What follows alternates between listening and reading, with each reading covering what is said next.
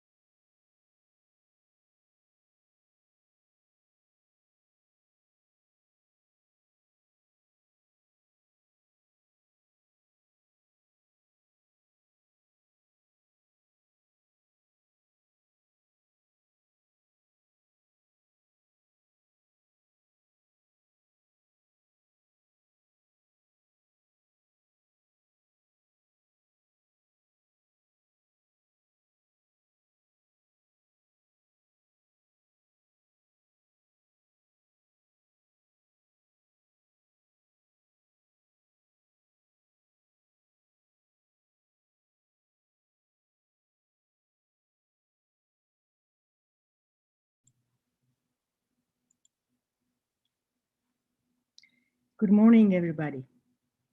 I am Ursula Hadjigeorgiou, Chair of the Organizing Committee, and I am very happy to welcome you at our International Scientific Conference for Tourism Management, Tourman 2021. This is our fourth International Scientific Conference, and it is themed Restarting Tourism, Travel and Hospitality the Day After. The conference is hosted and organized by the International Hellenic University. The president of the university, Emeritus Professor Athanasios Kaisis, sent the following message to all the delegates. Please allow me to read the message from the president. Dear delegates, ladies and gentlemen, I warmly welcome you to Tourman 2021 in the hope that you will enjoy participation in the conference workings hosted this year by the International Hellenic University in virtual form due to the COVID-19 pandemic. As president of the university, I wish to congratulate you for your participation in the conference, and I trust that you will be both interested and challenged by what you will engage in. On behalf of the university, I am very pleased to welcome you to this exciting conference. Tourman 2021 is certainly going from strength to strength, and during the last years, it has been established as one of the most respected and leading tourism conferences at international level. I strongly believe that in this conference, we will have the opportunity to discuss several contemporary and multidisciplinary issues and to provide possible answers or even explore new challenging approaches in order to prepare for tomorrow's opportunities and challenges facing tourism. The university is proud to host this outstanding conference. The organizers have tried to assemble an interesting and varied conference program with various parallel sessions and challenging keynote speakers and panels. The International Hellenic University has a tradition for high quality research and education in tourism, offering program of studies both in Greek and in English language. Please allow me to say a few words about our university. The faculty of our institution consists of many experienced professors and researchers with a distinguished presence in international academia. The good infrastructures, administrative and technical staff of the university give the students the privilege to study in a friendly and cozy atmosphere and engage successfully and creatively with their academic activities.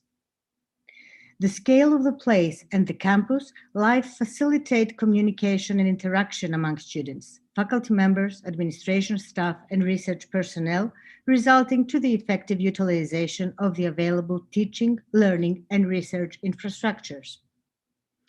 I would like to personally thank both the organizing and scientific committees of the conference. Their contribution and hard work were invaluable for the preparation and realization of this conference. But mostly, I would like to sincerely thank all of you, researchers, professors, tourism practitioners and managers, and other tourism stakeholders for participating in this important event. Ladies and gentlemen, my personal desire is for all of you to have an excellent time during your virtual participation in Tourman 2021. On behalf of the International Hellenic University, I am delighted to be able to welcome you this year. I wish this innovating conference every success. And thank you sincerely for joining us. This was the message from the President of the International Hellenic University, Emeritus Professor Athanasios Kaisis. The conference this year takes place virtually, and it has been organized virtually as an answer to the COVID-19 pandemic challenges. However, there are the units responsible for the conference organization, the Department of Organization, Management, Marketing, and Tourism, the Program of Postgraduate Studies in Tourism Management, and the Research Laboratory in Tourism and Services Management, TourLab, haven't always organized conferences virtually. The virtual environment hasn't always been the case. Actually, we love live conferences. We love visiting beautiful places. We love enjoying cultural activities. Even though we were unlucky and we experienced the coldest October in the history of Rhodes in 2019, it was a very successful conference. Many of you must remember that cold evening in the medieval castle of Rhodes or the gala dinner at Calithea Springs. We are also fans of events that guarantee memorable experiences, friendship building, memory creating, and networking. Finally, we strongly believe that a live conference is the ideal place for the exchange of academic knowledge and access of borders. But what about now? What about this year? Well, if you can dream it, you can do it. And we dreamt it. We dreamt of a virtual conference that would cover as many aspects of a live one as it could. So we organized a mega event, an event that when we recall it, we will not remember that it was virtual because of the COVID pandemic, but it became virtual because we needed to get together with as many people around the world connected with tourism industry as possible. We wanted to feel again that we are all together in this and we will get over it. So we made it happen. We have more than 1,100 delegates, 13 world-class keynote speakers whom we are very grateful for their participation, And of course, we are not superstitious. That's why we wanted 13 keynote speakers. We have an executive panel discussion, a roundtable discussion, thinking and discussing the future of cultural tourism. And we have more than 550 oral presentations in 10 parallel sessions per day. But that's the scientific aspect. What about networking? What about visiting a location? The location seems to be the key aspect for a conference success. So what about this year? We missed the location. Well, we thought about that too. So we brought different locations to you. We brought representatives, and FES Lanido will make sure to transfer the spirit of each destination. We brought representatives from Crete, Thessaly, Northern Aegean, Epirus, Western Greece, and Thessaloniki. We also arranged for a live guiding experience of Athens, strolling around my authentic Athens. The person responsible for that is Dimitria Papadopoulou, a certified tourist guide and accredited national trainer.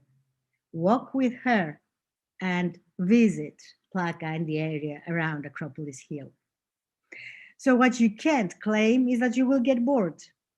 What you can't claim is that you will not feel as if you are in a live conference. We will make sure that you will feel as if we're all together. And hopefully next year we'll meet again. So let me thank all of you and each one of you who is now watching us by live streaming at YouTube for joining us and make our dream come true, because none of this would have been possible if you weren't here, if you didn't join us. As it comes to organizational aspects, please let me tell you that you need to attend the conference using live streaming YouTube for all the main sessions, all the main sessions, keynote speakers, and you will join each parallel session in the respective Zoom link. Closing, I would like once again to thank you all for joining us, and please ask Professor Anestis Fotiadis from Zayed University, co-chair of the scientific committee, to address the conference. Professor Fotiadis. Hello, everybody. Dear attendees, dear respected keynote speakers, and esteemed panelists, welcome to the 4th International Scientific Conference, Tourman 2021. Our conference is themed Restarting Tourism, Travel and Hospitality, the day after. And I think that the title is obvious. We are facing a very strange situation. For 1.5 years, the way we were living changed dramatically. Our sector is affected more than any other sector. And as a result, of course, I think it's our obligation as academicians, as practitioners, to seek for solutions, discuss, debate about the future and the current situation. And it was important, me and Professor Evangelos Christou, to make a conference which was free of charge, where everybody will have the opportunity to debate. As Chrysula said, which I thank for her wonderful work all this time that we cooperate, my name is Anestis Fotiadis, and I'm a professor for Zayed University in Abu Dhabi, United Arab Emirates. And it is a great honor, of course, to be one of the 2 co-chairs of the Tourman 2021 conference. We are delighted that the conference is one of the biggest tourism and hospitality events in the world for year 2021. Maybe it's one of the biggest events ever because we have so many delegates. We will really like to thank the 1,104 registered delegates from 69 countries for submitting a total of 583 abstracts to Tourman 2021. We are really delighted that our scope to make an event accessible to everyone was achieved, as we had submissions from North and South Korea, Turks and Caicos Island, Sri Lanka, Bangladesh, Uzbekistan, Fiji Islands, and wherever else you might think about. So I think that it's a global event which included countries that sometimes they had problems to participate on an event. Regarding our statistics, I can say that the event has had almost a 10% rejection, as 52 contributions were rejected. We had a reviewing process, so the authors who submitted a paper know that there was a double review process, and that's why we have a rejection rate of 10%. In the conference, we have a dream team of world-class keynote speakers. We have 5 keynote speeches today. We have Sarah Dolniker, we have Marina Novelli, Kathy Hsu, Dimitrios Bouchalis, and Alfonso Vargas today to talk about different topics that are related with the conference. We have 4 speeches tomorrow, and we have 4 speeches the day after tomorrow. More of that, today we have a world-class executive panel discussion. The panel discussion is entitled Starting the Global Tourism Industry, Strategies for the Day After. My personal belief that this is the highlight of Tourman 2021. As you can see, practitioners from the most important places that are related to tourism which we'll discuss. And this session will be moderated by Professor Bouchalis and Professor Christou. And of course, as Chrysula very nicely said before, this will be followed by a wonderful online presentations regarding 2 Greek destinations. Please, I would like to notice to you that you have to check your calendars, of course, as the 30th of May is the deadline for full paper submissions for the 13 special issues and the edited books we are offering. As you know, all accepted abstracts will be included in the official book of abstract, and then you can submit a full paper, and this full paper can be considered either for a potential publication on our journal special issues or on the book opportunities we are offering. We hope that the book of abstract will be available online on the 30th of June, and we hope that the edited book of conference proceeding will be published by the end of July. Both, they will be open access, so everybody can see your contribution.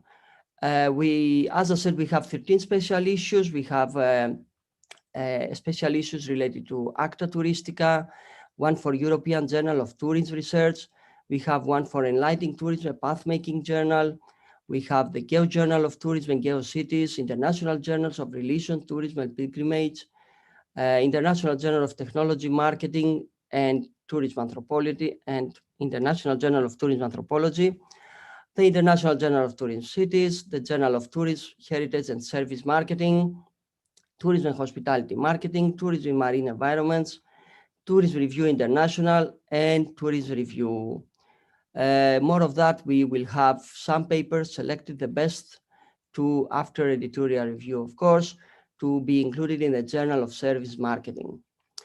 Authors can have their full paper. If they don't want to put it on one of our special issues, they can either ask us to include it to the book that we are publishing together with me, Professor Christou, which will be entitled Restarting Tourism, Travel and Hospitality. Or if you are interested, you can publish your paper on an edition that Dr. Catesano is preparing about challenges and opportunities for transportation services in the post-COVID-19 era. We already received more than 80 papers, 80 full papers. So I'm expecting, based on the communication we had with the delegates, more than 300 contributions for our special issues. Okay. Thank you for one more time for attending our event. And now I would like to give the floor to Professor Evangelos Christou. He's our the co-chair of the conference. Professor Christou is a dean of the School of Economic and Business for International Hellenic University, and he is the co-chair of Tourman 2021. The floor is yours. Thank you very much, Professor Fotiadis. Thank you very much, dear Anestis. Ladies and gentlemen, dear delegates, welcome to Tourman 2021. Welcome, willkommen, bienvenue, benvenuto, bienvenidos, whining, zvagatje, hosgeltnis, welcome, benvindo, dobrodosli, dobredodie, vogohim habaim, mireseardie, husarmedit, viteite, ahlambika, tervetuloa, idveselik, selamat datang, foultse, yo koso, koskeldinis, oso sio, sveiki, svagatam, vamukelekile, karibu, velkomen, kroeso, bine ati venit, dobro požalovic, vitame, vitai, varaverbu, yidi tangrab, laskavo prosimo, tsao mung. And as we say in Greece, kalos ήρθατε. Dear friends, this year's Tourman 2021 conference addresses a theme that is vital for all of us to grasp, whether we're here as academics, researchers, or education practitioners. Restarting tourism, travel, and hospitality, the day after. As educators and researchers, we need to understand the ways in which opportunities and challenges are changing and influencing the tourism sector, so that we can better teach a new generation of students not merely to how to operate and work, but how to manage one, which is well armed to succeed. As decision makers in our own institutions, we need to absorb fresh new ideas and learn about concepts and practices which will ensure that our organizations, our universities, our institutions can meet the excellence challenges laid out in all sectors and levels of tourism, travel, and hospitality every single day, and even thrive in this tough and competitive environment, especially nowadays with the COVID pandemic. As Professor Fotiadis just mentioned, during the last 12 months, we received a record number of abstract submissions, resulting to numerous high-quality scientific research tracks with many refereed paper presentations on various topics, varied topics, diverse, actually proving the multidisciplinarity of tourism. Such themes include impacts of COVID-19 on tourism and travel, destination management and marketing, special forms of tourism, special interest tourism, hospitality management, digital tourism, culture and heritage, just to name a few. The quality of the vast majority of submissions was high, and at this point I would like to sincerely thank all authors, all of you, that submitted their work for reviewing. All members of the scientific committee and the individual reviewers also deserve sincere thanks for performing successfully their very, very demanding and time-consuming tasks with high enthusiasm and academic rigor. In addition to very interesting refereed paper presentations that you're going to attend later today and tomorrow and the day after tomorrow, The Cutting Edge Tourman 2021 program also includes presentations by world-class keynote speakers. These are what I call as our dream team of keynote speakers. Our dream team of keynote speakers include Sarah Dolnikar from the University of Queensland in Australia, Kathy Xu from the Hong Kong Polytechnic University in Hong Kong, Dimitrios Bouchalis from Bournemouth University at the United Kingdom, Tsihan Chobanoglu from the University of South Florida in the USA, Yaniv Poria from Ben Gurion University of the Negev in Israel, Stanislav Ivanov from Varna University of Management in Bulgaria, Marina Novelli from the University of Brighton in the United Kingdom, Carla Boluk from the University of Waterloo in Canada, Judy Keffer-Gona from STTA Consulting in Kenya, Rajak Raj from Leeds Beckett University, the United Kingdom, Alfonso Vargas Sanchez from the University of Huelva in Spain, Cleopatra Velucciu from the University of Glasgow in the United Kingdom, and last but not least, Ian Yeoman from Victoria University of Wellington from Down Under at New Zealand.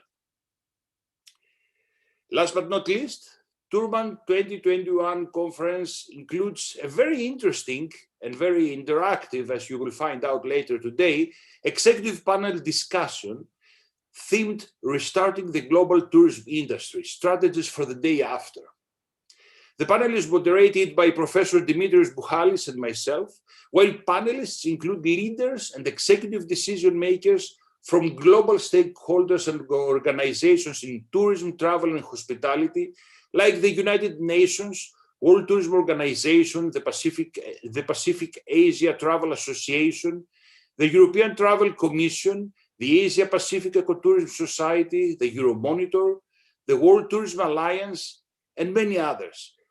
You see, what we thought is that we really felt that we had to combine academics, researchers, with practitioners, and especially with top-level stakeholder practitioners from organizations, from global organizations, in order to have a really wide spectrum of tourism, of discussions about tourism in this year's conference. This discussion, the discussion of the executive panel, will focus on exploring innovative strategies for restarting the global tourism industry, what we're actually living right now, these days, after the COVID-19 pandemic. Ladies and gentlemen, Tourman 2021, this year, has reached new frontiers. A few years ago, when we first started Tourman conferences, I was not expecting this year's success with more than 1,000 delegates. I'm pleased to say that it appears that this year's Tourman is the largest tourism conference ever. My personal desire is for all of you to have an excellent time during your virtual participation. I truly wish to all of you to enjoy and have a great time and a fruitful time during your participation in this mega event. Thank you very much.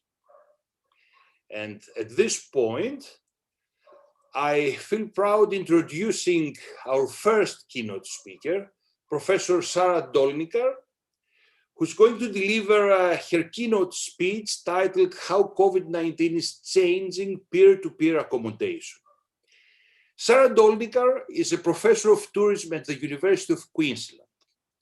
Her current research program develops and experimentally tests measures that trigger pro-environmental behavior in tourists. She also continues to have an interest in peer-to-peer accommodation, an interest that has been reignited as a consequence of COVID-19. Professor Dolnikar currently serves as the co-editor-in-chief of Annals of Tourism Research. She was awarded the Travel and Tourism Research Association Distinguished Researcher Award in 2017 and named the Slovenian Ambassador of Science in 2016, the highest honor the Republic of Slovenia bestows on expatriate Slovenian researchers in recognition of global excellence, impact, and knowledge transfer.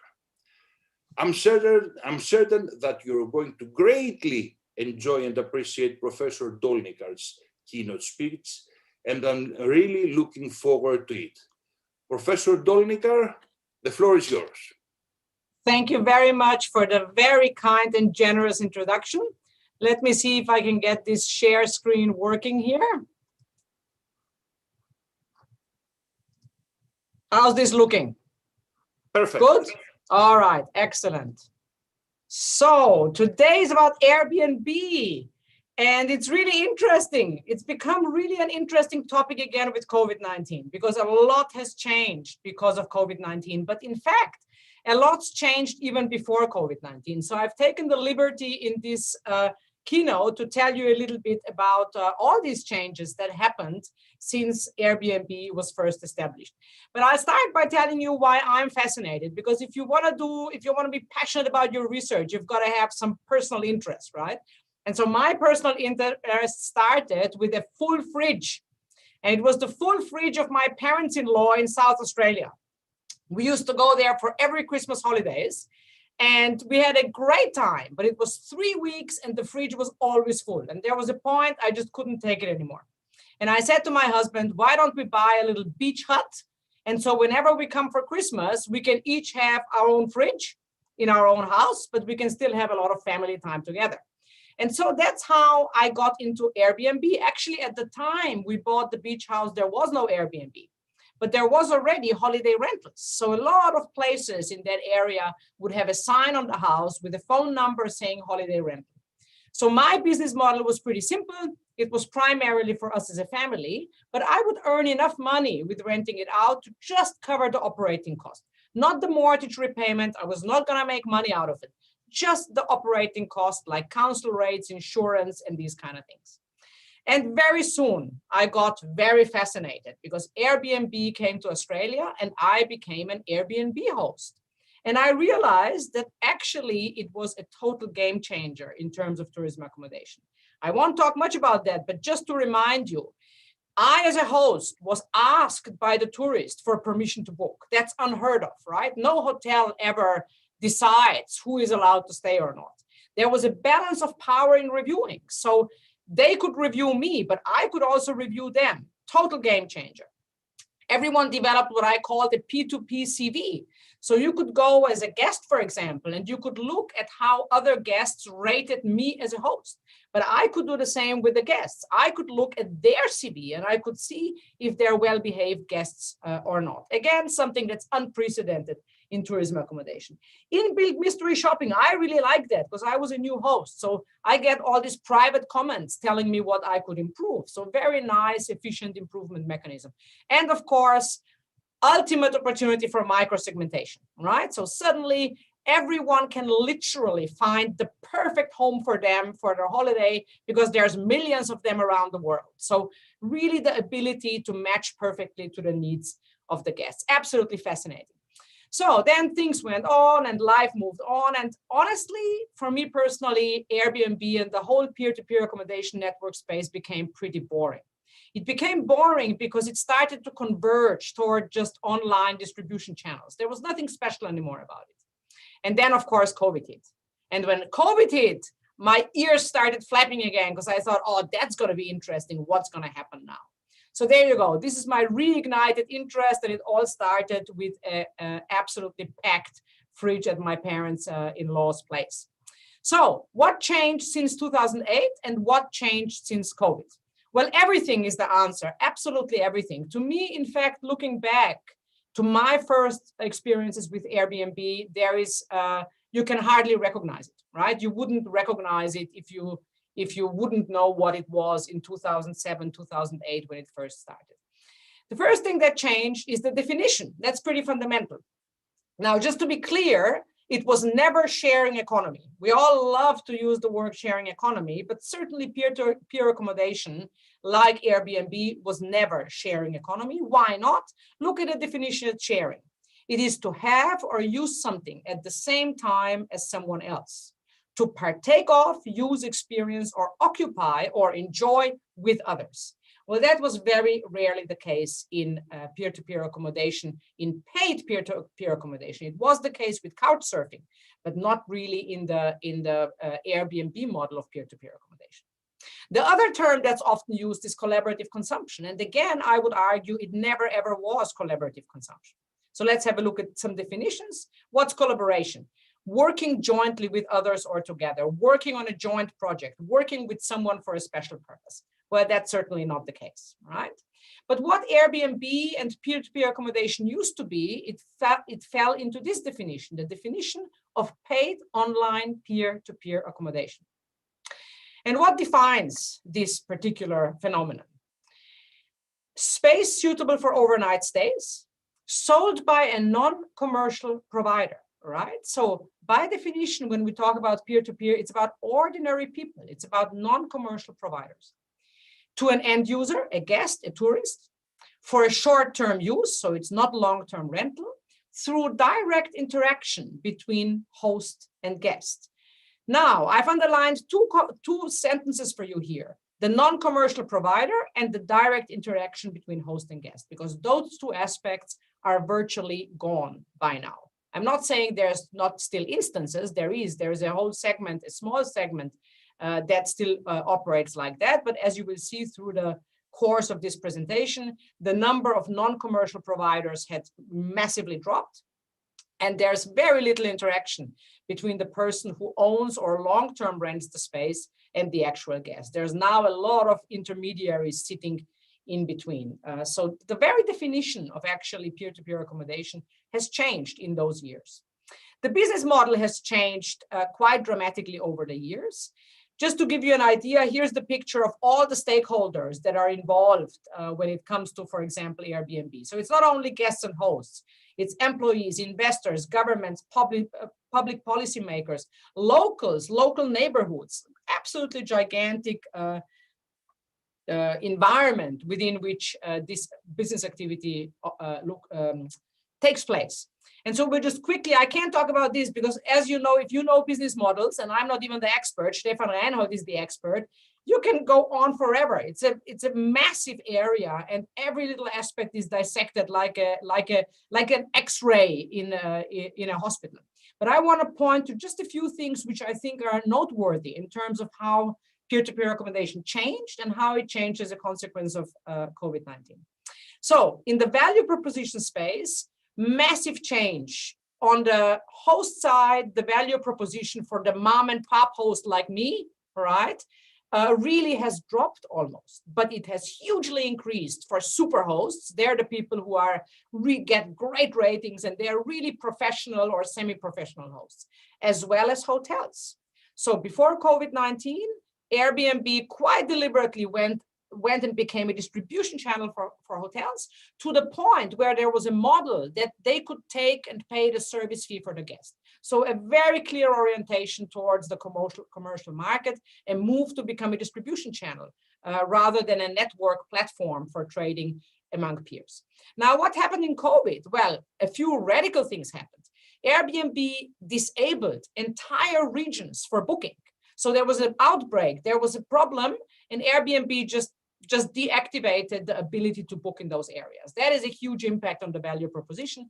Cleaning protocols, Airbnb introduced cleaning protocols. Whether you trust as a guest that the host follows it or not is a whole different story, but they did make every host sign and commit to COVID cleaning protocols. And as we will discuss later, the move from Airbnb experiences to online experiences. In terms of value creation, they stopped expanding and they laid off an absolutely massive number of staff, about 25% of their workforce. In terms of value communication, marketing costs were massively cut. Fortunately for Airbnb, at that time, they were so established that that wasn't the problem. Earlier on in their development, that would have been a real killer. And for some of the smaller startups, it certainly was a real killer. Value capture, look at those numbers. In March 2020, the market in Asia dropped away 90%, Europe 75%, US 50% for Airbnb. Later in the piece, regional travel helped them out, as well as experiences and online experiences. Value dissemination, where there was also a lot of action in that space. I don't know if you followed this, but there was a massive saga with refunds. So the way the financial business model of Airbnb operates is that when you book an Airbnb, you immediately pay the full amount. And the host receives that amount 24 hours after check-in. So Airbnb has this money for an extended period of time and can invest or do whatever with it before it pays out the host. Well, what happened with COVID is that the guest had already paid the full amount and the host didn't receive it yet. And suddenly travel was banned. So Airbnb thought they were doing the right thing and they refunded guests. Well, that was very much to the dismay of hosts who suddenly found themselves without that income, and there was a massive revolution. In the end, Airbnb refunded some of that loss to the hosts, back to the hosts. Interestingly, Airbnb now, after the whole COVID experience, claims that it is planning to refocus back on the communities, giving back to hosts, giving back to communities, going more regional than they did before. We'll see if that's just the plan or if that's actually going to happen. And in terms of value development, they stopped expanding, quite dramatically so. And again, they claim they're going to refocus and they're going to go back to their roots. We will believe it when we see it.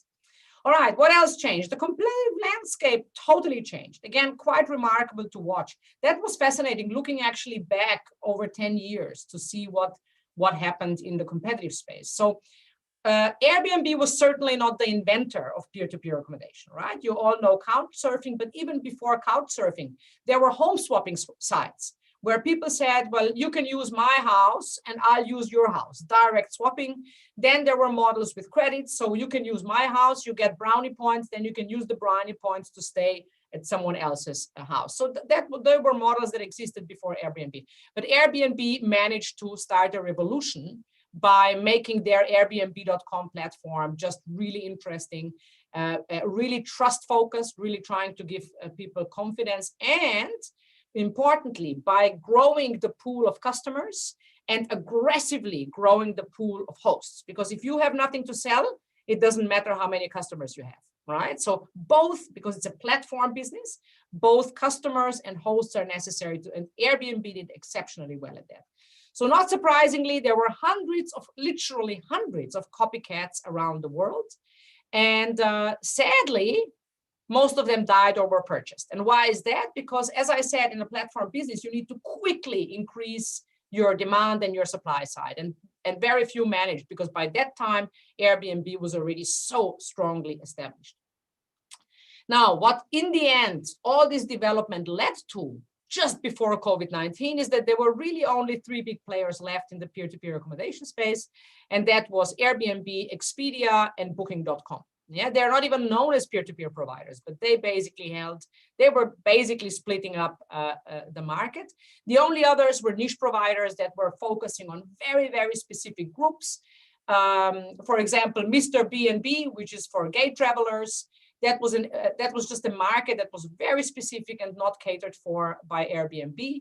And so there was real potential here for building up that niche provision, especially in areas where people felt discriminated by Airbnb. Whether it truly was discrimination or perceived discrimination is a different story. But that was probably the only niche markets that had a chance still to survive in that massively competitive market. Then COVID-19 was weeding out all the remaining startups, right, that didn't die already before COVID-19. Regulations, well, that is one of the hottest topics, I would argue, when it comes to Airbnb. And again, it is a fascinating topic to look at over time, and then especially when COVID-19 hits. So, the first thing I need to tell you, which is really important, because everyone seems to say, regulation is a big issue. Well, it is a big issue, but it's actually only a big issue at destinations that already found themselves under pressure before Airbnb came in. So what are the destinations? They're destinations who already suffered from over-tourism, and they're destinations who already had real problems with their real estate markets, right? Real estate shortages. Then on top of that, Airbnb comes in, and obviously it's a recipe for disaster, and neighborhoods suffer and locals suffer, rents increase. So in Barcelona, originally it was 33% increase in rent as a consequence. But Barcelona addressed this very well with regulations. And so when we look over time, there were kind of 2 patterns, stepwise patterns of how different destinations around the world reacted to this market entrance by Airbnb. One group of cities, among them Paris, Amsterdam, Barcelona, New York, Berlin, they went from unregulated to moderately strict regulations, step by step, with changes, right? And then the other group of cities, they did the very opposite. They were, in some of them, it was in fact prohibited. And they slowly, step by step, started loosening those restrictions. And interestingly, if you look at today's mix of regulations, they've almost landed in the very same spot. So the regulation, the specific things we see, the regulatory measures we see are extremely similar now across those high pressure destinations. Now, what does that have to do for COVID? Well, that is absolutely fascinating to me because actually a number of cities around the world were literally in the process of developing or releasing new regulations when COVID-19 hit. And guess what happened when COVID hit? Well, they just stopped, right? So instead of using what I would call a timeout, they actually had, by now it's more than a year. They could have spent that year developing, fine-tuning, optimizing their regulations. Why? Because when travel starts again, it will be an explosion, right? Because we are all locked up at home, just waiting and scratching to travel. So it will explode. And the cities who didn't take the opportunity, and most of them missed that opportunity to get their regulations in order, might find themselves struggling when international travel goes back to normal. Again, I just want to wrap the topic of regulations up with a key statement. Regulations must be location specific. Because yes, of course, Airbnb has caused problems in some of these destinations that are under pressure. But for many other destinations, especially rural destinations, that are absolutely desperate for any kind of income, for any kind of jobs, for them, overall, the benefits far outweigh the potential negative consequences, right? So regulations are super important, but there cannot be one size fits all. It's an issue of looking at every locality and saying, in this context, what's the risk? What's the potential benefit? And trying to find the regulation that will maximize the benefit and make sure that the risk associated is acceptable. All right. Hosting on Airbnb has absolutely changed. I can attest that from personal experience, so much so that frankly, I'm a bit over it and I'm just thinking of taking my little beach shack with that big fridge off the market. Now, how do I view that it's been changing? Initially, when Airbnb started, that's how I would picture the hosts, right? There were a bunch of idealists, befrienders, people who like to meet people. They like to share the spare room in their house. They cooked coffee, baked cake, and took the guests for a walk around the city to show them the beauty of their home. Well, that's long gone, right? The movement in the last decade was very much towards what I would refer to as a capitalist host. And as a consequence, that has changed the whole market of peer-to-peer accommodation. So we have many more professional hosts with multiple properties. Yeah? So they're not just renting out the garage or the spare room or the granny flat. They have multiple properties. They are doing this because they're making money out of it. We have a flourishing industry of co-hosting. What does that mean? Well, that means if you think back of the definition, right? We said that optimally we would have the direct connection between the host and the guest. So they negotiate, they talk to one another. Optimally, the host unlocks the door and welcomes the guest to their home. Well, the co-host is basically an intermediary. So I can now say, I'm a hard-nosed investor. I'm going to buy an apartment complex in a city, and then I'm going to hire a co-host, and that's it. I'm doing nothing else. All the interaction, all the management, all the cleaning, the changing of bed linen is managed by the co-host and not by the host. So zero direct interaction between who really is the host and the guest. A flourishing industry of investment in short-term rentals. So it literally became a boom that you go and you buy a unit and you gamble. Now we know it was a big gamble, right? At the time, it looked like a safe investment. You basically calculate and you say, that's beautiful. I'm going to buy this apartment and then I'm going to pay all the expenses plus the mortgage repayment and I'm going to get real estate at the end of it. So it's going to pay itself off. That, of course, didn't work quite this way as we know during Airbnb. But there was certainly a flourishing industry. And the other thing that was flourishing was people long-term renting apartments or houses and then subletting them on the short-term market to make money. But all of them capitalist endeavors, not much idealism left in that.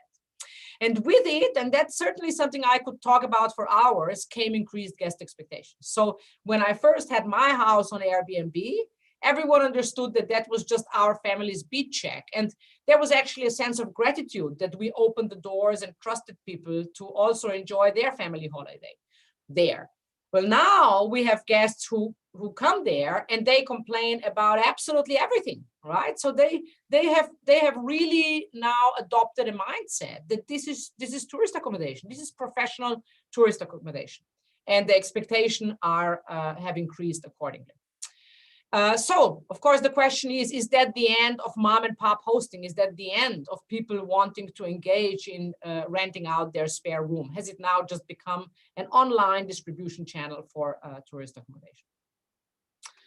All right, and then COVID-19 came, and that to me was just remarkable to watch, because what happened suddenly is immediately, in like literally, a couple of weeks, the market totally breaks away. Now, for the guests, that's very sad because they can't go on holiday. But for many hosts, this is an existentially dangerous situation, right? Because if you think about a capitalist host, they basically have mortgage repayments, electricity bills, water bills, body corporate fees, all sorts of things. And suddenly there's no more income, right? But the bills continue and there's no cutting anyone's slack on the bills. So quite existential questions for those kinds of hosts. And so as a consequence, many of them went and found shelter in the long-term market. So they took those apartments and houses off the short-term market, went to the safety of the long-term market, which was a bit more predictable, and they could at least repay their mortgage and all their expenses. But psychologically, for me, this is quite interesting because the confidence is shaken, right? So before COVID-19, there was this naive view that nothing can ever go wrong, right? You can never lose with Airbnb, right? You're always going to make money. Tourism is always going to flourish. Well, that confidence certainly has been shaken. And so for me, the question is, and I already see that I'm a bit wrong. I was a bit bold in predicting that a lot of these people will not come back to Airbnb. But it appears, if we look at the first numbers, that I was wrong with that prediction. So the question is, will they come back?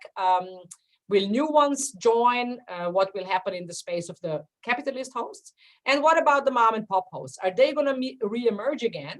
And that certainly is the stated focus of Airbnb as a company, or are they gone for good because Airbnb has just become too commercial for them to engage in? Airbnb experiences changed. So a little while ago, Airbnb introduced experiences. So you could have a local tour guide. So away from accommodation, you book and you can go paragliding with someone. Someone's going to take you on a bike tour, all sorts of activities you could do at the destination physically. And during COVID, Airbnb went and made these experiences online. So they were live interactive video sessions limited to small groups. And the idea was we're going to connect you even in times where we can't travel and we can't give each other hugs. So it was on Zoom. And here's a few examples. You could go and meditate with a Japanese Buddhist monk, which I must say, if I had known at the time, that would have been very tempting. Cook pasta from scratch with Nonna in her kitchen, self-love, tarot readings, and all sorts of other things you could do on Zoom. And in total, I couldn't find the number for the just online experiences, but in total, Airbnb has 50,000 experiences. And the online experiences, they basically just set them up in a few weeks, right? They just launched them in practically no time. First month, they had 700 on offer. So that was certainly a big COVID-19 change in the peer-to-peer space. And now I want to talk briefly just about two more things that are a bit close to my heart, because I always feel Airbnb, everyone loves to Airbnb bash, right? Everyone loves to be vocal about all the terrible things that Airbnb has done to the world. And so I want to just quickly point to two things where Airbnb, I think, has done really cool stuff. And one was political activism. So they were quite vocal in supporting same-sex marriage, immigration issues, homelessness, and discrimination. They put their money where their mouth is. They had all sorts of initiatives. That was early on, right? Then, as they become more commercial and more successful, we saw all of this vanishing, which was a bit sad. But now it's interesting because COVID-19 really shook them to the core. And the owners basically say they want to go back to their roots. They want to, you know, go back to this idealistic endeavor, which also involved political activism, corporate social responsibility activities. So this is a space I personally am going to watch with great interest because I want to see if they will indeed have a, how should I say, re-emergence of their original ethos. So will Airbnb resume when everything calms down? But as you will see, for Airbnb, it's actually already calming down. And the other thing is space donation. I don't know if people know that because I'm always surprised that there's hardly any public discourse about this. But if you think about it, peer-to-peer accommodation is uniquely positioned to assist people who lost their homes because of earthquakes, bushfires, terrorist attacks, whatever it may be. Why? They have all these people, and at the click of the button, they can open these houses. So absolutely amazing network to help in such critical situations. And that's what Airbnb has actually done since 2012. So they open homes. They've donated 70,000 just to people for various reasons. And during COVID, they were super active in making homes available for free or at heavily reduced rates to frontline medical staff. Now, how does it work? The frontline medical staff, there was also an option for a small fee, but usually it's a pure donation program. So basically Airbnb waives the fee and the host doesn't charge. So it's literally free space for people in need. And this is certainly something Airbnb has been committed even through its commercial, most commercial of phases. So at the end of 2020, when they went public, they separated out the space donation program in Airbnb.org and have really committed money and resources to make sure that this program continues. All right, and finally, quickly, where is Airbnb 2021? And maybe that shows you why my prediction was wrong and why maybe, you know, peer-to-peer accommodation will just continue flourishing, and maybe COVID was just a little hiccup. So 2020 revenue was 3.4 billion, and the drop for COVID was only, I will say, 30%. The reason I say only is look at this chart, right? So 2020 is the COVID dip. But look at the whole development. Like if you could extrapolate that for another 10 years, it might just be the smallest kink in this growth. We don't know, right? But it's going to be very interesting to watch. 2.9 million hosts worthwhile, 14,000 joining per month. That's post-COVID, right? So certainly it doesn't seem like my prediction was right. More than 7 million listings, 100 cities, 200 countries. The favorites, by the way, are Tokyo, New York City, and Paris. The valuation in 2020 was 18 billion, and you can see again the sequence. Of course, they lost a lot of value. But again, if you look at it, actually they lost the last last 2 years, they lost a lot. But if you look at the earlier stages, maybe it's not as bad as we would have thought, right? Because the public perception is that they were just totally hammered. And certainly I don't get the impression that that's the case. So I would certainly conclude that Airbnb and peer-to-peer accommodation generally suffered, no doubt, but it doesn't seem like it's going nowhere. It's going away. It's definitely here to stay. And to me, the question is, what will they focus on? Will they continue their path to being an online distribution channel for tourism services, or will they refocus on what they were originally, a network, a platform for ordinary people to be able to trade space? And also for me personally, what will they stand for? Will they go back to taking positions on societal matters and making statements and initiatives and donating money to initiatives that help people in need? All right, now just quickly, this is not advertising because you don't have to pay for any of these. This is my first book. So that's my history of fascination with Airbnb. So in 2018, my colleagues and I wrote an open access free, you can download it for free book. And now, of course, we were so fascinated, we couldn't help ourselves. So we wrote a new one, which looks at the evolution and looks specifically at COVID-19. So if you're interested in those, please do download them and enjoy them. You can also watch videos if you don't have enough time for the full book. And also, if you're interested in the Airbnb space, Annals of Tourism Research has an article collection. We call them curated collections that's dedicated specifically to peer-to-peer accommodation networks. So you might find something of interest in those collections as well. That's me done. I have no idea if I can take questions, but certainly if I'm allowed to, I'm very happy to do so. Thank you very much, Professor Dolnigar. This was really, really exciting. We have lots of questions. I collected two rather interesting and very, very much related to the topic of your accommodation. First question is that there are currently discussions in many countries, especially in Europe, about implementing very, very strict regulations of Airbnb, going even further. Do you see this as a serious potential threat to peer-to-peer accommodation? How would accommodation providers might respond? Well, I think the issue of regulation really is not to me anymore about strictness. I mean, if you study some of the really smart cities, like Barcelona for me is an amazing example, right? If you go into the detail of what these destinations have done, you will be amazed. It's not just prohibit or allow. It's all in the gray shades, right? So I wouldn't say it's about yes, no, but it's about how. What conditions do you impose, and how do you as the destination retain control? So Barcelona has done that by basically annually reviewing the number of licenses, right? So that is actually quite interesting because it signals to the host, this is not a done deal. Every year, there's a chance you're going to lose the license. But for me as a destination, it gives me the confidence that I can react to what's happening, right? If I have years where I need to really push and I need the accommodation to strengthen my economy, I give out more licenses. If I'm totally overwhelmed and dealing with over tourism, I can. So really creative solutions a lot of destinations have made. So no, I think it will never stop, right? I think it's here to stay. But my wish would be that the destinations that are considering regulating are really smart about this, because every country in the world has regional areas and they would love to have more tourism.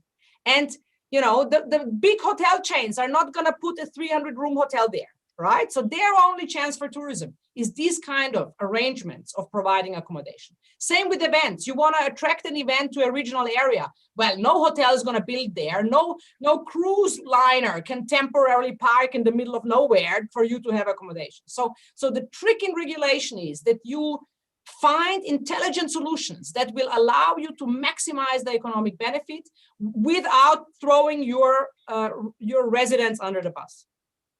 Very interesting. Thank you very much. Just another last question. There are many cases nowadays, you even mentioned it, about the co-hosts. There are many cases that some people are buying lots of homes, lots of flats, I mean, a significant number of flats and homes, and actually they're setting some sort of a chain business in some destinations. And some of them are being branded nowadays, like hotel chains. Do you see this as the future? Do you see this as a major threat to the traditional model of the host and the guest and the interaction between, the host and the guest? Yeah, absolutely I do. Remember, I said to you, I've lost interest as a host because I actually never, I'm a researcher. I'm not interested to be a hotelier at all, right? So the moment these people treat me like I am a hotel, I'm not interested. So it will be interesting. Airbnb's statement, official statement is, we are going back to our roots. We are going back to the communities. We are going back to the small hosts. Now, will that really happen, or will they be too tempted by all the money they can make when they facilitate the trading of large-scale commercial operations, like already existing hotels or the kind of business endeavors you've just outlined? Thank you very much, Professor Dolnigar. I mean, it was a great honor to have you here with us in Tourman 2021. We greatly appreciate it. I know we have a huge time difference with Australia, so we double appreciate this, and thank you very much again. A great applause. Thank you. My pleasure, and thank you very much for the invitation. Bye. Bye. At this point, I would like to ask Professor Novelli to take the stand. we have Professor Marina Novelli, who is going to deliver a very interesting keynote speech titled Niche Tourism and the Quest for a Better Future. Professor Marina Novelli is an internationally renowned tourism and international development expert and professor of tourism and international development at the University of Brighton in the United Kingdom. With a background in economics, she has written and advised extensively in the field of international tourism policy, planning, development, and management in Africa, Europe, and Asia for institutions such as the World Bank, the European Union, the UNESCO, the United Nations World Tourism Organization, the Commonwealth Secretariat, the Millennium Challenge Corporation, national ministries and tourism boards, regional development agencies and NGOs, and now at Tourman 2021. Professor Novelli is committed to generating new knowledge on ways in which tourism can play a key role in sustainable development by stimulating local economies, conserving the environment, developing people, and changing lives. She's known globally for her contribution to the concept of niche tourism, elaboration of the over-tourism concept, and empirically grounded studies on sustainable tourism in Africa. Her work has demonstrated to have impact far beyond tourism by contributing to more effective economic growth, improved environments, and more inclusive societies. Professor Novelli, the floor is yours. Thank you very much, Evangelos, and thanks for having me here. Good morning or good evening, wherever you are in the world. It's a pleasure to be with all of you. I'll be sharing my screen in a second. Can you please just confirm if you can see my screen? Perfect. Thank you very much. Okay. Challenging times to talk about tourism, and of course, interestingly, about a year on, where I've been COVID displaced in Italy. And interestingly, I'm talking right now from Italy, where I've been for the past year, and I have not flown anywhere since the 26th of May last year. And of course, as Evangelos said, niche tourism has been a subject very much at my heart. And of course, more than ever today, we are in a situation where we need to find ways to potentially come out of any kind of myths and misconceptions about what tourism is all about, or what we should do to restart tourism. My presentation today won't give you potentially any answers. If anything, would probably get you to ask even more questions, because as I have been operating since the very beginning of this pandemic, I felt that a lot of studies and publications that have been the hemorrhage of publication that have emerged over the COVID and tourism have in a way been kind of based on assumption or kind of predictions that were, as an academic, I didn't feel I could really advance any conclusions. And therefore, what this time of reflection has meant for me as an academic and a practitioner in tourism is to really question a number of issues. And of course, niche tourism has been one of them. So I think in order to talk about niche tourism, we need to really give a bit of a context to where we were before COVID. And of course, some of the issues which I'm going to quickly go through are just to remind ourselves where we started from, and where we are now in a lot of ways.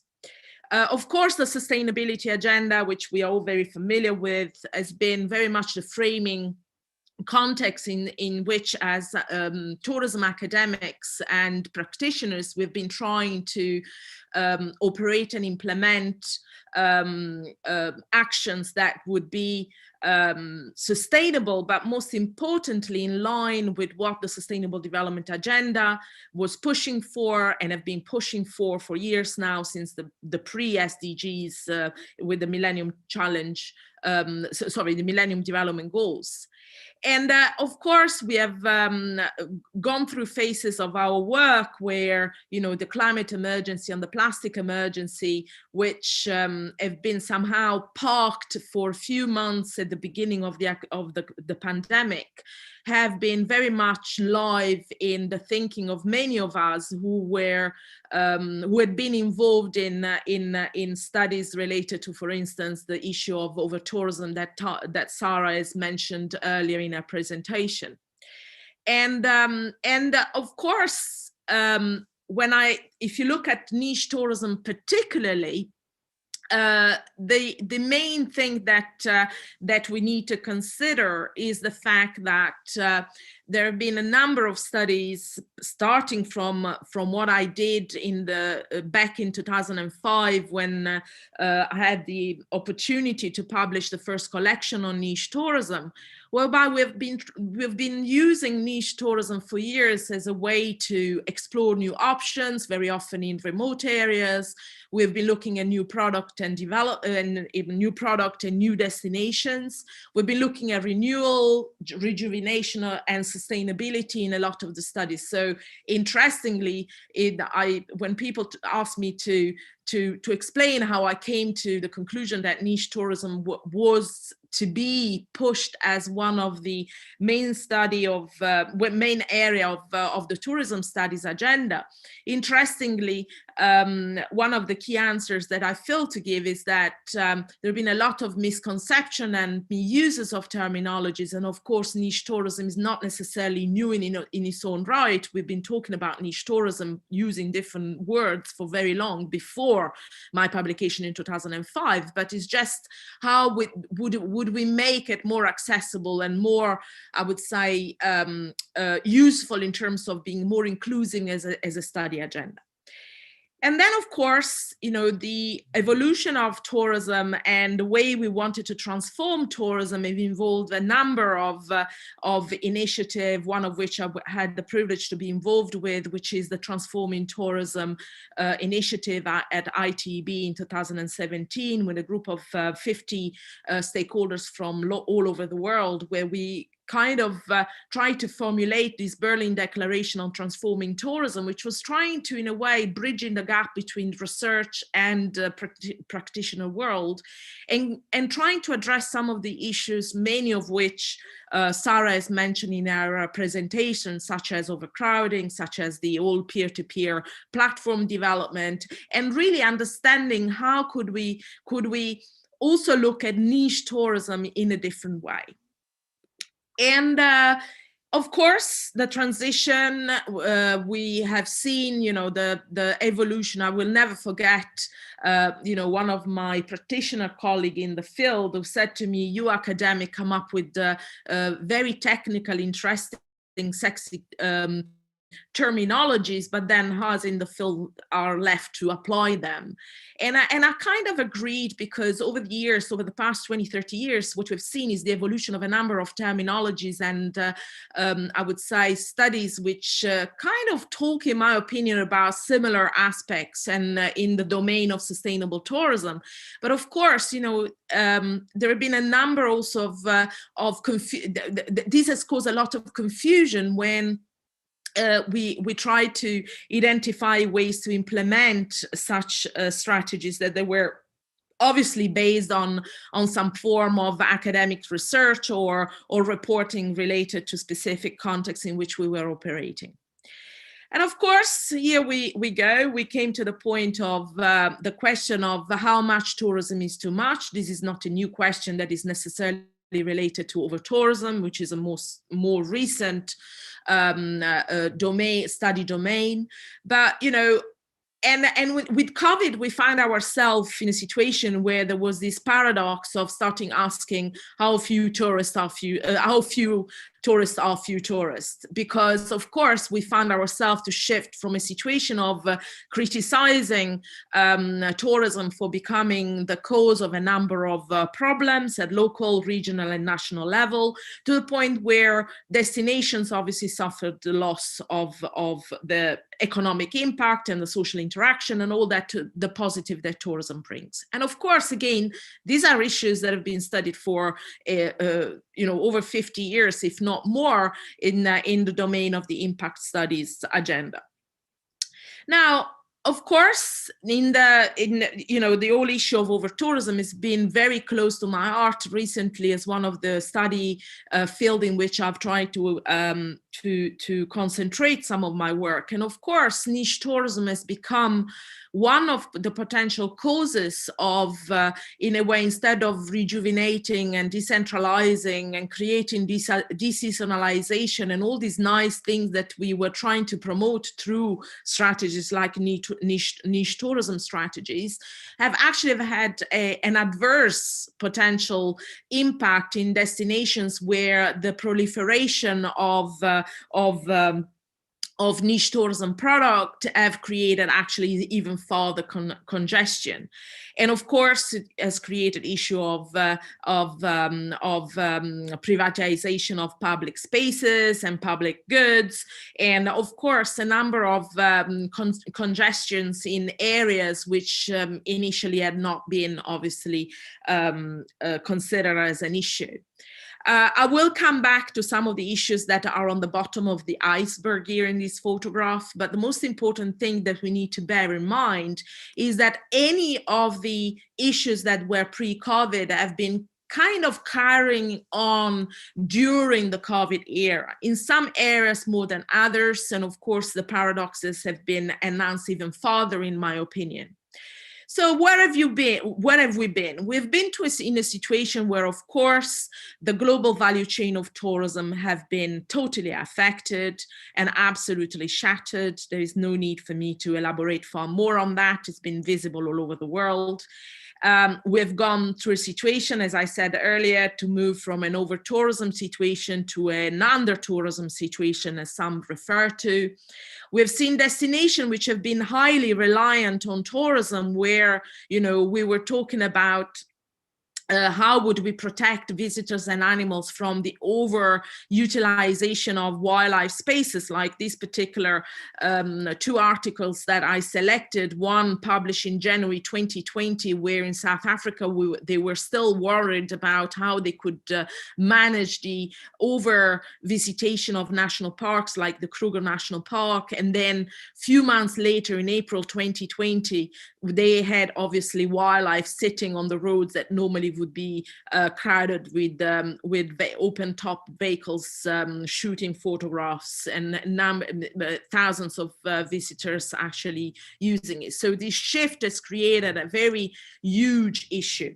But then we come to a very interesting point, and I've used this in about a year ago in one of my presentation at the beginning of the crisis. And I think this is extremely relevant today, because I feel that this issue of creating light after the lockdown and the future of travel has certainly been one of the most challenging discussion we've had. And of course, the push has been for less quantity, more quality, more shared value and better jobs.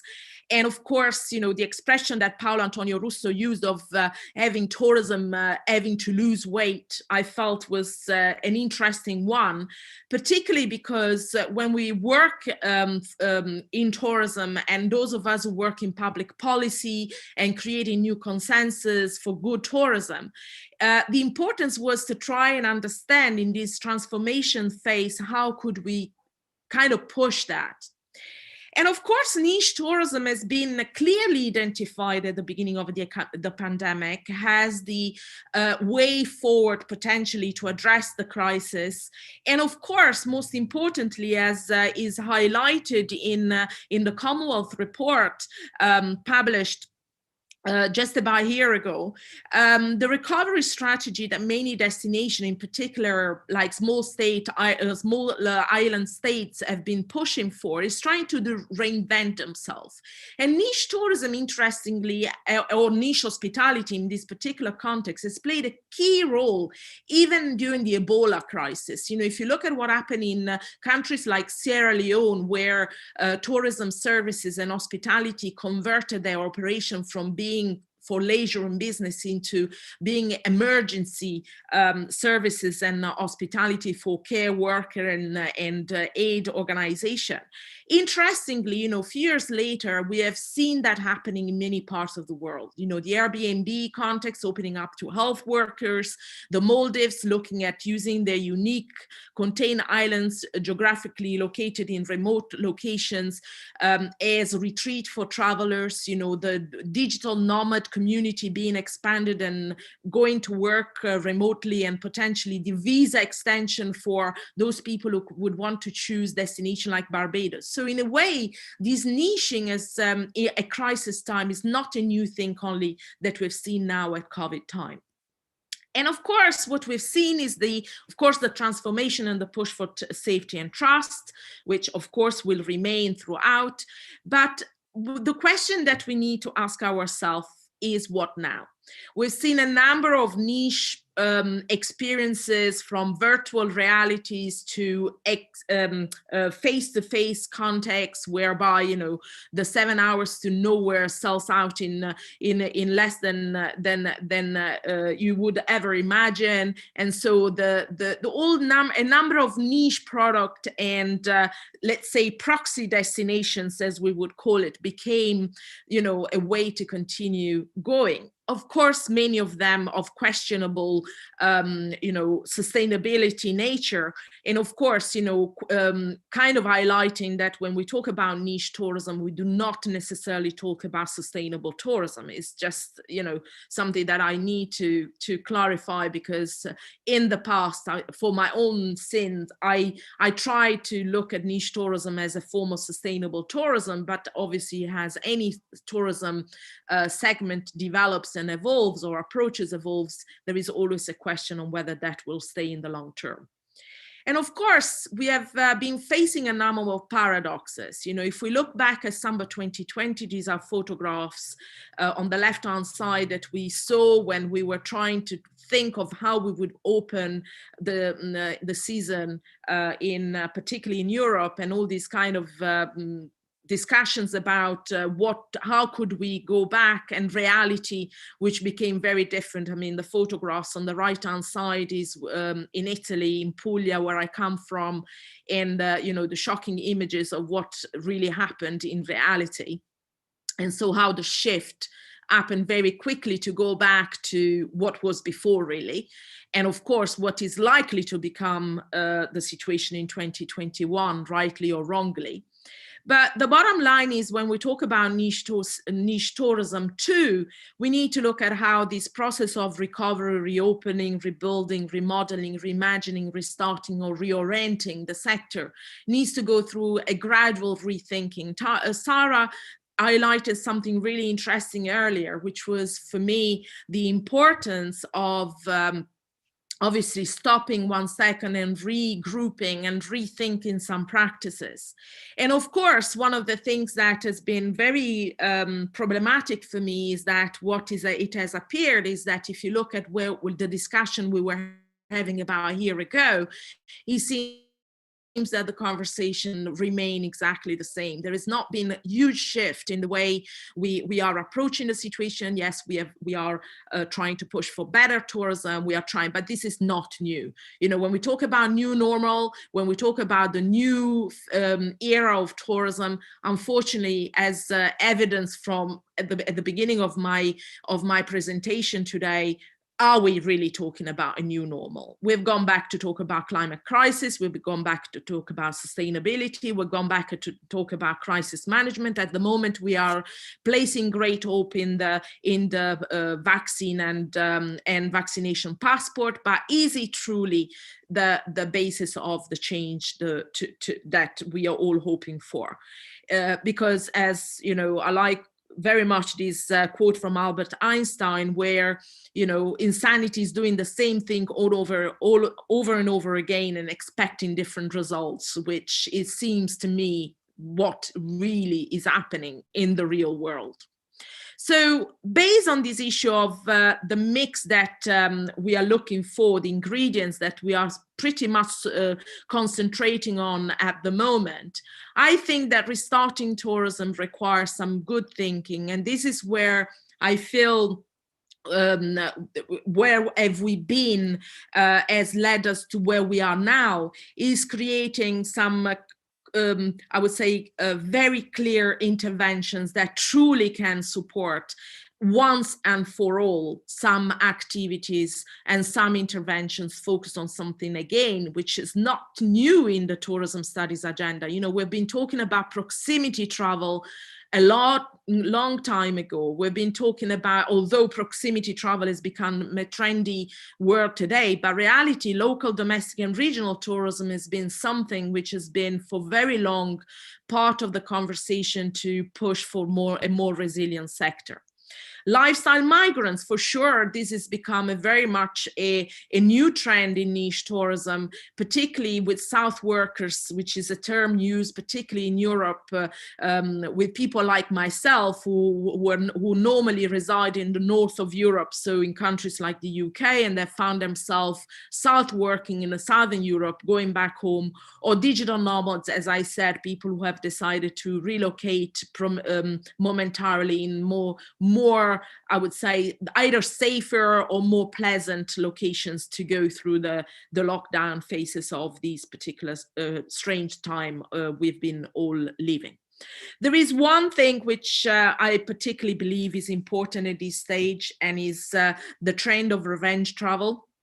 And, you know, at the beginning of this pandemic, a lot of people said, oh, you know, we're all going to come out of this much better people. Well, I already highlighted some doubts about that. And interestingly, you know, my point was that those who were good enough before the pandemic, they will continue being good. Those who were not very good, they will probably get worse. And I would like to say that probably there are evidence they are proving my philosophy right. You know, the pictures I showed you earlier in terms of specific to tourism may just have some visual representation of that for you.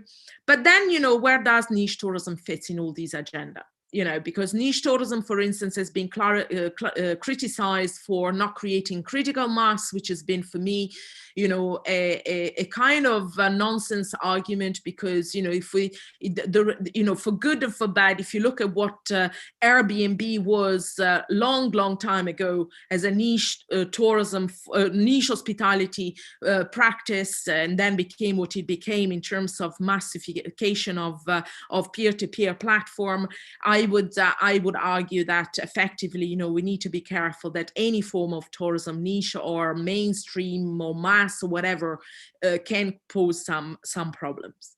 So for me, at the moment where we are today, the niche tourism needs to concentrate on 5 different aspects, primarily and particularly on diversification, continuing diversifying the product, particularly to address issues like local, regional, and national tourism, because this is something that will need to continue, because COVID is not going to be the first one. Many people are saying that.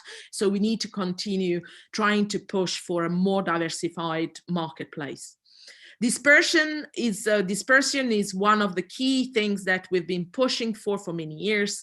Digitalization, of course, has been, as mentioned also in Sarah's presentation, a prominent aspect of how the world has adapted to the new practice. Domestic. I say domestic is because COVID has proved us that unless we are in a situation where we can be ready for this, and not all destinations were ready for that. You know, as Evangelist said in the introduction, my work have been primarily focused in Africa, and for my own sin, most of the research, including mind, has been focusing on the international market, although the push for domestic and regional market have been there for a long time, but we failed to kind of convince policymakers and local government to concentrate on that for years, and maybe this is the right time to do it. And then deluxe. Why deluxe? Well, unfortunately, as we all know, the whole issue of COVID has pushed for let's say, crisis of the democratization of travel and tourism. Not everybody will be able to travel internationally. Not everybody will be able to afford going on holiday. But most importantly, if deluxe travel, which is not necessarily a tourism niche that I'm trying to push for, is just that particular segment of the niche tourism segment would probably be one of the first to restart traveling. We've had evidence even during the pandemic with the hire of private jets, with the hire of private lodges in remote islands locations, and so of course the deluxe sector is likely to start again very, very soon. So where next? Very quickly, because I'm aware of the time. We are obviously, I like to go back to this genetically modified tourism term that Canestrini mentioned in 2009. And again, these are the questions and setting the research agenda that I said at the beginning. I'm not here to give you answer. I'm here to give you more questions.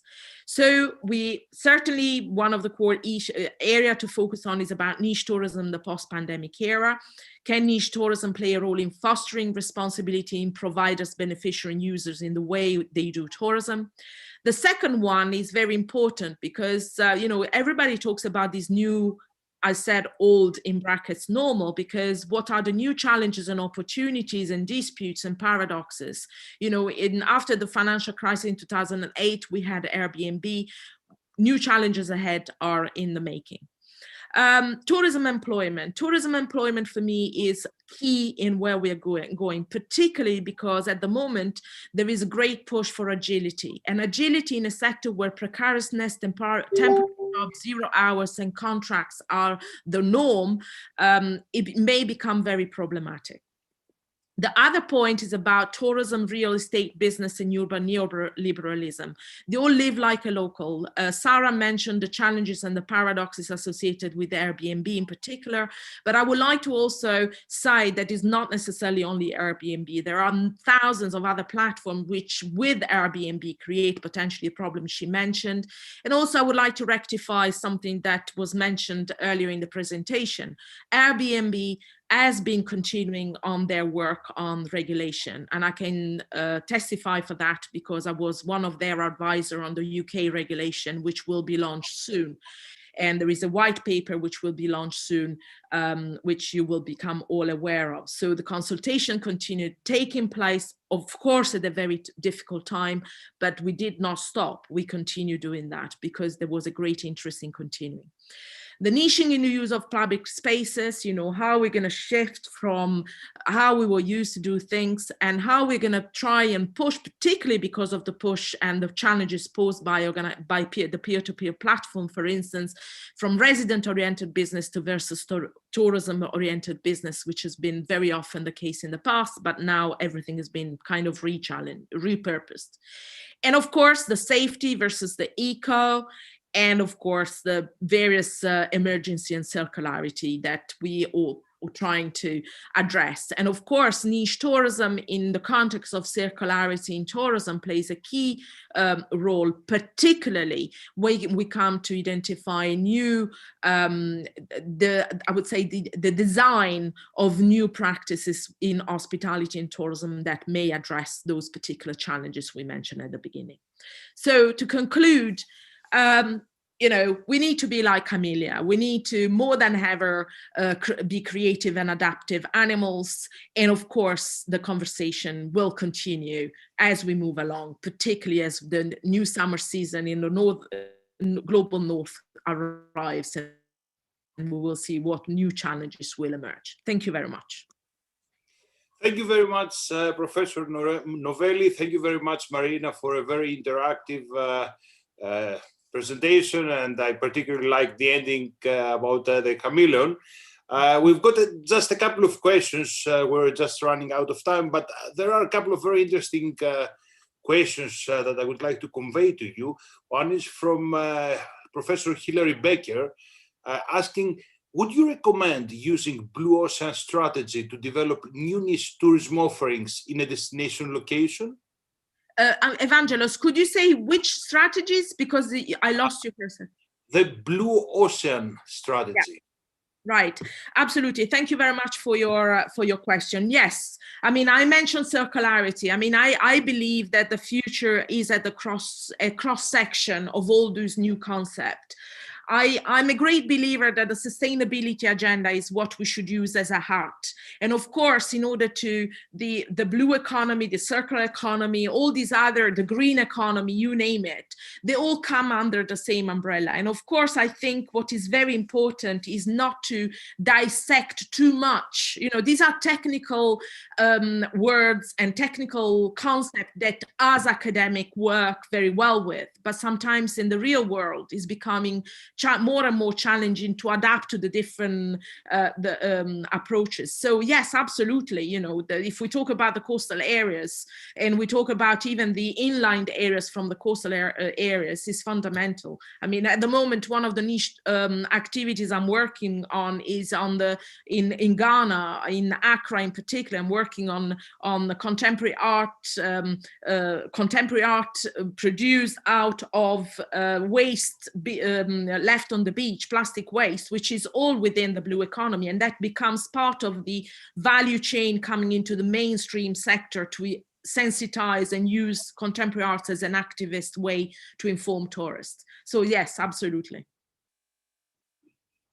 Thank you very much. Thank you very much, Marina, for this really impressive presentation. Thank you. And I would like to pass the floor to Professor Nessis Fotiadis, who will present Professor Kathy Xu. So our next keynote speaker is Professor Kathy Xu. She's a chair professor in the School of Hotel and Tourism Management at the Hong Kong Polytechnic University. Her research focus include tourist behaviors and emotions, resident sentiment and stereotypes, and hospitality branding. She's well known, of course, because she is the editor-in-chief of Tourism Management, and she was for many years the editor-in-chief of Journal of Teaching in Travel and Tourism for 16 years. She received the John Wiley Award in the past. Professor Xu, the floor is yours. Now we can see. Yeah. Thank you very much. Let me see. Okay, there we go. Thank you very much for the invitation. My topic will be on tourism research in a new era, echoing the theme of the conference, Restarting Tourism, Travel, and Hospitality. First, let me share with you some of the what's happening now in China, from my parts of the world. Actually, the numbers and the pictures and the trends that will show you echo very well with our previous speaker's 5D at the end of her presentation. Talk about domestic travel, obviously. The borders is still mostly closed. So when we look at the domestic travel during the Labor Day holiday, just about 3 weeks ago, the charts that you see here, the numbers that you see, I compared 2019 to 2020 to 2021, and those are in millions, right? So in 2019, there were 195 million domestic travelers in China during the 5 or 6 day holiday period. And taking note that the COVID cases were under control by mid-March of 2020 of last year, but still last May, the holiday, Labor Day holiday, the number down quite significantly from the year before, from the pre-pandemic, because probably people were still worried and maybe the second wave will come back. And obviously the vaccine wasn't available at that time. So last year, even though the number of cases was low in China, the travel was not comparable with the year before. However, when we look at this year, 3 weeks ago, the number increased significantly, obviously from last year double. Comparing to the pre-pandemic, it's even more, right? So in 2019, it was 195 million, but 3 weeks ago, cannot believe it, 230 million people actually took a holiday, domestic holiday in mainland China, and that represents 16% of the population. So talking about pent-up demand, and this is the evidence of it, partly because people cannot travel overseas. Therefore, those who originally normally travel overseas now had to stay within the border. You may have seen some of the pictures. The top picture is in one of the high-speed rail station. And as you can see from the lower left-hand side picture, people are still wearing masks, even though the cases have been very, very, very low. But when you see that many people, people still get nervous. And that's something that may have changed and will stay that way for a long time. And depending on the culture, depending on which geographic area, people in Asia are more conscious and are used to wearing masks even before the pandemic, whether it's because of air quality or even when people have a common cold, they tend to put on a mask so that to protect themselves and protect others. So as you can see, it was very crowded in some of the places. When we look at they call the Labor Day holiday the Golden Week holiday, right? When we look at the Golden Week holiday, a few trends seems to be reported by the media and also the travel press. One interesting area of travel is red tourism. People visit places of historical significance to the Chinese communism. So the top right photos that you see are the red tourism locations. Ecotourism. People go to tea plantation, people go to gardens and take a lot of walk, and rural tourism, right? So if you look at the bottom two picture, the one in the middle is actually one of the very famous mountains in China. And during the Golden Week holiday, a lot of people went there to explore the nature. And there were quite a few music festivals that were hosted during the May holiday. And we do see a lot of multi-generational travel. People now, after the pandemic, feel the importance of family, the importance of togetherness as a family, and that's reflected in the travel behaviors of domestic Chinese travelers. A lot of the travels are related to leisure, private, customized, smaller groups. They still travel in groups because it's convenient and it's all inclusive. Therefore, it's easier to budget, but we see the size of the groups become smaller. Again, probably it had to do with the social distancing habits that people have formed, and people tend to stay within their own group. Another thing that reflects the previous speakers' 5D is people's willingness to spend. People spend a lot of money. Because when some of the research came out says that because of the pandemic, number one, we have some money saved, and number two, we don't know what's going to happen tomorrow. Therefore, we want to seize the moment, and as long as we can purchase the experience, we're happy to pay for it. So a lot of the high-end hotels are doing very well, and also a lot of the boutique hotels. If you are familiar with what's happening in mainland China, one of the things that we have seen developed tremendously in the past few years are the rural area boutique hotels. That's the one that I show you in the picture in the bottom half. And those are it could be traditional village houses that they got renovated, and those are actually quite expensive. And people from the city will go there for a few days just to relax and enjoy the nature. The picture on the top right is not from the Golden Week holiday, it's not from the Labor Day holiday, but it's for the May 20th.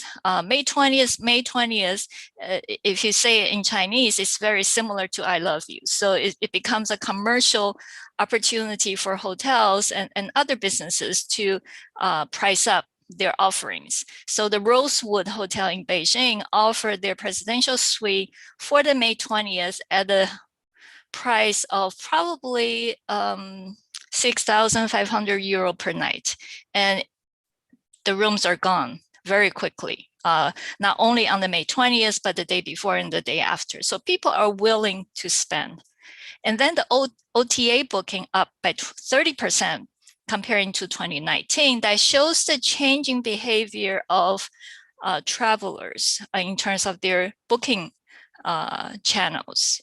Maybe they used to go to a travel agency, talking to the agent face-to-face. Now, because of the concerns of meeting people face-to-face, social distancing is still being practiced. Therefore, the OTA channel booking up by 30%. So when we look at the hotel performance, Sanya is the best performing city. This is the month of May before the Labor Day holiday, actually, comparing the 2021 number with the 2019 number, the pre-pandemic number. Sanya is also known as the Hawaii of China. It's on an island, sunny all the time, very nice weather. So if you look at the occupancy, the 2021 occupancy during the month of May is 140% higher than 2019. But if you look at the RevPAR revenue per available room, double that of 2019. So the hotel prices have significantly increased comparing to the pre-pandemic, because probably, number one, people cannot travel overseas. They have a lot of money saved and they are willing to spend. So after Sanya, the next best performing location is Shanghai, and then followed by Beijing. So they're all doing quite well. In terms of the 2021, 2019, the other cities are not completely catching up yet. Shanghai is there, but Beijing and other cities are still far behind. Glamping is another popular form of travel or leisure now in China. It is quite new. Actually, the laws and regulations are not fully catching up with the development of the glamping yet. Some of the activities offered, again, enjoying the nature and then more active engagement, rather than, it's quite different from what the literature has documented, or the stereotypical image of Chinese travelers sightseeing, taking picture, very passive, sitting on the bus, going to a destination or attraction, walk around, and then get back on the bus. So definitely the consumer behavior, travelers' behavior has changed. So does research matter? We see things happening post-pandemic. Does tourism research really matter? What real-life problems can we help to solve or to answer, right? Before the pandemic, over-tourism was a hot topic. Will over-tourism come back? Once the pandemic is over, we have that pent-up demand, will everything go back to normal or become even worse than the previous over-tourism situation, right? And also with the current COVID situation is not over yet. How can tourism research support the industry? I've seen a lot of, from a tourism management perspective, I've seen a lot of papers submitted basically showing there is a relationship between A and B, but then the paper doesn't answer the so what. So what if we find a relationship between A and B? Now we have the pandemic, therefore tourism industry is impacted. And what kind of problems can our research solve? So I think in the future, making a real impact is really, really important. In the past, we talked about the bridge that we need to build between the academia and the industry. Now is even more important because the industry has suffered quite a bit. How can we, as tourism researchers, help the industry to relaunch and recover and restart the tourism industry on a sustainable path? How can we help them? We need to get them involved early on in the research rather than having practical implications as an afterthought, right? Very often all the papers at the end will say something about practical implications, but those are usually desktop research. People will say, okay, maybe the industry can do this or that. In order to have a real impact, we need to get the stakeholders involved early on in the research. Stakeholders could be hotel operators, could be travel agencies, could be OTAs, could be destination management organization, could be the government if we want to make policy implications. So I really wish to push for tourism research that can make real impact and solve real problems. Tourism management now requires an impact statement up to 150 words that inform the reader what contribution or beneficial effect this particular research or paper can bring to the wider community. Not talking about the academic community, research community, but the real life. What does this piece of research contribute in terms of the culture, the policy, the services, quality of life, the environment, and so forth? So we need to move outside of our comfort zone and to tell the world what value our research really produce. And I hope we can really think about this and make some real impact based on our research in the new era. Now, in terms of topics, with the pandemic, a lot of things have changed, obviously. Then all the changes will have implications for different aspects of the management and operation, and also at the policy, whether it's national policy or regional policy, right? So all of those will have opportunities for further research, whether it's strategic planning, human capital, human resources, marketing, financial management, service design, experience design, the involvement of technology, remote touchless. So all of these areas represent research opportunities. Very often I get asked, what do you think is a good topic? Actually, this is the time, because of the relaunching of the tourism industry, I think we have a lot of opportunities in the different areas. And then even for the concepts that have been taken for granted, probably those concepts need to be redefined because of the changing supply and demand structure, changing consumer behavior, changing way of management, changing way of cost structure, changing regulation, changing policy. So again, that represents opportunity. And there could be new concepts coming in all the time. Relationships. In the past, a theory may say A leads to B, B leads to C, but the relationships could change because of all the changes happening in the environment.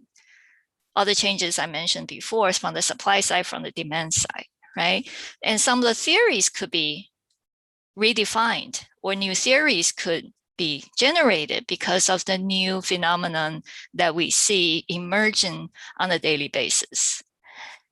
Based on my research background, in the area of consumer behavior, I can think of many things that have changed. For example, the definition of trust, definition of comfort. What does it mean by hospitality? In the past, could be you come and we face-to-face talk to each other, you ask me questions, show me that you really care, but now I don't want you to be in front of me because of that social distancing consciousness, right? So the definition of hospitality could be different.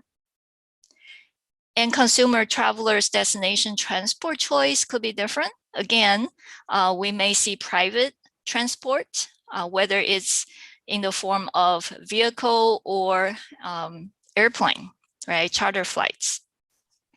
Psychological constructs, definitely. People's psychologies have changed quite a bit, right? So some of the psychological constructs could present new research opportunities as well. And then that social environmental sustainability. With the pandemic, a lot of environmental issues have emerged. With all the new hygiene measures, are we producing more waste? Are hotel guests more conscious of personal safety or more conscious of environmental friendliness, right? So environmental sustainability research could also present some additional research opportunities as well. And then, of course, risk and crisis management, that's currently being investigated quite a bit by researchers. Now, theoretical advancement. Over the past 20, 30, 40 years, we've seen tourism hospitality research evolved.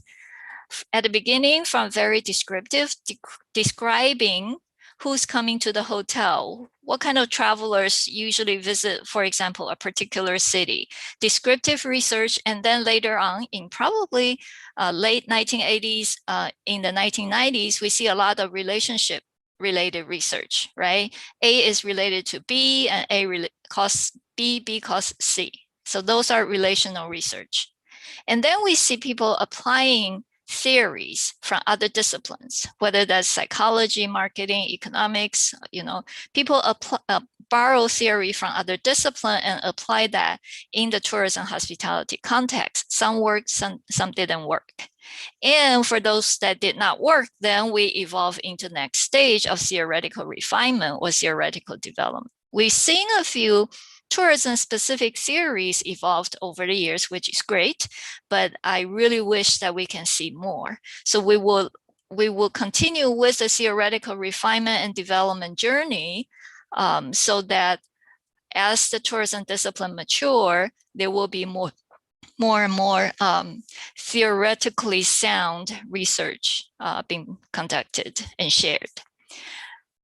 We will see more multidisciplinary, interdisciplinary research, or we will encourage that. And I do see more and more from our colleagues, which is great, whether it's sociology with psychology or, different disciplines, could be economics with behavioral sciences.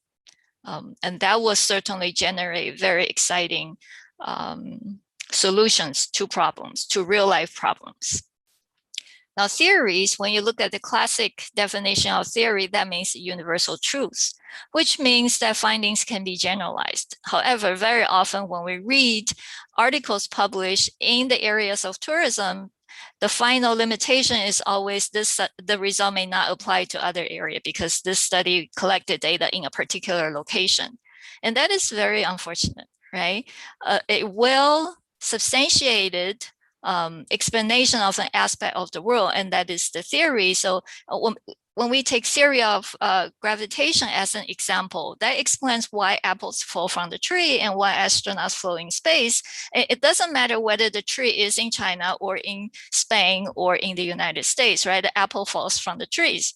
Can we have something as generic, as universal as that in tourism, in terms of theory, right? What does it take to have a universally true theory?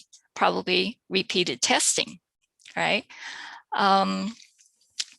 So just a bit on the methods. We see more and more multi-method, which is great, but I would like to challenge my colleagues, all of you out there, my colleagues, to do thoughtful research. Don't use multi-method because you thought that's fancy, right? Don't do, I have a qualitative survey experiment and I use a little bit of big data. But then the question is why, right? So we really need to think through the process to thoughtful research rather than saying, I have a piece of this, a piece of that, and a piece of that.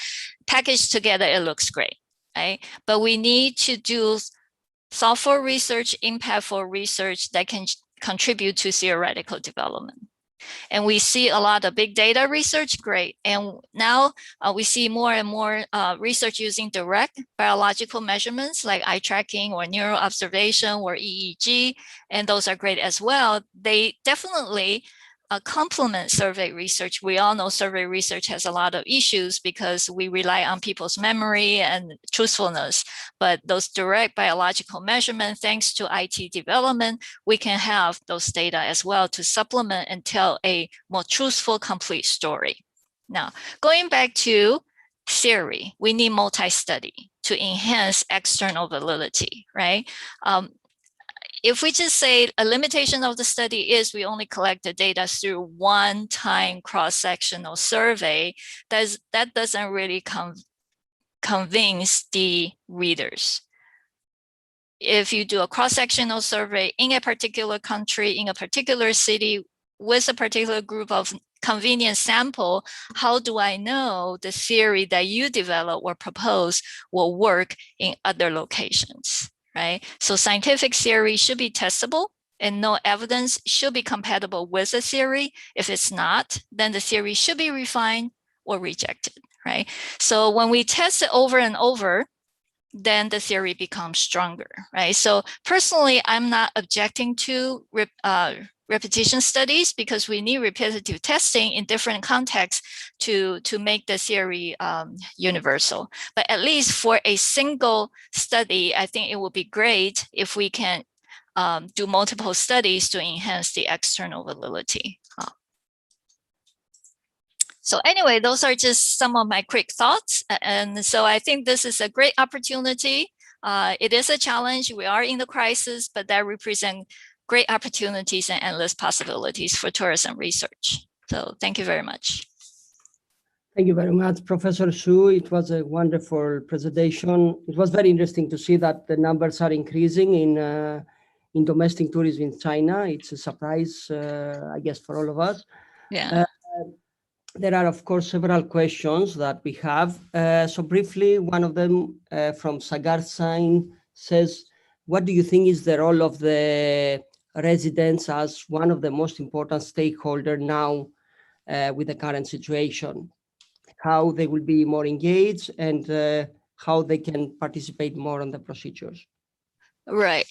I just take the example of Hong Kong. I think residents now get the time to explore their own city because staycation is very popular. And I'm sure that's true in other places as well because we cannot travel, right? Or we don't feel comfortable travel even if we can. So staycation seems to be very popular at different locations. In the past, whenever people have holiday, they go out and now they get to discover their backyards. So I think this is a great opportunity for destination management organization to cultivate that local pride in what they have as a city or as a country, right? In the past, very often the weak link of tourism marketing is local residents. People always say, oh, there's nothing to see here because they don't know what's in their backyard. People come to your city will say, wow, your city is so beautiful. And you're like, really? Right? So I think this is a great opportunity to get the local residents involved and get them engaged and build a pride of the local community in terms of once the city or the country is open up, they can be the best ambassador. So tourism marketing organizations now, I understand they are developing their strategic plan and all that, but I think this is a time to really have a good relationship establishment with their local residents so that they can help to market the destination once the market is open. Thank you very much. Another questions that we received from several delegates is which specific research area you consider as most important for the after COVID-19 era? I guess that somebody want to publish on tourism management.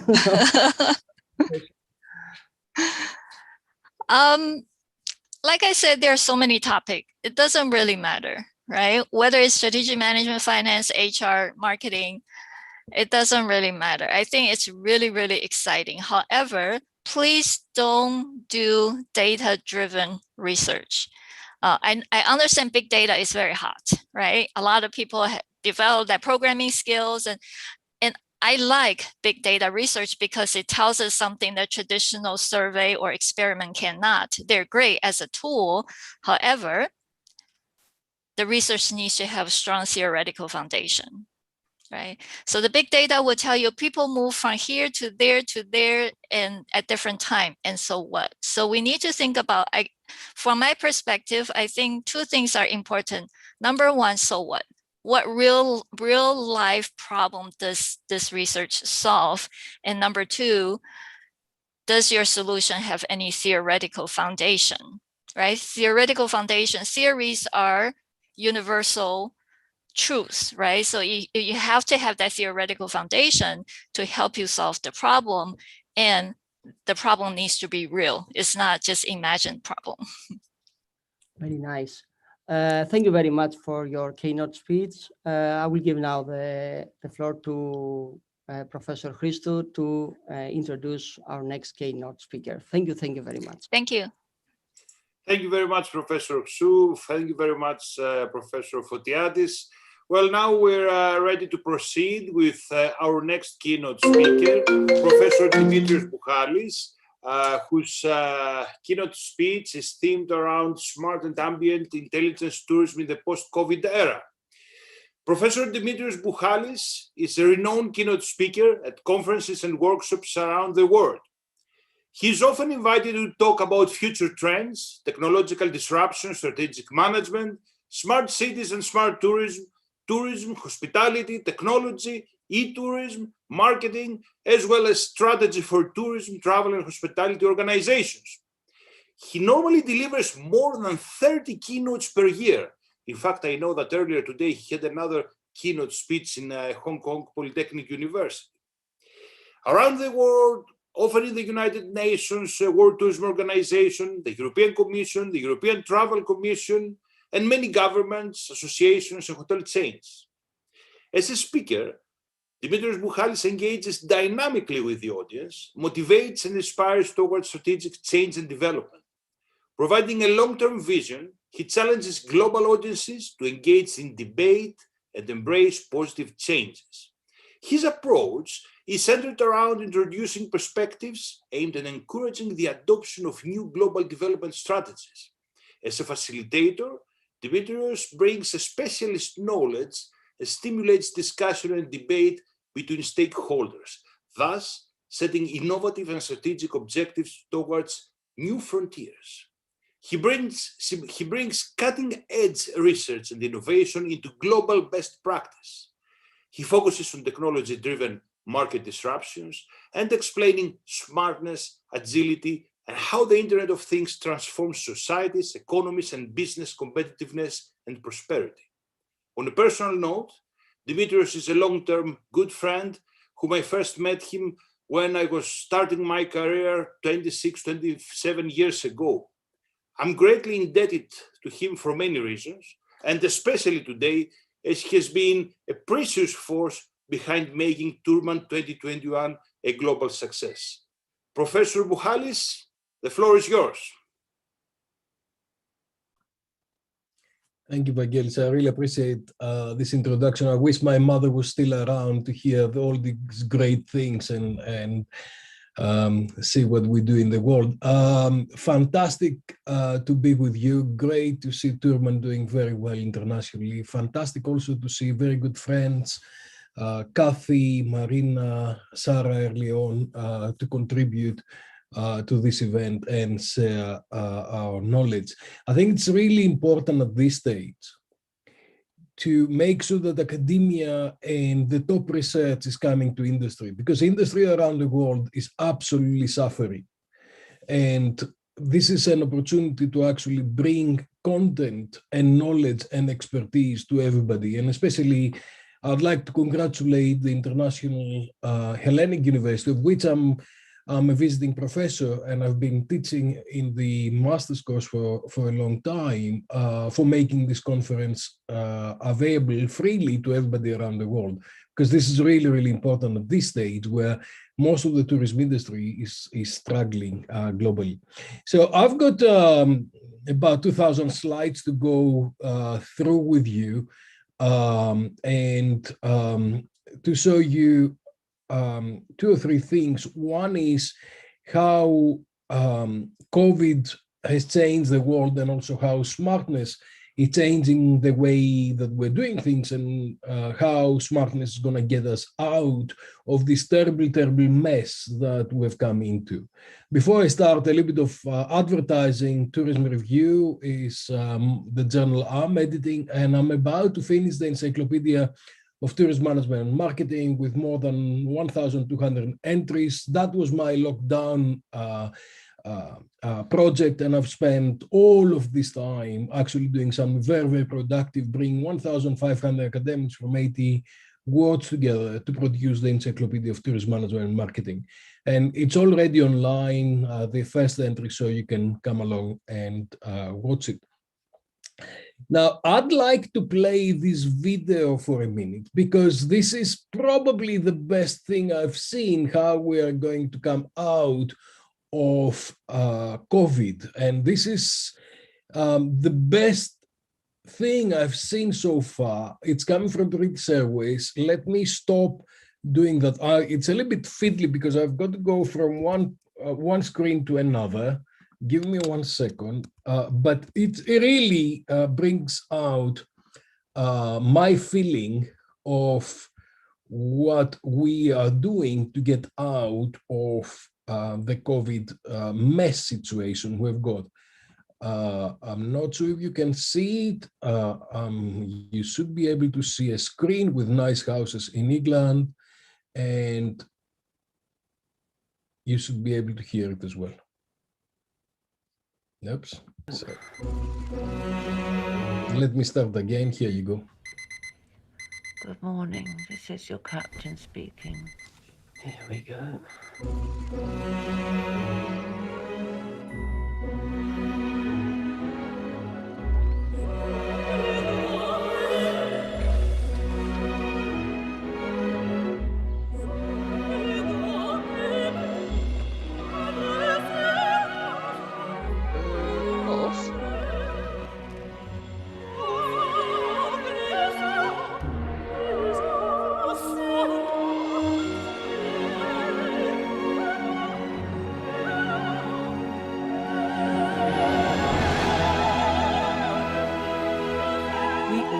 Something that makes us fly.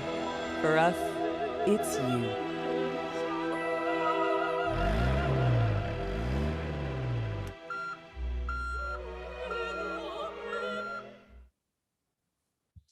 So we all have something that makes us fly.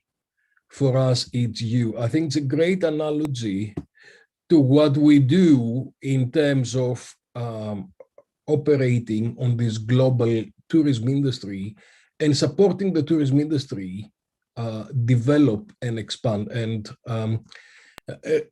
remember this advertisement because you'll see something that that did in a minute.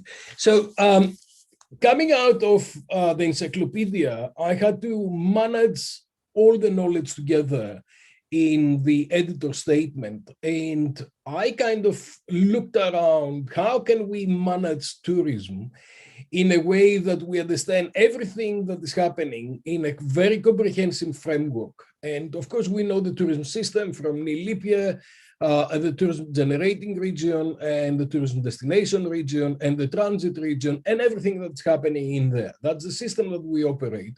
And this is the resources that they're coming into. And this is the value that we're co-creating out of the system. So we've been talking about this since for the last 30 years, but now they are kind of very, very systematized. And when we're talking about sustainability, we're talking about looking after the resources in a sustainable way. So when the co-creation of value is happening here, those are sustained for future generations and we operate together. Also, the tourism system is on the top of the tourism pyramid, where you've got a range of planning and management and strategy issues that they're addressing all kind of infrastructure, all kind of licenses, all kind of controls, all kind of planning. Then you've got the market forces, things like Airbnb that Sarah was talking about earlier, and sustainability, globalization, legal issues and regulation, border controls, fair trading, all of those things.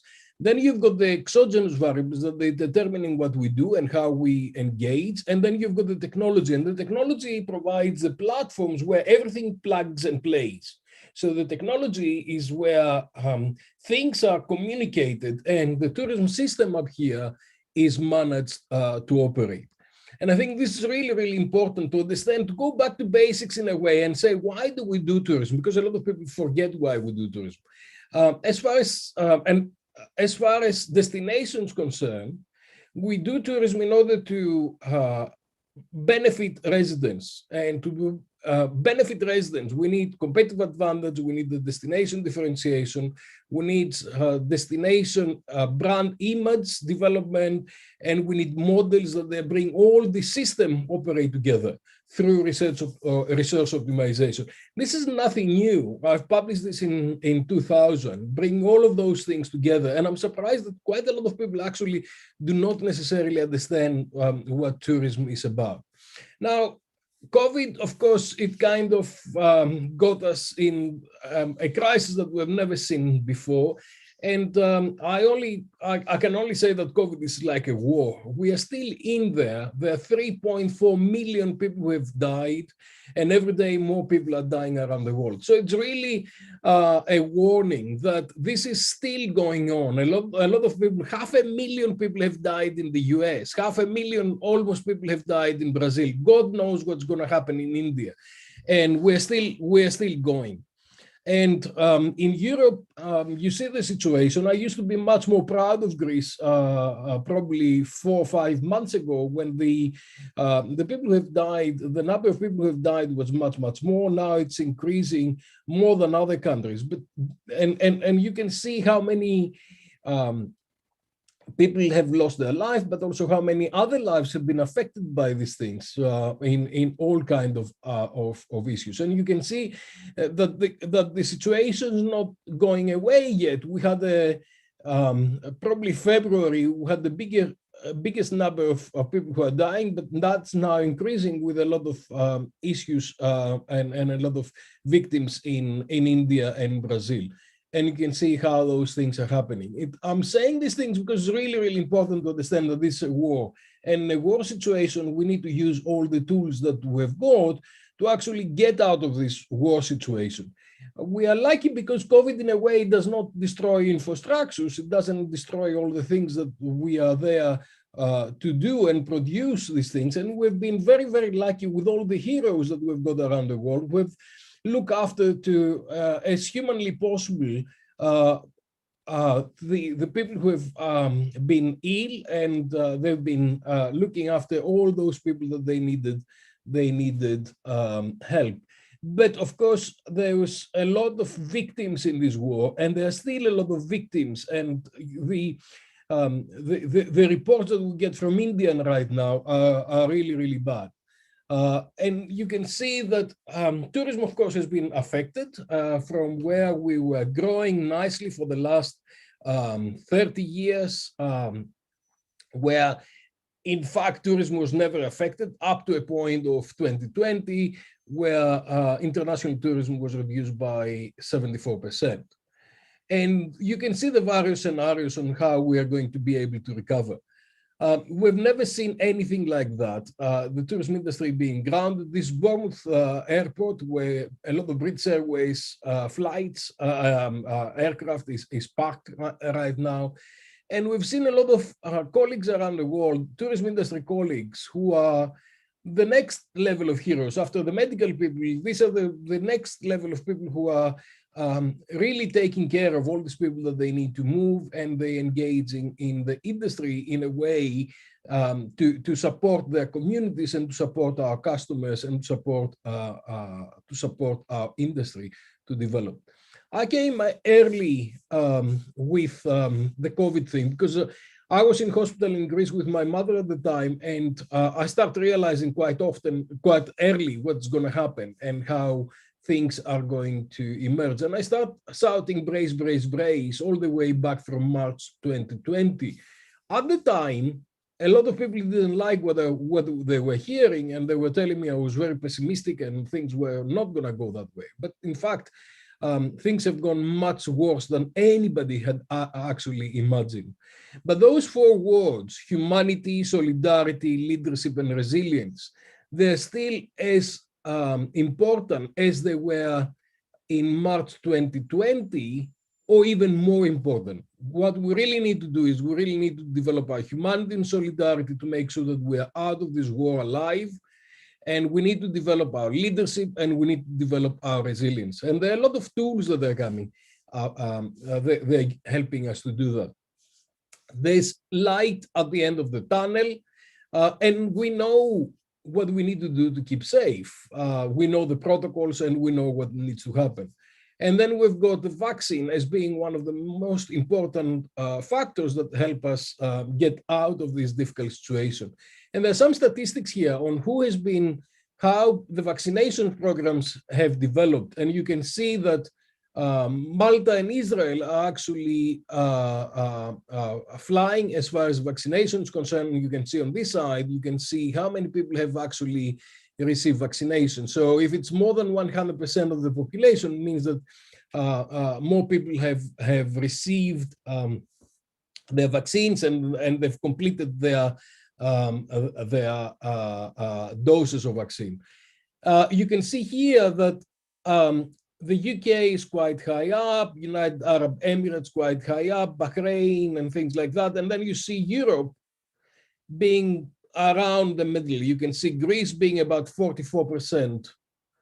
And you can see Brazil and India being very low on vaccinations. And you can see where COVID is happening right now, and you can see how many people are dying in these areas.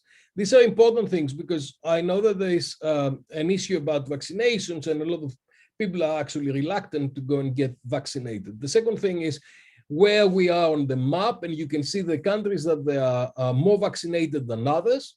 And until everybody is vaccinated, until everybody is safe, we are not going to get out of this situation. You can see here the percentages of the vaccination progress. I got mine and I was very grateful, and this is my second one. Hey, and the next one, the next thing I did is I booked a flight.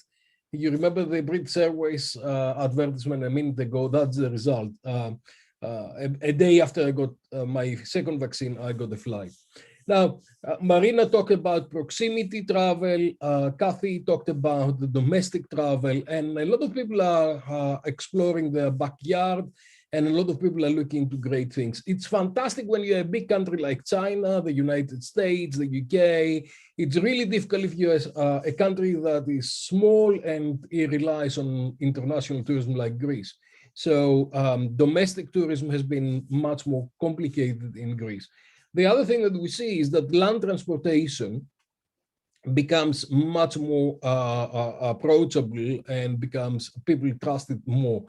And what we see is domestic tourism is booming. This is Bournemouth, and this is what happened last April. And it's really important to see how to manage this domestic tourism, because again, the domestic tourism is not used to have this kind of volume of travel. And this on the New Forest, and this is, Greece is getting ready, and we know that all you want is Greece. So please go domestic. And I see some fantastic things. This is another Vangelis Kyriakou who is doing some fantastic work in Edessa. And it's about the cherry blossom in 2021. And they are creating new kind of routes on cherry blossom routes to encourage people to go around and enjoy their backyard. Now, globally, as I said, the way to get out of this horrible disease is the vaccines and the different kind of measures that we've got. And some of the countries like Singapore has given prioritization to all their tourism and transport people to get vaccinated so they can move things forward. And the certification of vaccination is something that we are going to use a lot. This is we used to call them passports, but anyway, this is the yellow book from the World Health Organization that we carry when we go to places like Africa. Now it has got all my vaccination details, so that will facilitate travel in the future. Now, after any storm, there is a rainbow, and we expect that a lot of things are going to happen when we are able to reignite tourism at the scale that we like. All the assets, the products, the branding, the co-creation of the experience, everything is there. And we need to actually look forward on where we would like to go. We're not going to go back to 2019. A lot of people are asking, can we go back to 2019? And I always say it's like a 40 years old man dreaming to be a 19 years old man, or a 40 years old woman dreaming to be a 19 years old woman. We're not going to go back. We're going to go forward to the new reality. So looking forward is really critical rather than looking in the past. Like in the same way that you don't drive by looking at your mirror, you need to look forward. And I think one of the main things is that we are looking at the end of the planning, but we're looking at the beginning of agility. We used to be able to plan for a long time, 2 to 3 years. Now, because of COVID, the long-term planning has become 2 weeks. So what we need to do is we need to have all the systems and all the technology to understand how to engage with our environment contextually in order to take advantage of these things. And in order to do that and develop resilience, we need smart solutions that will support us through COVID. Smartness is about bringing all of those things together. And there's a lot of applications that they came out during COVID to track and trace and understand where people have been and how exposed they were in danger, and then given certificates, the green certificates, so they're being able to travel. Obviously, China has been much more advanced on that, partly because they are using technology in much more advanced way. And you've seen from Kathy what is the impact that had. A lot of people have been traveling during the festival periods. A lot of people have enjoyed their location and they've used their technology to actually open up their tourism. As far as the European Commission is concerned, yesterday they announced how they're going to do the digital certificate, which will allow people to travel if they are vaccinated, if they've received a negative test, or if they have recovered from COVID, meaning that they've got ammunition and they'll be able to travel again. A lot of technologies will come forward to actually help us understand what is happening. So if there are a lot of people together who will be able to know using artificial intelligence and understand the proximity of people and understand the concentration of people in small areas. So if you've got a lot of people in a particular location, like I don't know, a big square or a big festival or places like that, you'll kind of understand what's happening and you'll be able to manage the situation by asking people to disperse, and you'll bring security measures forward.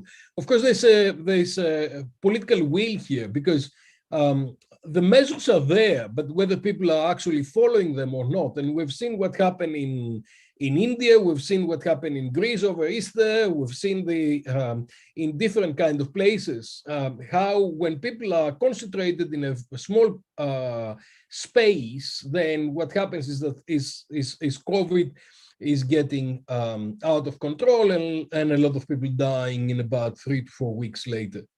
A lot of the technologies that are coming in, they're coming on applications, and this is the IATA Travel Pass that is going to be used for air transportation. So what you've got is you've got the transportation information, then you've got the health information, then you've got the security information, all that on a digital envelope that contains all the status of a passenger that identifies, authenticates, and makes sure that the passenger is ready to travel. So a lot of airlines around the world, they are trialing that. And we had the first traveler coming to London from Singapore on SQ 308 on the 17th of March, who used that pass to come forward to London. I think using the apps will enable us to create secure versions of their passports and their health information on their mobile devices that will allow us to move forward. Now, as far as protocol and service protocol is concerned in hotels, there are a lot of applications that enable people to do touchless interaction with different things so they can protect themselves and understand how to operate. Now, when we are looking to smartness is really about interoperability and interconnectivity of integrated technologies that re-engineers all process and data in order to create innovative services. This is generic kind of smartness thing, and you can see on this publication how we are bringing together ambient intelligence to support smartness. Smartness is really about engaging the network and maximizing the efficiency of the network rather than individual elements of the network.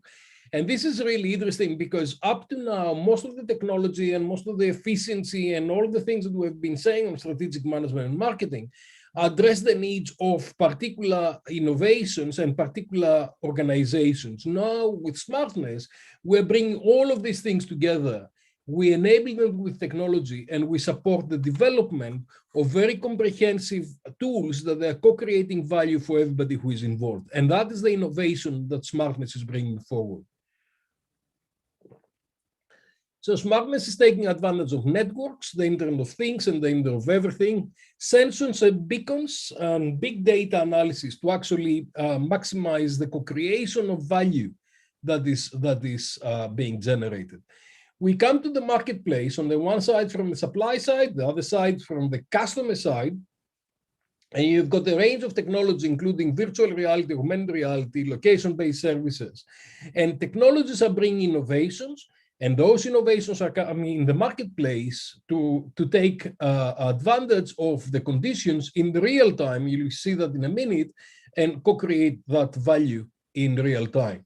We are collecting information, we take them up to the cloud, we have got data storage, then we are treating this information with artificial intelligence and machine learning, and then we are creating a whole range of analytics that they are addressing things like what is happening, why is it happening, what is likely to happen, and what can be done about it.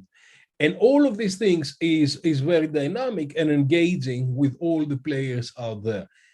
This is from Korea. It's the TAPI's control center in Seoul in Korea, and they've got all kinds of cameras that they are bringing all kinds of indicators in there, and you can see all kinds of warnings that are happening when things are going wrong, and they are managing all kind of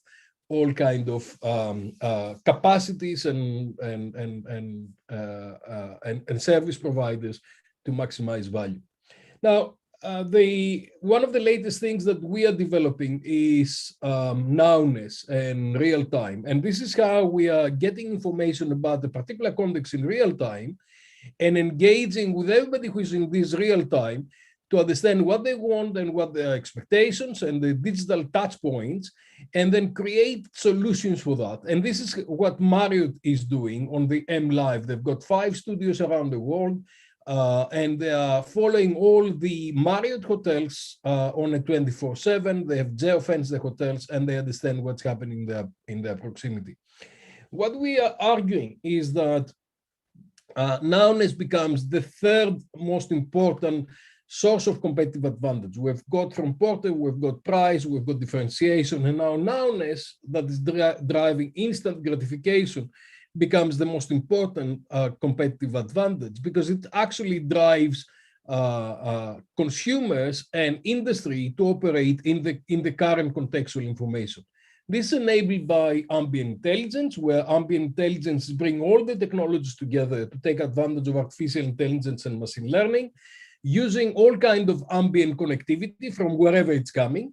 And that drives innovations like autonomous vehicles, robotics, and those things. Ambient intelligence is mobile, it's pervasive and ambient, meaning that's everywhere, and is supporting every opportunity to actually co-create value with all the stakeholders. Because if we know all the different elements and the different players, we can manage the network together. And that facilitates human-to-human interaction, and actually increasingly robot-to-robot interaction across all kinds of boards.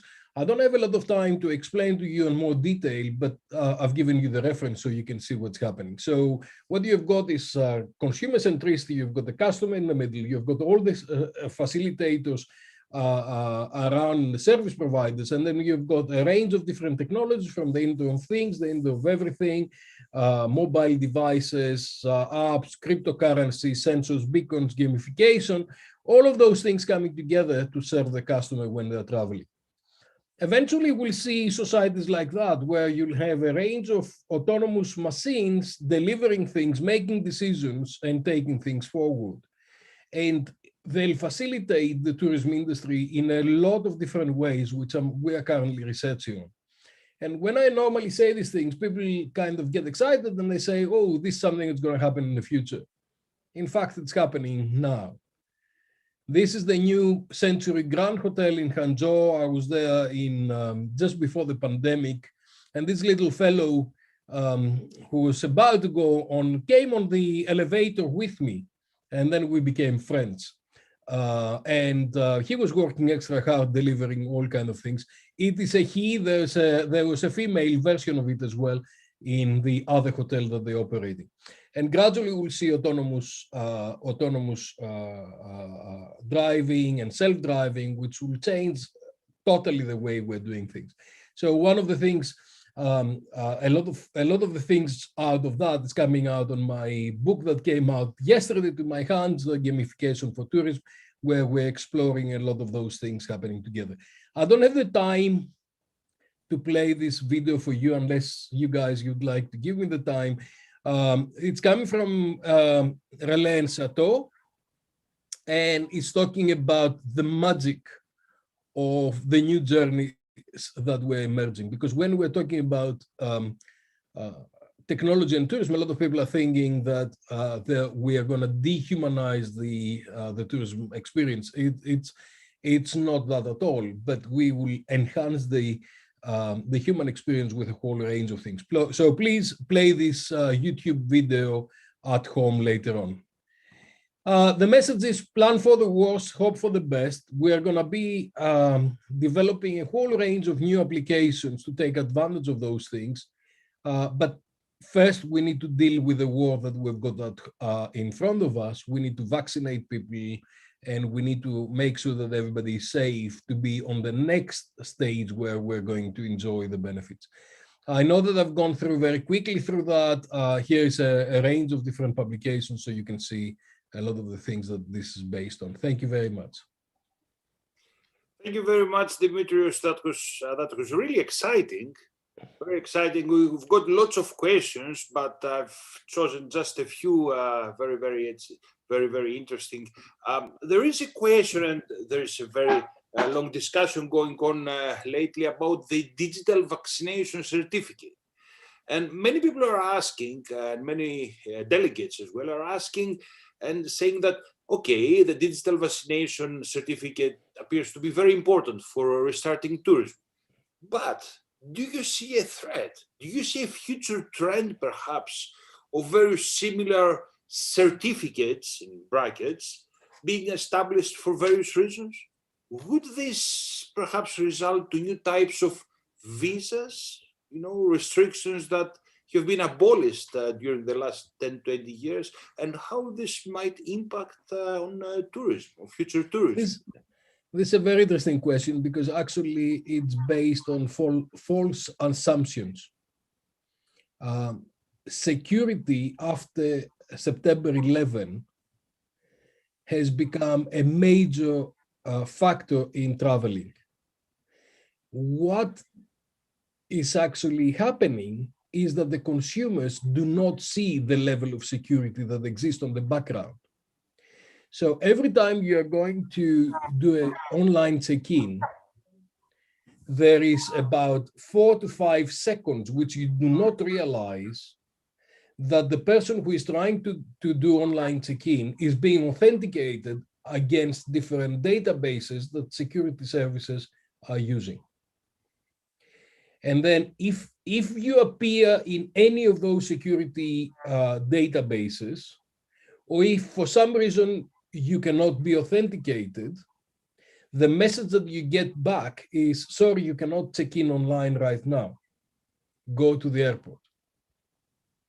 Where, depending on how much threat you have been assessed, different people wait to welcome you, if you know what I mean.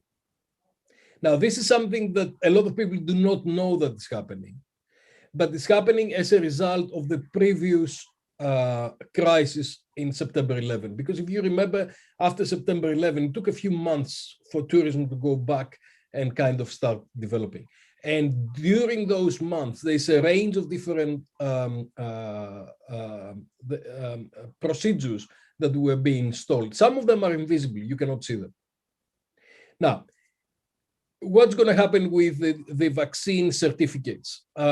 First of all, as a customer, I wouldn't like to go to on a plane where, let me rephrase it, I would like to minimize my risk when I get on a plane. And I don't know of anybody anywhere that they would not consider this when they are traveling. So we know that there are different ways of reducing risk. And there's something that the BBC was saying the other day, which is the Swiss cheese approach. Like the Swiss cheese has got a lot of holes, right? And the analogy is that the virus is going through the holes. So if we've got different layers of Swiss cheese and we stop the virus in different kind of layers, we're trying to minimize the impact at the end. So knowing that people have been vaccinated is one of these ways of actually blocking that. Knowing that people cannot transmit, or the people have got low epidemiological loads is another one. Knowing that people are sanitizing their hands and they're wearing masks is another one. It's not one or the other. It's a combination of all those things that collectively reducing the impact. And let me say that because I really like, during pandemic, it's really important to actually identify what we need to say as an advice and give it a name, a time tag. On the 21st of May today, I'm advising all the governments around the world to close down discos, bars where people are standing up, and anything where service is not provided at your table. I'm sorry, but for this time, this is not appropriate. So we need to take all the measures to reduce the impact of this war and to stop the war as soon as possible. The longer we are not taking the measures, the longer the war is going to take. So we cannot afford that globally. We also need to make sure that we vaccinate the developing world, because it's great for Europe and the US and United Arab Emirates and Israel and all the rich countries to be vaccinated. But until we vaccinate all the poor countries around the world, the virus will be with us and they'll be coming back. So those things are very, very important. And I urge everybody to get vaccinated and to support the governments around the world get us out of this war. Yes, well, I think what you said, we're in a war, it says it all. I mean, this is the most important thing. Thank you very much, Dimitrios. That was really, really exciting. Thank you very much. But stay aboard because we've got a very, very interesting executive panel discussion coming up in a few minutes. But now I would, after congratulating Dimitrios, I would like to pass the floor to Anestis Fotiadis, who's going to introduce our next keynote speaker. Anestis, please. Yes, thank you, Dimitrios, very much for the interesting presentation. So next is Professor Alfonso Vargas Sanchez. He is at the Spanish University of Melbourne, and he has headed a research group on innovation and development strategies in tourist firms, which is entitled Gated Tour, during the period 2004 and 2016. His main research interests are in the strategic market management discipline and in the tourism industry, both in companies and destination management. He carried several academic activities in different universities and higher education institutions around the world. Actually, I know him coming to Taiwan when I was there. And he's the editor-in-chief of a lighting tourism pathmaking journal, which was launched in 2011 and is listed in Scopus since 2019. Professor Vargas, the floor is yours. So thank you very much, dear Anestis. Hopefully this sound is okay. I hope so. And first of all, my sincere gratitude to the organizers of this event for allowing me the opportunity to be part of this very distinguished panel of keynote speakers, and for sure the opportunity of sharing with you some of my ideas about the topic under discussion today. So let me share with you my presentation to start straight away. We have very limited time, so we have to take advantage of our time as much as possible. So I guess now you can see the first slide of my presentation. Hopefully you like this picture taken in my hometown. And as you know, the title of my keynote is A New Tourist Governance for New Time. So there are two key elements in this title. Of course, the reference of a new time after the pandemic and tourist governance. So it's my intention to share with you some of my ideas about how tourist governance should evolve, especially as a result of this new time. So this is the structure of my presentation. Hopefully, this can help you to follow my rationale. So if in the title there are two key elements, a new time first, and then tourist governance. First of all, in this general framework or introduction, I will provide you a quick glance about this new time. So a sort of confrontation between the situation before COVID and after COVID. This is what BC versus AC means. And also because the topic is about tourist governance. So governance is all about the strategy. So how to prepare our destination for gaining the future. So this is why some very brief ideas about the concept of a strategy today will be part of this introduction. As a result of with these two double inputs, I will recommend some ideas. I will make some suggestions about the post-COVID-19 scenario with regard to the most convenient strategic approach, in my view, to deal with the challenges ahead as a result of the legacy of the pandemic. But going beyond the pandemic is very important to pay attention to two key global drivers for change, specifically sustainability and the new wave of new technologies that is coming, this tech revolution, which is arriving and which is going to affect dramatically leisure experiences and tourist experiences in general.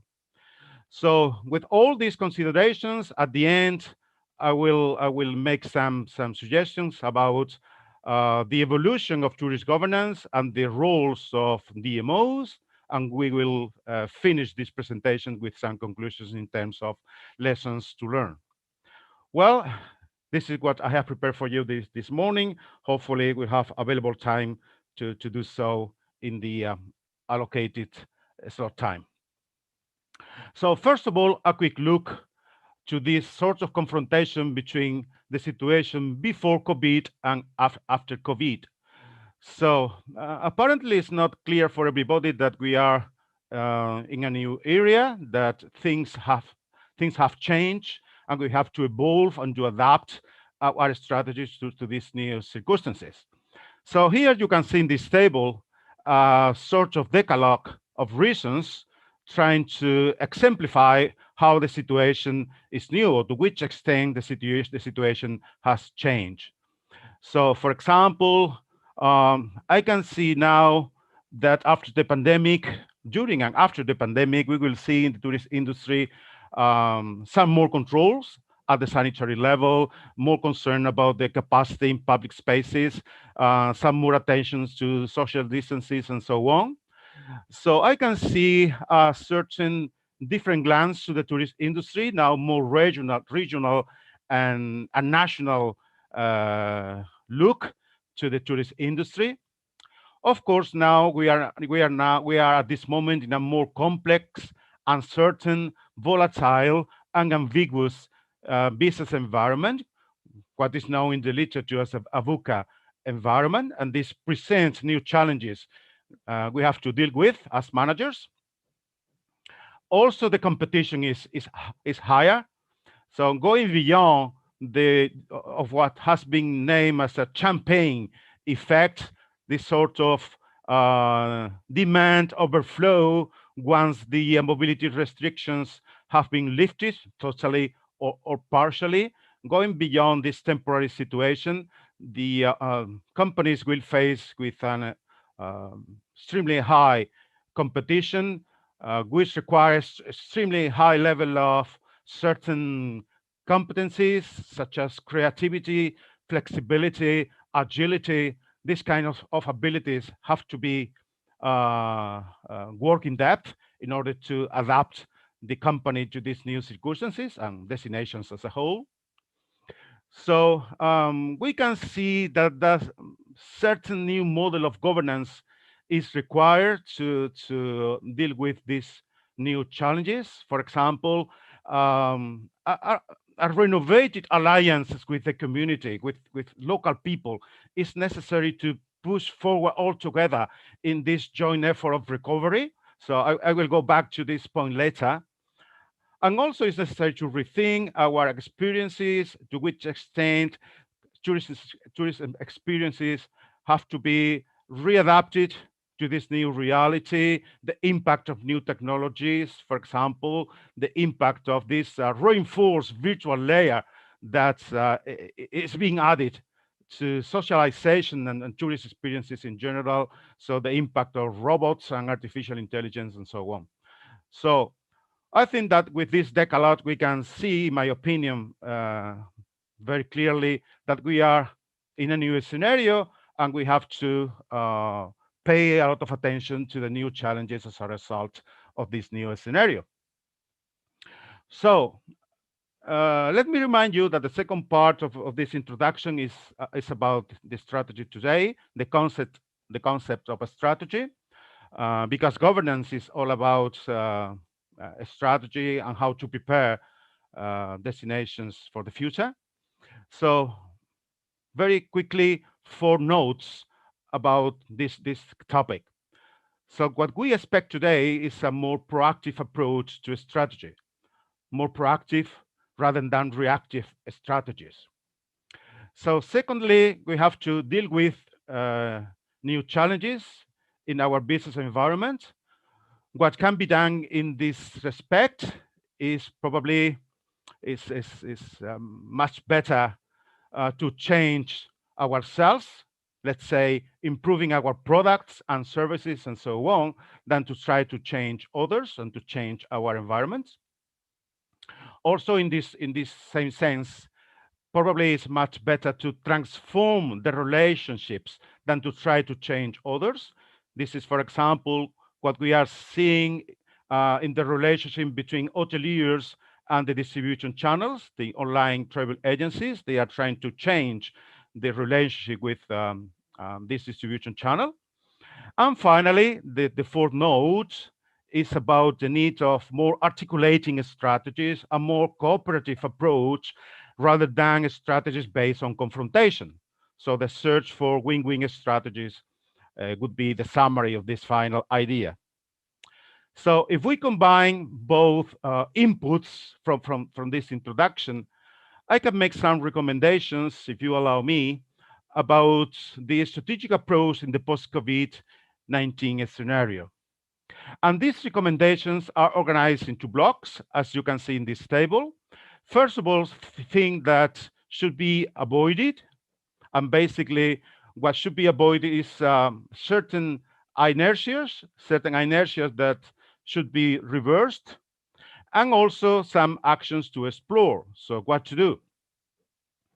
Basically, with regard to the first column, the first block of recommendations, what should be avoided is some inertias. The inertias to understand that the solution of these new challenges is, once again, a promotion-based approach.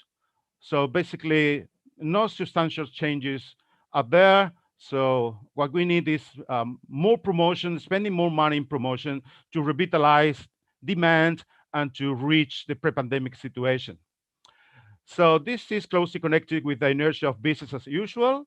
So going back to the previous situation, well, the pandemic has been a period, a bracket that has been open, that has been a traumatic experience, but now this bracket is about to be closed, and it's time to retake what was doing in the past, and that's it.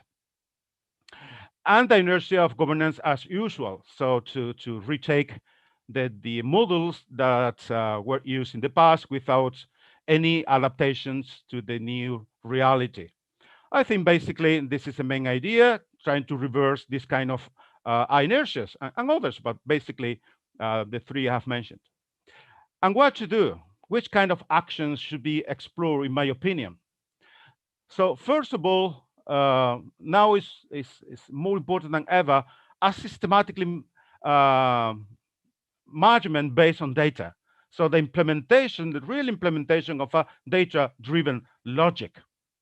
And to do so is essential tracking tech developments and embracing the smart tourist model. So I'm not going to insist in this idea. It has been presented very brilliantly in the previous presentation, but this is something to be emphasized because not all destinations are moving in this direction. So something always important is the discussion about prices, what to do to face this increasing competition I have mentioned before, the usual inclination to lowering prices. Well, this has to be taken very carefully because this depends on many factors, such as the company's strategic positioning or the destination strategic positioning, depends on the market segment we are talking about.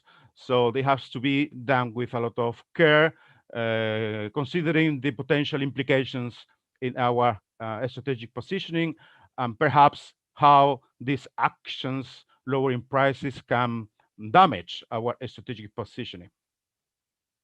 So another action to explore is market diversification. Market diversification to become more resilient. So we are seeing how some destinations are suffering a lot because they are too dependent on one single or very few outgoing markets, particularly international markets. So, well, this leads to the conclusion that diversification is necessary and this should be part of the strategic attempt for the years to come. And finally, cultivate the concept of restorative and regenerative tourism. Could be probably a nice idea which connects with the new momentum of sustainability issues. Well, but moving beyond the legacy of the pandemic, I wanted to emphasize two global drivers for change with very serious implications for the future of destinations and tourism as a whole. Obviously, sustainability issues, particularly eco-sustainability or the environmental dimension of sustainability, has gained momentum as a result of the pandemic. There are more funds in favor of sustainability, and also the technological revolution, which is coming probably faster than we think. Well, with regard to sustainability, the key question is if you're going to go into a new normal, or perhaps we will stay in the old normal. So, of course, always there are organizations, companies, destinations with a more proactive organizational culture, going a step ahead from others. But I could say that it won't be realistic to expect a spontaneous evolution towards a strong focus on sustainability.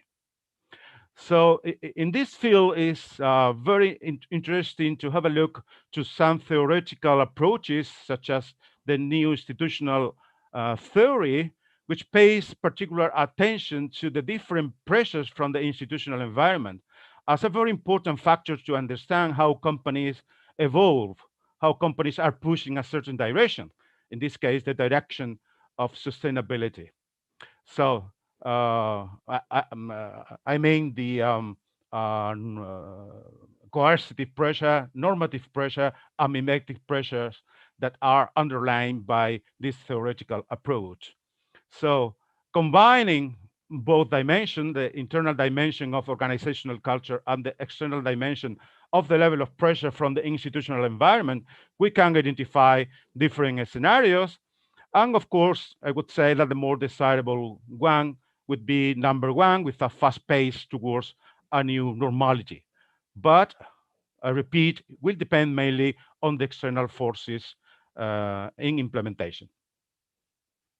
An extra comment about technologies. What has been named by some authors as tourist experiences in the machine age. Well, those new technologies that are in mind of all of us, I don't need to repeat them, even they have been mentioned by other speakers, are going to have a dramatic impact on the tourist industry and how experiences are designed and enjoyed. So this impact can be classified following this approach at the three levels you can see in this table. So who designed them, what kind of content, and where to experience that content. So what we're going to see is the joint impact of artificial and crowd intelligence as a source of new tourist experiences. What we are going to see also with regards to content is a more active role of users. Tourists will have a much more active role in the definition of the content of these leisure and tourist experiences in general. What we're going to see is a fully immersive virtual reality world, which brings tourist experiences into a new dimension, of course, and obviously a higher level of customization, more personal experiences. And finally, at the third level mentioned, and we can see in this table about the where to experience the content, well, this content can be enjoyed here, there, and everywhere, which also will push up tourist experiences into a new dimension. Well, if we take all these elements, the pandemic legacy, the impact of sustainability efforts, the impact of the tech revolution, perhaps we can conclude some recommendations, we can make some suggestions about how tourist governance should evolve. And this evolution, from my point of view, should be based on three main pillars, as you can see also in this table. Evolution in the core values of tourist governance. First of all, intellectual humility. If we have learned something from the pandemic, is that we have a very limited capacity to control the results of our actions. So this is the sense of this intellectual humility we have to impinge into tourist governance. Also, a stronger sense of solidarity with our community, not as a mere exercise of social responsibility, but as a way to strengthen our connections with the different elements, stakeholders, part of our community. So, as I said before, we need a new alliance with our community, and this is a new way to consolidate this new, a stronger alliance with our community. And never forget the centrality of people, even within this machine age I have referred before. It's also clear from my point of view that management capabilities have been enhanced at different levels. For example, in the anti-crisis contingency plans. So if crisis management wasn't in their agendas till now, I think that from now, this has to be part of the manager's agenda, pay much more attention to this kind of anti-crisis plans, contingency plans. Also, we have to enhance our abilities to create these networks with our community, to waive those network of contacts, complicities, partnerships, alliance with our community. Obviously, there is a clear need of upgrading the technological capabilities of destinations and professionals working for them, and of course, the strengthening of knowledge management tools. And as anticipated before, diversification became more important for gaining higher levels of resilience. And finally, as also referred, a new alliance with society is very important in this new tourist governance landscape I'm trying to present to you. So tourism is not done for people, it's done by people. So we need to understand that the involvement of local communities is even more important than before. And this is something essential for the recoveries all of us are trying to contribute. And to conclude and be respectful with the allocated time, some changes in the traditional DMO's roles. There are 3 proposed changes, and as you can also see in this table. The first is to become a real orchestrator of players in the destination. So take this idea of a strategy as an exercise of articulation, as an exercise of cooperation, this idea of the strategies as a social architects that needs to wave all these kind of networks, complicities, partnerships that you need to move forward. So this is the first idea, moving from the traditional role as a marketer to this new role of orchestrator of players. The second idea is to become a real facilitator of opportunities for its members. So instead of a mere intermediary in the value chain with very little value because destinations don't have a product to offer, they are a mere intermediary, to become a facilitator of opportunities for companies and other members part of the destination. And finally, and even more importantly, if you allow me, to become the intelligence promoter and strategic mind of the destination. So this is more important than ever now in the after COVID time, because we need to re-understand the new patterns of consumption. We need to re-understand the new rules under which the industry will work. And this is why this role has to be reinforced. Not a mere brand promoter, but an intelligence promoter. So at the end, the final conclusions can be this as lessons to learn. So I will leave this slide on the screen for you to have a look, because I think now we are on time and I have to stop here to allow some time for questions and answers. Once again, thank you very much for this opportunity. Thank you very much, Alfonso. It was a great presentation. We have several questions. One comes from Victor Perez. He's asking, what is your consideration about the future use of composite indicators and their usefulness to support managerial decisions in the managed based on data? Well, composite indicators, I think our questioner meant probably about, or refers probably about a new success metrics, which I think is absolutely necessary to encourage tourism and destinations, to guide tourism and destinations into this new world. Obviously, we have to run away from the old success metrics based on mere quantitative indicators, and we have to move or complement these indicators with other of qualitative nature. So at the end, everything is done to improve people's quality of life, residents' quality of life, tourist experiences, and this should be also taken into consideration in these composite indicators to measure success and to allow destinations to move properly into this new scenario. Thank you very much, Alfonso. Thank you very much for your contribution. Now we will continue with Effie Aslanidou, who is moderating the presentation of destinations session.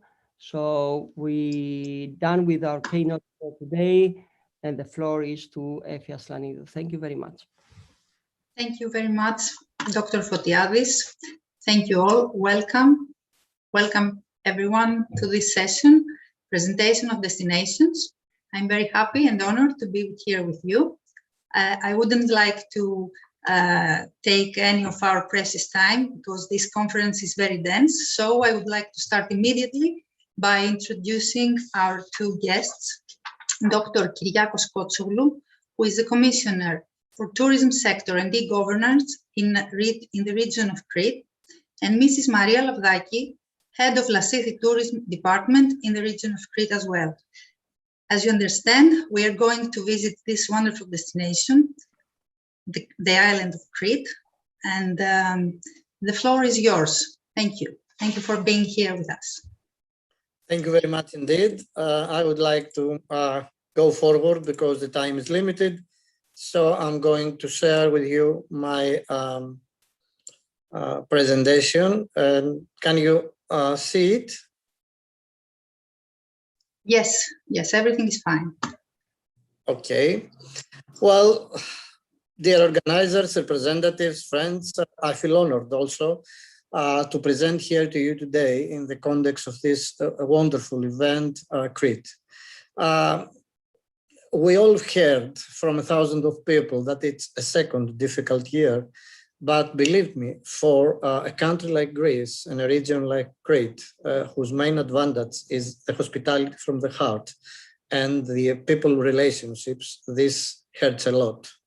My name is Kyriakos Kotsoglou, Commissioner for Tourism and Government from the region of Crete, and today accompanied with my friend and colleague, Mrs. Maria Lavdaki, Head of the Tourism of Lassithi Tourism Department. We are going to try to make you daydream and love Crete again. Well, if I had the time, I would like to have 2 minutes to explain the etymology of the word tourism, which is another Greek word. Greeks always have a word for everything, but we have to go on with other things. This is our motto in our new campaign, the authenticity. We don't want to lose our authenticity because authenticity is highly connected with sustainability. And we believe that it's the most valuable indicator. Well, unfortunately, this is not an ordinary season. Everybody knows that we face difficulties. The hoteliers, the people, the customers, but we have to go on.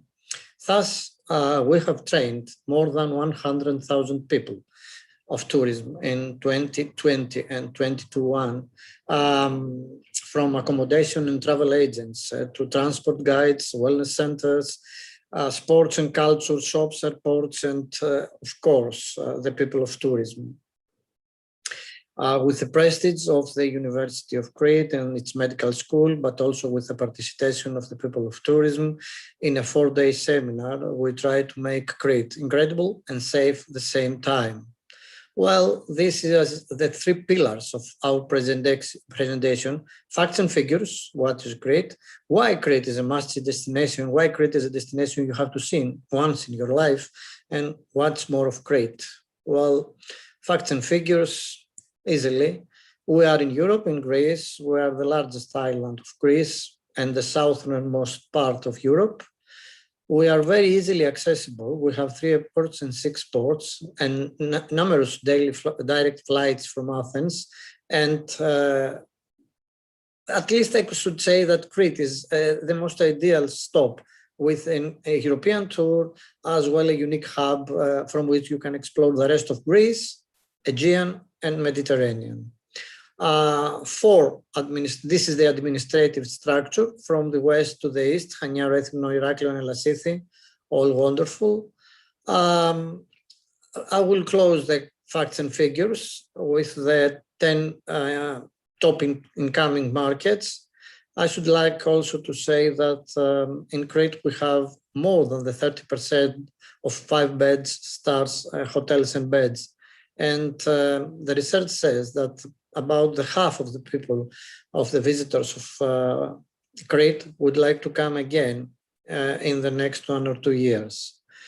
Well, this was a fast identity, but it's really not enough. So we would like to pass on the second part, why Crete is a must destination.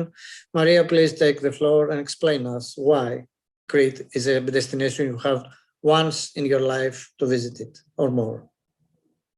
Thank you, Mr. Kotsoglou. Good morning, dear friends. My name is Maria Lavdaki, and I am the head of tourism department in Lassithi in the region of Crete. I feel lucky to present to you the reasons why Crete is a must-see destination and why we are blessed to live and work here. Let me share my screen also. Crete is a jewel glistening in the Mediterranean Sea. 1,000 reasons to come, 12 of them in our thematic architecture, but 4 core ones. Outstanding natural beauty, culture and history, gastronomy and diet, and the most important, heartfelt hospitality. We welcome tourists as guests, like members of our family, like friends. Crete is a blue paradise. 320 annual days of sunshine, 1,046 kilometers of coastline, 550 beaches, from which 120 are recently awarded with blue flags. Why travel to exotic destinations when here you will find the renowned Elafonisi and Balos beaches, as well Vai Beach with a palm forest. If you prefer cruises, Crete offers well-organized harbors where every year people from all over the world disembark to visit close-by points of interest. Do you need a place to dive? Crete offers an amazing underwater world to divers. If you prefer exploring the coast of Crete by sailing, you can find many sailing clubs to rent or a yacht, or even to arrange a smiling sailor to take you around. Perhaps you just prefer to go surfing. Crete is also a gourmet destination. The Cretan diet is one of the healthiest diets in the world. There is a wide variety of products like extra virgin olive oil, wine, honey, cheese, rusk, herbs. Crete is definitely a culinary destination for food lovers, featuring a variety of dining options from traditional taverns to fine dining. While on Crete, do not miss out trying the famous dakos, kalitsunia, and of course tsikoudia or raki, the icebreaker. Even we're all together now, we would offer you a snap. Crete is the cradle of European civilization. Do you know that the first European civilization was born in Crete, the Minoan civilization? Here you will find more than 120 museums, Minoan palaces, like Knossos, Festos, Zakros, and Venetian fortresses like Spinalonga Island.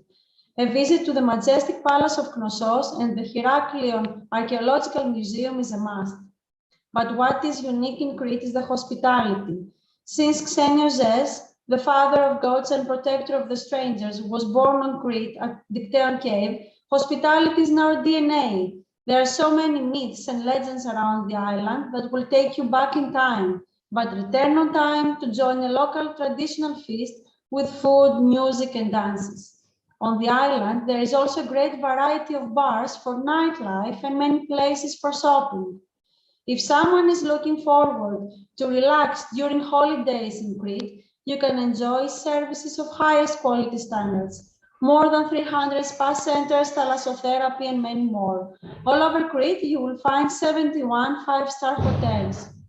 If you are the person who is looking for adventure and activities on their vacation, Crete is the place to be. Trekking, canyoning, horse riding, mountain skiing, climbing, and biking.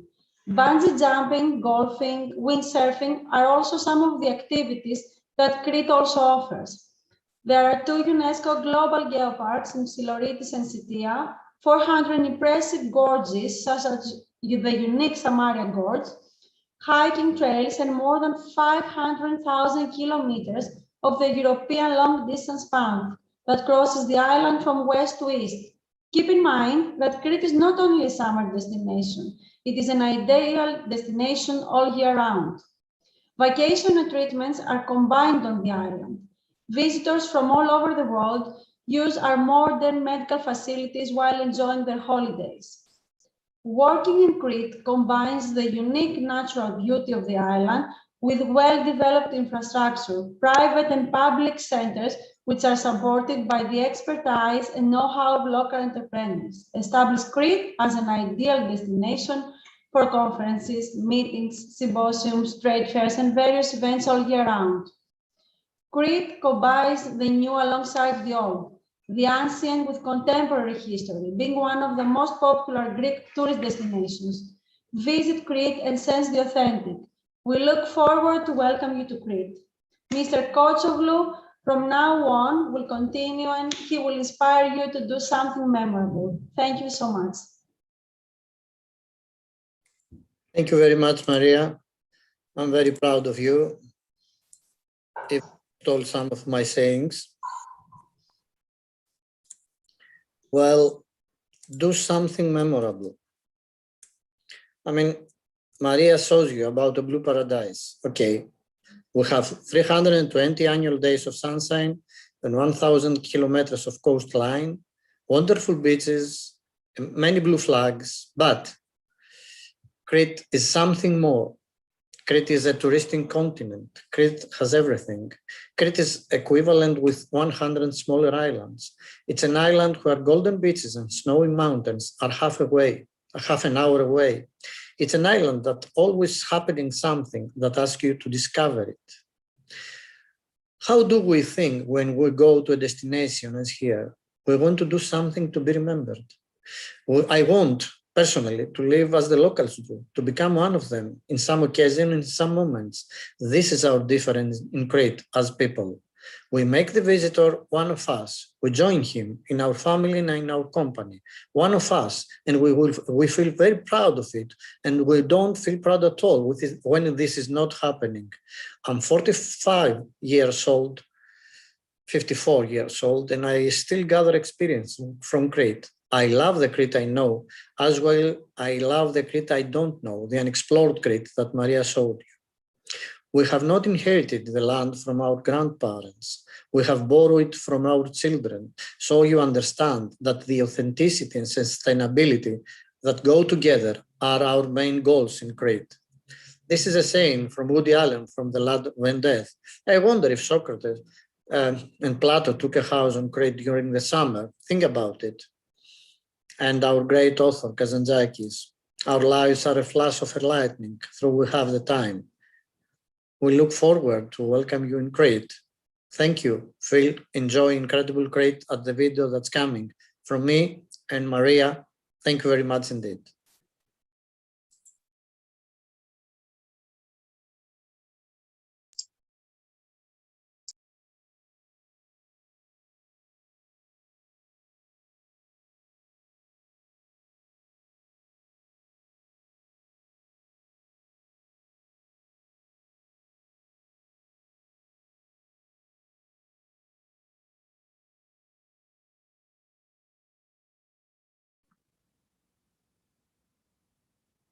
Δεν έχει ήχο το βίντεο.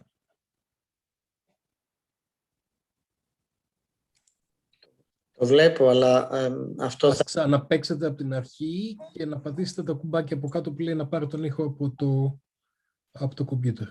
Νομίζω όμως ότι δεν το παίζουμε εμείς και το I παίζουμε. am with the impression that we are live and the audience is hearing Yes, it does. Greek, which is very polite. So sorry for disturbing, but switch to English. Okay.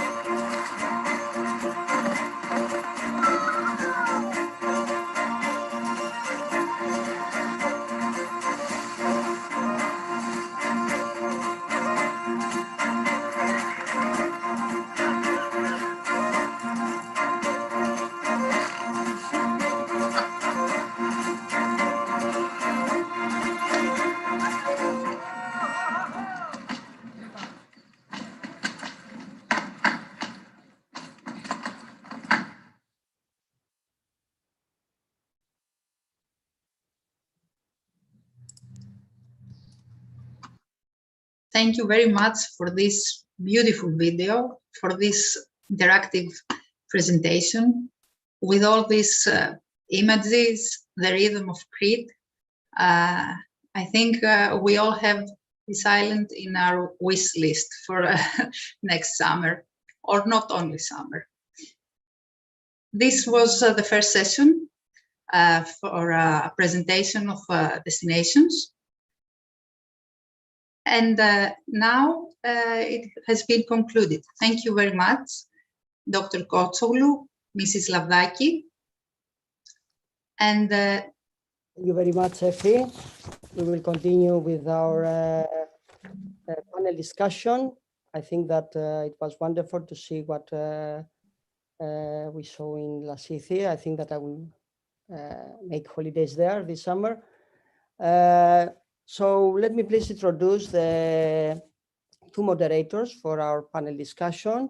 It's my pleasure to introduce the main event of the conference, an excellent panel discussion entitled Restarting the Global Tourism Industry Strategies for the Future. Let me please introduce to you the two panel moderators.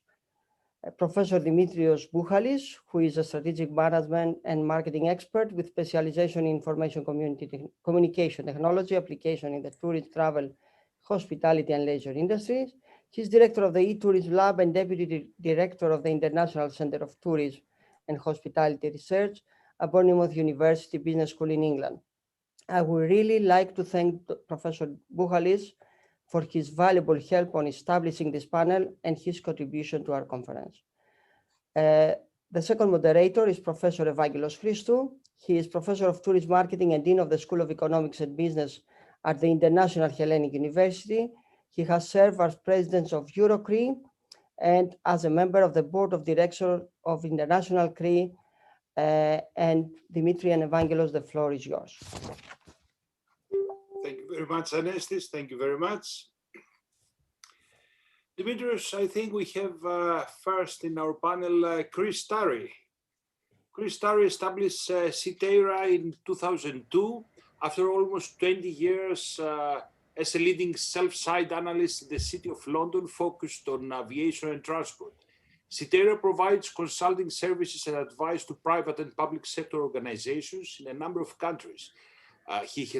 Chris Tarry has served as a special advisor on aviation policy to government departments, regulators, and the UK Parliament, amongst others. He's a member of a number of industry panels, advisory councils, and advisory boards. His undergraduate and postgraduate degrees in economics, and he's a fellow of the Royal Aeronautical Society and of the Chartered Institute of Logistics and Transport, and a liveryman of the Honourable Company of Pilots. He's also a visiting professor in aviation strategy at Coventry University. Dimitrios? Thank you, Vangelis. Let's welcome our colleagues and our friends who are on this panel. The idea was to bring some of the key players from around the world and bring the latest kind of information on how we can engage in the reignition or restart of the tourism industry. So we have invited colleagues from different organizations, and Vangelis has already introduced Greece. But before we go to Greece, I'm just going to say a couple of words about the structure of what we're doing.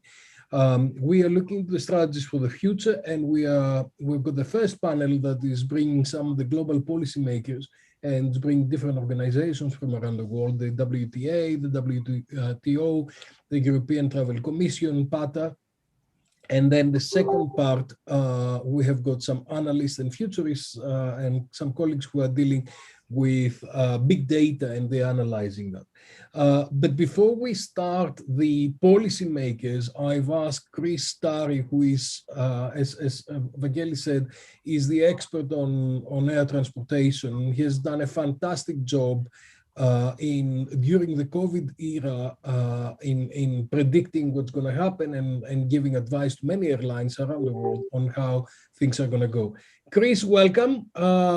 It's lovely to see you. And I was just reading your white paper that you produced yesterday about going back to the future. Can you hear us? Can you hear us, Chris? I can hear you very well, but I have a problem with my video, and I've tried resetting it. So I'm afraid it's just going to have to be my name, and I can see you all.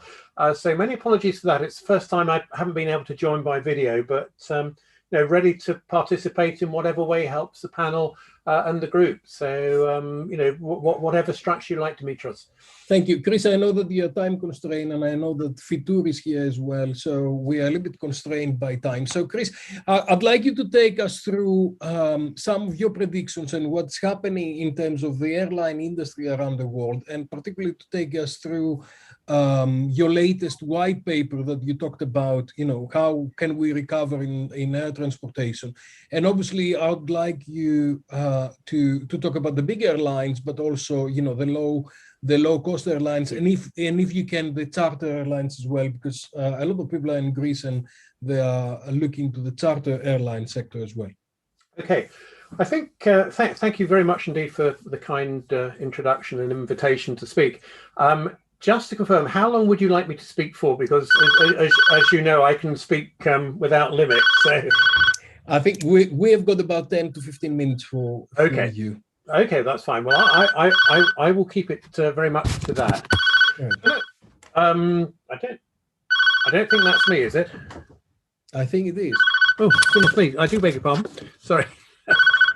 It's the ringtone being the same. It's a ringtone I didn't recognise. I'm not having a good technology day today, so many apologies for that. No worries. Well, thank you very much indeed. I think if we, I just joined, and I cannot remember who was saying it, but we were looking beyond COVID, and for the last year or so, yes, I've written various things about saying, what's happening now, what's been happening. I think we have to look forward and have to look through to what and how the industry will first of all restart, it will recover, and then we go back to growth. And the fundamental elements of growth remain. And it's no surprise to see that we've got some airline CEOs, EasyJet CEO yesterday saying, well, the pent-up demand. We know the pent-up demand. We ran surveys last year, as no doubt a number of you did as well. And it's very clear that the first thing people wanted to go and do is see their friends and relatives. They wanted to go and have a holiday. And the sector that would lag behind that would be business travel. We haven't seen anything over the last 14, 15 months to suggest the outcome is or the recovery is going to be any different. If we look at where there are large domestic markets, so we saw China first of all. We look at the US, where in the US we're looking at something where traffic is back to, in the domestic market, probably 75% of what it was in 2019. Overall, it's back to about 2/3 of the numbers going through the TSA checkpoints. And if we look at that and set it against the background of the relative unimportance in terms of volume of international traffic, that gives a reasonable sort of view that domestic is back to about 3/4 of what it was. And it's all around the confidence to move ahead, and whether, in the words of Michael O'Leary earlier this week, it's driven by vaccinations, and that the vaccination progress gives confidence for people to travel in their own right. And on the other side of, on the other end of the spectrum, that receiving destinations or receiving countries are quite happy to have these passengers come in. So we've got lots of moving parts there, and we've run lots of scenarios, we can't call them forecasts because, the two critical elements of whether you're allowed into a country, under what conditions, and whether there is a friction there through testing or quarantine or whatever, and whether, as in the case of the UK, we have a lot more countries who would want to receive us as travellers out of the UK, but our conditions that we have this notion of an amber list where, yes, we can comply to quarantine when we come back in and have the tests. The government is saying, well, you can't possibly travel for holiday. But my own view, and as you mentioned, Dimitros, in my paper, which is, if anybody likes to see it, please let me know. It's there. We suggest that maybe it's because we're unable to accommodate and check the paperwork of all those passengers coming back into the UK that is going to act as a constraint for the UK, saying lots more countries can be on the list. So after that preamble, if we look at it, I've written elsewhere, and it's very firmly my view. What we saw over the last 16, 17 months was a dash on the part of airlines for what I would call survival capital. A lot of it has been debt, and so we've seen a lot of build-up of debt. We've seen some equity come into businesses either through public markets or through government support. And one of the issues about government support coming in, it changes the dynamics. And I know as a sitting analyst, we would float airlines, we would sell down airlines that had government stakes in. And the first question we get asked was, to what extent is this company able to manage its own destiny? And to what extent can it act in the best interest of us as institutional investing shareholders? And that's going to change a little bit. We've got the debates about for small countries and small national airlines where they are absolutely fundamentally important for tourism. I have always argued that you can apply a different set of metrics to measure the performance and the value from such airlines. And that's much more economic value. And it is the opportunity cost if that connectivity disappears. Now, we know for 3 months in the summer in normal conditions, if a destination offers opportunity to make money, we'll get a lot of airlines serve that destination. It's the other 9 months of the year which are fundamentally important to the government and to that country. So a few more sort of premises here. But what I see is the recovery, first of all, in short haul, visiting friends and relatives, and leisure traffic, subject to the constraints on the market, or market constraints being lifted. And by that, where people find that there is no quarantine at the destination they're going to originally, and certainly acceptable quarantine or no quarantine when they return. And what's quite interesting, a year or so ago, we ran a survey and asked people if they had to go into quarantine at their destination, would they travel or not? And only 4% of people said they would travel. We asked the same question of what would happen if they had to go into quarantine when they returned. And 26% of people said they would travel. So I think, we haven't asked it again. I think people have tended to get a little fed up with surveys, and the survey response rates tend to fall. But I think if you want to go away, you need a test. The testing system will be put in place, and you can test people in destination and whatever. So short haul leisure, and in a European context, that's Greece, Spain, Italy, Portugal as the main sun destinations. We've seen Turkey, but again, Turkey certainly on the UK is on the red list, so you'd have to go into a hotel if you came back. But we've certainly seen and we have to separate between us as an island where we are now out of the EU and what's happening within the EU. And obviously in the last week, the discussion or the view that if you can demonstrate you've been vaccinated, you're able to travel freely and without constraint. So let's see what comes out of that. But we know short haul leisure, first of all. We know visiting friends and relatives, both short haul and long haul. The Harris organization ran many surveys last year in the US, and one of the consistent answer to the question of what are you missing most was your friends and relatives. So that will come back. And again, it's about confidence. So if I'm visiting my friends and relatives in a different country, I am comfortable with the circumstances and the environment of which I am in. Similarly, if I'm a leisure passenger, I'm happier to go closer to home. And by that, I don't mean just staying within my home country, but it's an area I'm much more familiar with. Going long haul is seen to have slightly different risk or different perception, no matter how many different times you travel there. So long haul leisure, I think, will take a greater period to come back. Short haul, once we're able to do it, will bounce back. Now, what we're looking at, and we've seen sort of comments from certainly Ryanair and EasyJet this week about capacity coming back. EasyJet is putting less in the current quarter, unsurprisingly, and there's a hope and an expectation we will see more markets open as we go into the July and August period. That said, you're looking at only a very short period for airlines to generate all the cash they need, not only for their operations then, but for the winter. And my great fear is that we will see a very truncated summer period with the consequences of that on airline revenue. And that will mean that as we move into the winter, and unless we get the follow through and some business traffic coming back on short haul, it's going to be, if you like, 5.5 winter periods equivalent to winter cash flow in a row, which makes it very difficult, which means that airlines will have to look at raising more money. We've seen more bond issues this week. where the coupon on them has diminished. So Ryanair had an issue where I think the coupon was 0.875, which was about 100 basis points better than the last one that they had. And you have other airlines that are still, it's still the coupon on their debt is still between 4 and 10%. So it's a perception of the risk, and that's a reflection of how the markets expect their businesses to recover and relate to the cash flow. Because looking at it from taking a view of debt, you're looking at how the interest, the probability that the interest is going to be paid. And certainly in short haul, low-cost airlines have been able to address the debt market much more cheaply than other airlines. So going to your point, Demetrius, about what's going to happen by airline type, as I just sort of wrap up my sort of 10 minutes or so. Short haul leisure, yeah, and they will come back the quickest.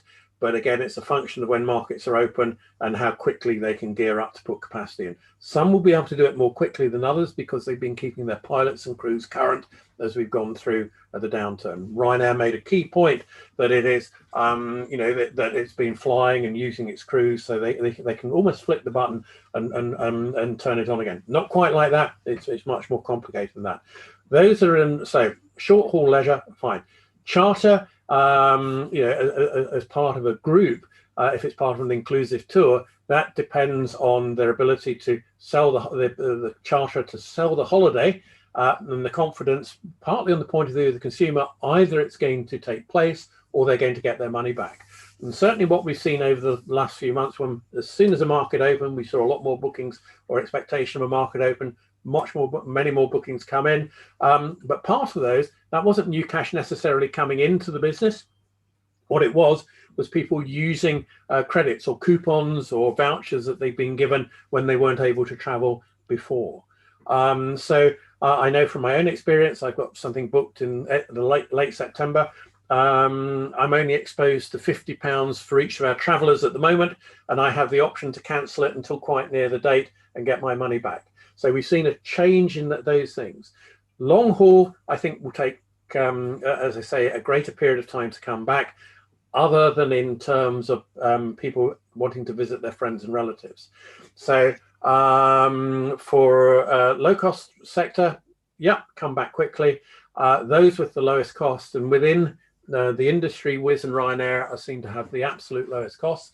Again, Michael O'Leary is very clear, and I absolutely agree with him, because we've seen it every time we've had a dislocation in the market before, that volumes come back first as airlines seek effectively the market clearing price. They then try and get the fares up, and that's a function of how much capacity comes back in. And if too much capacity comes in too quickly, they will not be able to exercise higher prices. It's exactly the same with fuel. And what we also have to be very clear from an airline point of view is we're seeing Brent oil at the moment, as the expectation the economic recovery is coming, up at $70 a barrel. And again, you know, that's much higher than it was in 2019, and that puts greater pressure, and they will not be able to pass that on. So for the airline sector, it's pretty tough, but as soon as they are able to fly, they will fly, because they want to get some cash in. And again, we've seen with the figures this week, you know, just how difficult this last quarter has been. Long haul, I say, uncertain. Business travel, I think people are too pessimistic about the loss of business travel to video conferencing and things like Zoom and whatever. Yeah. You know, in a lot of Chris, sectors, I think this was the most intense airline analysis anybody can hear, and certainly I've heard in the last few months, and absolutely fantastic for that. I'd like to ask you a couple of questions to elaborate on some of these things. I kind of feel that, first of all, of course, you identified that business travelers are not coming back, so that means that the revenues are not coming back to the airlines. So that means that a lot of airlines are not going to survive. So two questions here. One is, do you have the data in terms of what is the subsidy from in Lufthansa and some of the other big airlines? The second thing is, who do you think is going to go under and who do you think is going to flourish in the future? And the third thing that's related to that is that do we see the end of the charter flights if we've got, you know, Ryanair, EasyJet, Jet2, and the types of BA and Lufthansa picking up some of the leisure routes? Do you think that it's the end of the charter flights?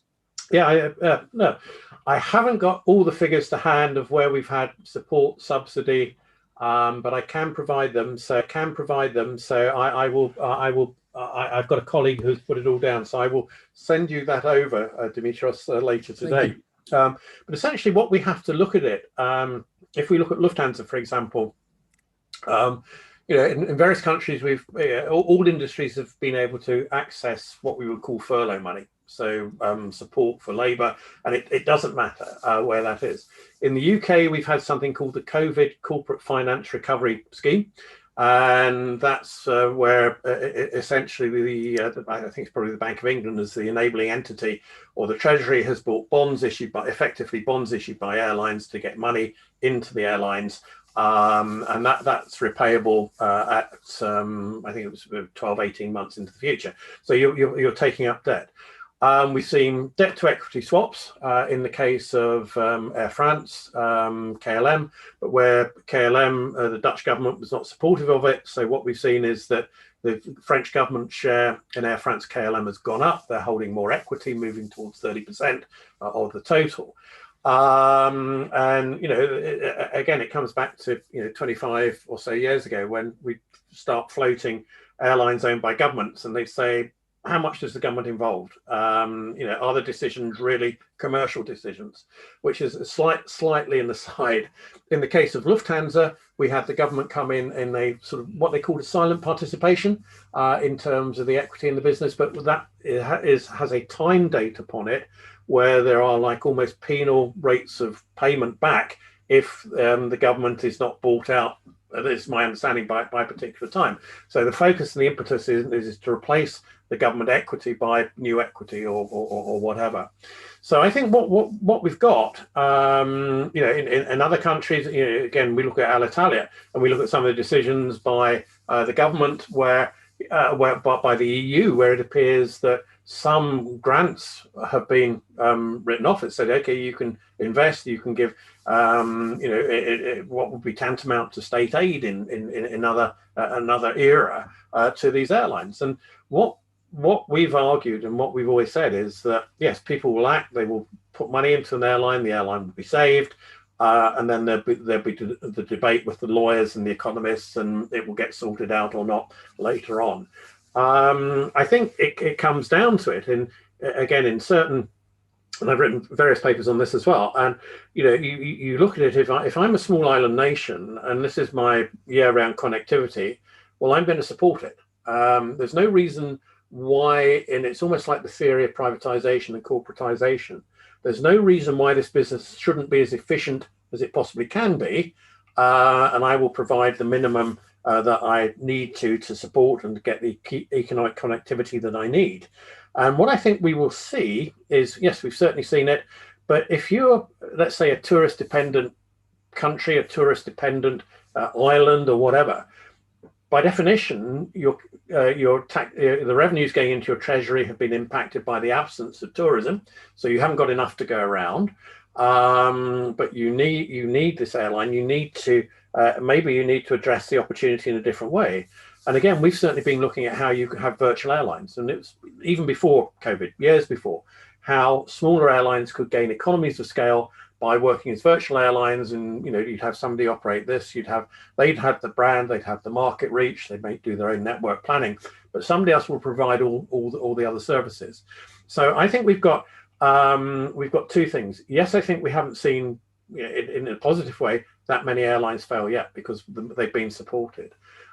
Against the background where I see for many airlines, because of market closure or partial market closure or whatever, or structure of traffic not coming back, we've got a very difficult winter coming up. So it's going to be equally bad, if not worse, than the previous winter, which has a direct implication on where is the cash going to come from. We've seen a lot of sale and leasebacks of airplanes. We've seen some interesting values placed on aircraft to make the mathematics work, in my view. But what we're seeing is there's not too, well, yes, there are more to come, but at what price? We have to look at the balance sheets. The balance sheets are largely destroyed. The airlines are not going to trade their way to better balance sheets. So there's got to be a sufficiently strong equity story to get new equity. But until we can see markets open, growth or recovery, then into growth, then I think it's going to be challenging. So I fear we will see more failures. But against that background, the capacity is not necessarily coming out of the market because the airplanes are not, other than very large aircraft, are not necessarily being cut up. So there's a market clearing price that aircraft are coming back in, and I'm working with somebody at the moment where we're seeing some very, very attractive lease rentals. You can reset the economics of your business and you can do it in that way. And it's absolutely the case that lowest cost always wins. We've got a lot of airlines where the CEOs don't have a plan B. It's hanging on for the recovery. But they really need to restructure their businesses. So I'm not sure I've answered your questions in the right order, Dimitris, or even answered the questions at all. But I hope the observations have been helpful. I think you did, Chris, and I promise you we'll do another seminar only with you for a couple of hours to actually explore all this knowledge, because it's very condensed information for a lot of people to do. But I think we'll keep your last word, which is restructuring the airline industry. And I think you elaborated on all these factors that are coming forward to actually change what we call the airline industry. And I think the whole world of tourism will kind of see the impacts of that sooner or later. Yeah, excellent. No, I absolutely agree. So, look, delighted to have been able to participate today. If I don't know if there are any other questions before I disappear, or if you want me to come back in later, or you let me know what you will need me to do. Thank you very much, Chris. We'll move on with the program, but we'll be in touch, and I think we'll get a session only with you and to look into the airline industry, because it's happening it's very, very complicated. Yep. Thank you very much, Chris. Excellent. I appreciate it. Thank you very much indeed. Thank you. Goodbye, everybody. Okay. Thanks. Bye. Colleagues, we are now moving to the Global Policy Makers session, where we've got Alessandra Priante from the UNWTO, but I know that she's very much involved with Fitur in Madrid right now, and she's promised that some stage she's going to spend some time with us. We've got Eduardo Santander. Eduardo, I can see your name. Are you there? Eduardo is there. Who's a very good and fantastic, wonderful friend. We've got Liu Xizun from the World Tourism Alliance in China, and he has sent us a nice video that we're going to play afterwards. And we have got my good friend Mario Hardy, all the way from Bangkok, I guess quite late in Bangkok. Mario, hello, who is the outgoing chief executive of PATA, and Mario has been in the driving seat of PATA for the last 7 years. So Vangelis, can you please introduce Eduardo first to tell us about what's happening in Europe and the restructuring? Then our technicians would play the video from you to talk to us about what's happening in China. And I'll keep, and I punish my friends in a way that I keep them towards the end, because Mario can help us with bring all of those things together and see how the global industry is functioning. So let's go with that order, Vangelis. Absolutely, Dimitrios. Thank you very much. Eduardo Santander is the Executive Director and CEO of the European Travel Commission, an association of national tourism organizations created in 1948 to promote Europe as a tourism destination. In this role, Mr. Santander steers ETC's activities aimed at building the value of tourism for the countries of Europe through cooperation in sharing best practices, marketing intelligence, and promotion. Under his leadership, the European Travel Commission has extended its membership to private organizations and academia with the launch of the Associate Membership Program, and developed a long-term strategic partnership with the European Commission for the promotion of Destination Europe in long-haul markets. Mr. Santander has over 15 years of experience in tourism marketing, brand development, business consulting, advocacy, and public affairs, gained in diverse private companies and public institutions from the tourism and hospitality sector. Educated in Spain, the USA, and Austria, he holds a PhD in sports sciences and an MBA degree with a focus on hospitality and recreation industry management. He's fluent in English, German, Spanish, and Italian. Mr. Santander is a passionate advocate of freedom to travel, smart connectivity, and sustainability in tourism and beyond. Dimitrios. So, Eduardo, I know that there's been a horrible year, and I'm grateful for all your leadership and bringing together so many different actors in a way.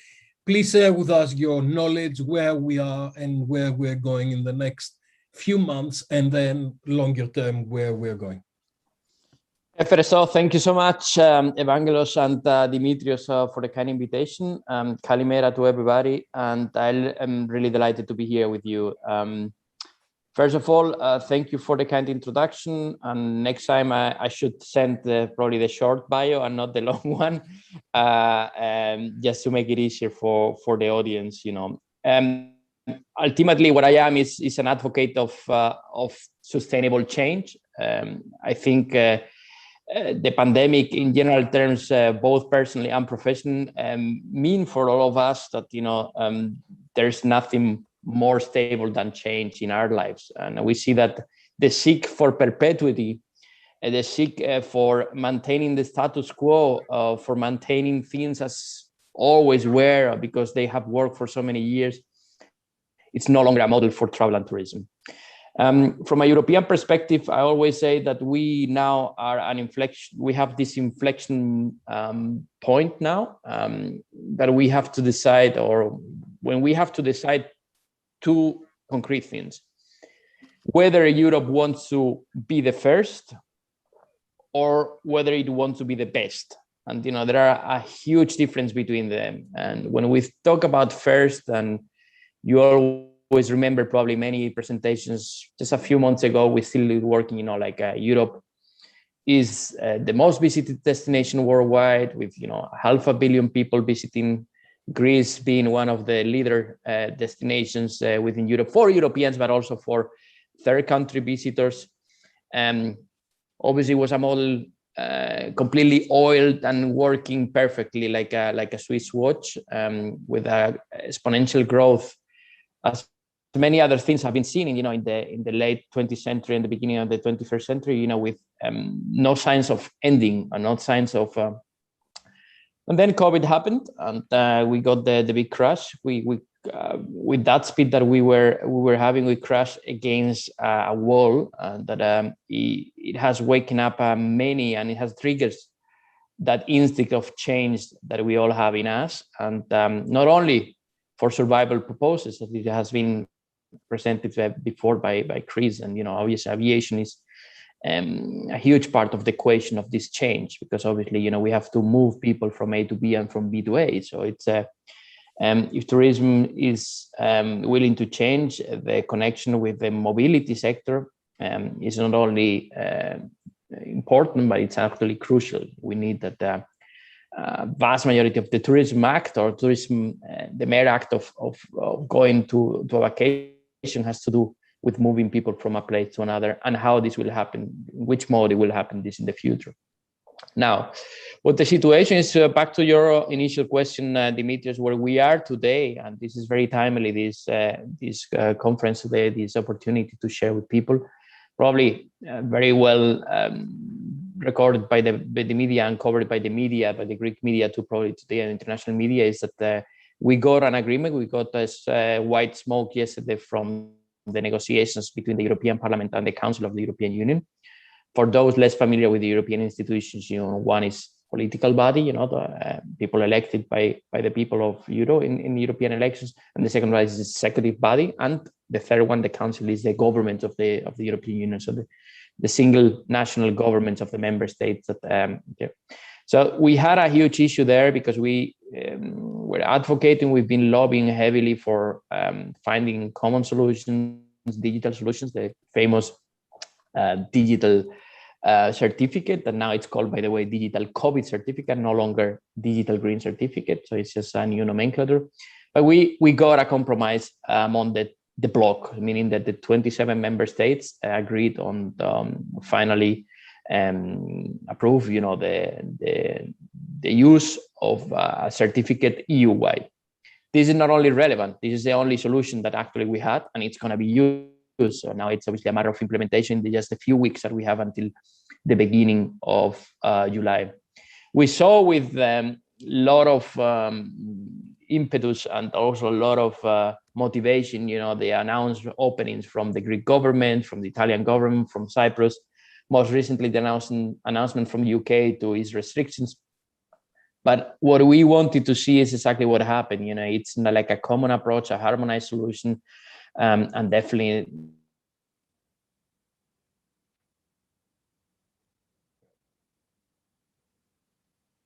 Yeah.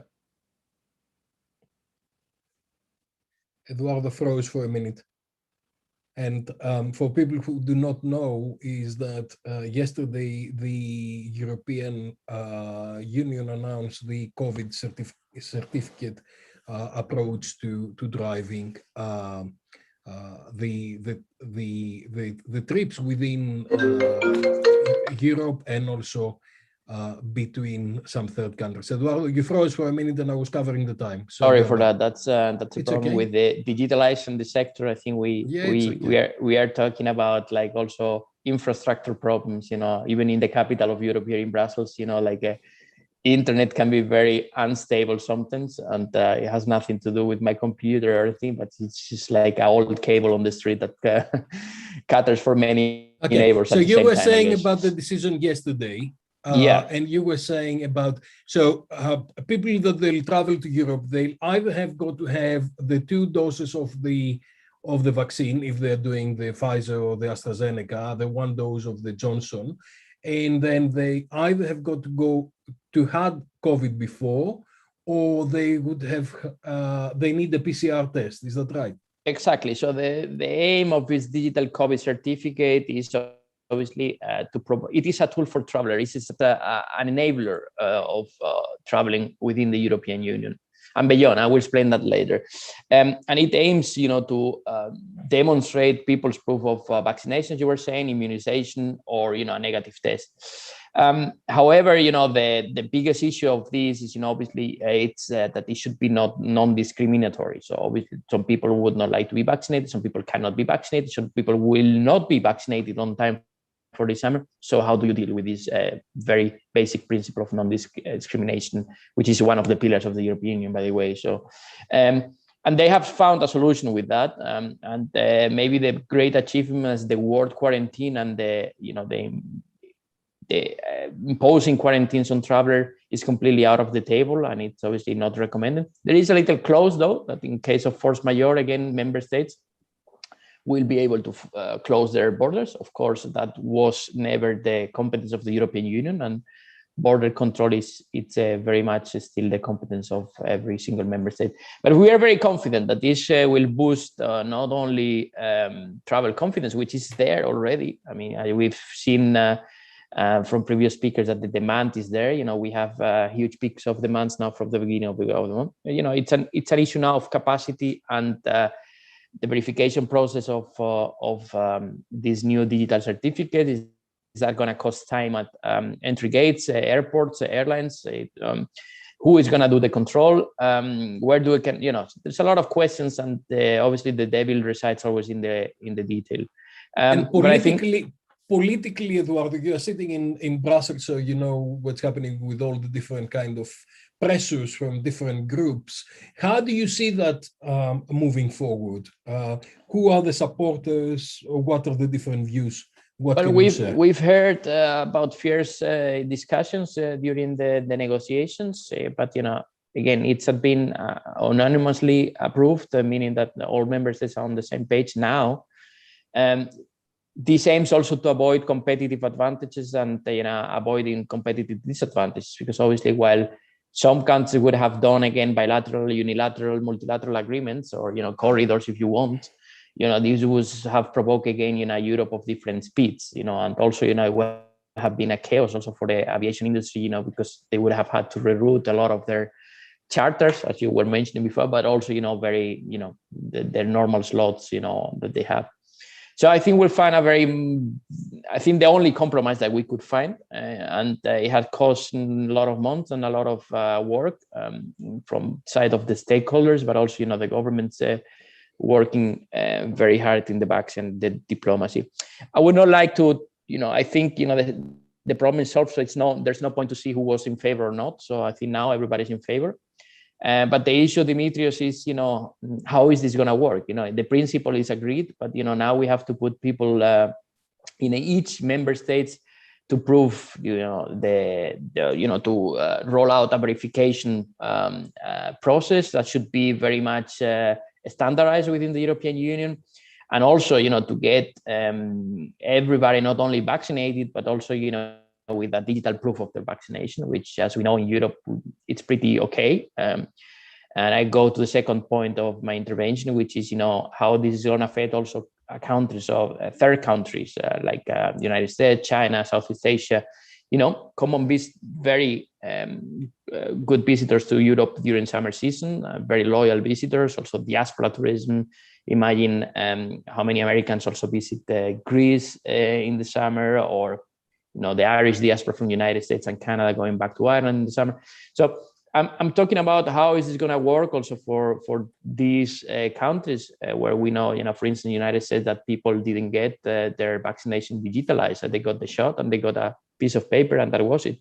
And in some cases they were digitalized, but I was told yesterday that only 1/3 of those vaccinated have been put in a database, or have been added to a database, which is obviously it's a problem that we have, because there has to be an agreement in how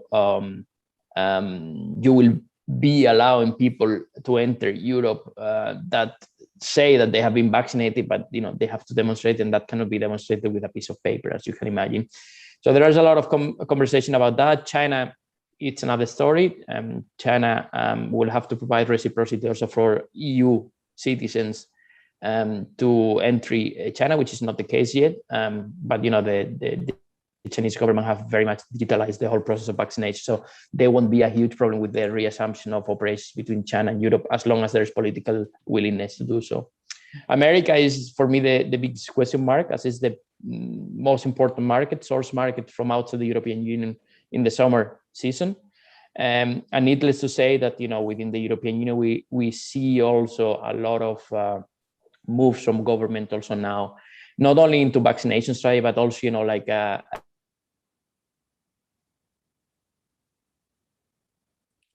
Eduardo froze again. The Brussels internet. Well, it happens in live yes, meetings. It's usual. Let me take the opportunity to see if Alessandra is here. I can see the name. Alessandra is here as well. Yay. So let's see if Eduardo comes back. Alessandra has been here for a while, listening to Eduardo Santander. Fantastic. Every time I'm here, I'm go to meetings, I get to listen to Eduardo Santander. That is fantastic. Let's see if Eduardo defreezes and then he is defreezes. He has defrozen. So okay. So Eduardo, you please conclude, and then we're going to Alessandra. And long story short, things are resuming in a very optimistic way. I think we're going to have a summer. It's going to be an extended summer in terms of season. There is disposable income. People who are willing to travel. Destinations are getting ready. There are reasons to celebrate, but obviously, we'll keep an eye open on new developments from a health point of view. The health authority is still saying that we should not be traveling, so it's still a little bit of a paradox there, as you've heard from the World Health Organization yesterday, that they're still not recommending to open to international travel. But I think once the levels also of infection continue being very low, and almost no deaths recorded in Europe in the last 24 hours and so on, we'll see that all the reasons for restrictions, all the reasons for protecting vulnerable populations will not be longer valid, and therefore obviously there will not be more justification to forbid travel or to not restrict travel more. Again, very optimistic news for us, very fresh news from yesterday, and I think we should be doing one of these webinars again, you know, hopefully in beautiful Crete, as I saw the video before, and instead of in this horrible Zoom that freezes all the time. Absolutely. Vangelis said he's going to buy the drinks when we get together. Thank you very much, Eduardo. Can you stay with us? Or yes, of course. For the next half an hour? Yeah, okay, yeah, fantastic. So let's thank you very much, Eduardo. Let's go to Alessandra, and I know that Alessandra is under time pressure, and I'm very grateful for her to be here, especially during Fitur time. Vangelis is going to do a short introduction to you, and then the floor is yours, Alessandra. Well, we have the honor to be with Alessandra Priante, the Regional Director for Europe for the World Tourism Organization. Alexandra Priante is the Director for Europe of UNWTO, the United Nations agency that promotes sustainable, responsible, and universally accessible tourism. She was previously the Chief of Multilateral Relations and Tourism Policy in Italy for the ministries where tourism was positioned, Ministry of Culture and subsequently the Ministry of Agriculture, Food and Forestry Policies. She is a first degree business graduate at Bocconi University in Italy and holds an executive MBA from Luis Guido Carli University. She merged her experience in corporate finance and M&A operations with her cultural expertise, joining since 2002 the Ministry of Culture with the task of restructuring public finances for the culture sector in Italy. As an expert of the Middle East area, she was appointed from 2010 to 2015 as the diplomatic cultural representative for the Gulf area. Alessandra knows 6 languages and is an author of numerous sector publications. She is also an adjunct professor at Lewis Business School and teaches culture and tourism management and at other major universities in Italy and many other countries. Dimitrios. And Alessandra has not slept a lot for the last year because with Secretary General Zura Polikashvili and all the WTO colleagues have been leading the recovery and the restart process of tourism globally. Alessandra, tell us what's happening, tell us the latest news, tell us how optimistic you are, and tell us what we can do to help restarting tourism. First of all, thank you, Dimitris. It's really a pleasure and an honor to be here. I've done all I could. I cut my presentation in the other conference, and I just ran over to you. It's a pleasure being among friends. And I have to tell you, it's really a pleasure working in tourism right now. I might sound crazy, but you know, I joined the UNWTO as Director of Europe in the end of 2019, basically. And 3 months after, pandemic. So, you know, definitely you ask yourself, okay, what am I doing? Is this the sector? I try to also sometimes, you know, wear the trousers of the students that maybe 2 years ago, they said, oh, wow, I want to pursue a career in the tourism sector. And that now with percent of micro, small and medium enterprises at risk, especially in Europe, you know, with no real visibility of when to restart, obviously, you know, everything is a little bit at stake. Nevertheless, I'm still, crazily enough, incredibly positive, and I've probably had the best time of my life. I completely hate virtual. Virtual is destroying my body because I'm not walking anymore. I'm just sitting and talking to computers. My relationship, because my husband is fed up of hearing me talk every day in the house. And, you know, I really want to go back to normal. And I'm so grateful that through this time, we all had an opportunity, which is really, because we all had an opportunity to talk at a more equal level. Everybody very ready to listen, and especially stakeholders, ministers, and everybody that was involved in tourism, understanding the power of the industry they had in their hands. To be honest, tourism has never been so much in the mouth of everybody like now. We have, and that was one of my legacies, advanced very much with you in UNWTO, with the relations with the European institutions. Eduardo can be a testament to that as well. And do you all hear me, by the way? Yeah, it's very good. Hello? Yeah, we're good. Hello, do you all hear me properly? Yes. Yes, Alessandro, it's very good. Good, excellent. No, because I'm seeing everybody frozen. So I had a moment of let's see if I'm talking alone or not. But what I'm saying is, which is important to highlight, we managed. UNWTO is now talking directly with all the European institutions, and we're in very high position with the European institutions. In the sense that they're now realizing, I mean, obviously for the very wrong reasons, because we needed to wait for a pandemic to happen, but they're now realizing how important the tourism sector is. We've been talking how many times, Dimitrios, in our teaching moments, and we've been talking about tourism being the one with the largest value chain ever. And we are now confronted realizing how important is tourism because it's so horizontal and so large. We've done estimates. I obviously don't want to bore you with our numbers. I encourage you to go through them. They're all available in UNWTO.org, but we are estimating just in 2020 a loss of more than 120 million direct tourism jobs. And we're still at the half of 2021. So we still are losing jobs because really things have restarted but have not. So definitely we need to be very, very practical because on the one hand, we need to continue supporting the governments in their vision, reinforcing their commitment to tourism and also to tourism with sustainable and innovative ways of actually taking things forward. But we also have to make sure that the dialogue between the public sector and the private sector it advances to levels that were never probably reached before. I can tell you one thing, for example, Spain. I commend the efforts of Spain in actually making this fair happen. It wasn't easy.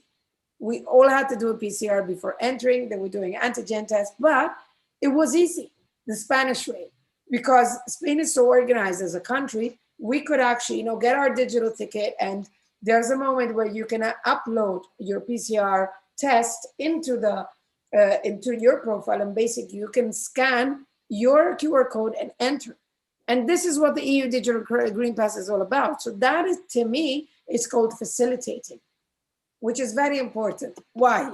Because if there's one thing we've lost in this year and a half, we didn't just lose tourists. We've lost the spirit of tourism. We've lost the confidence, the trust in the unknown, which is the essence of tourism, is I want to go and explore a new destination.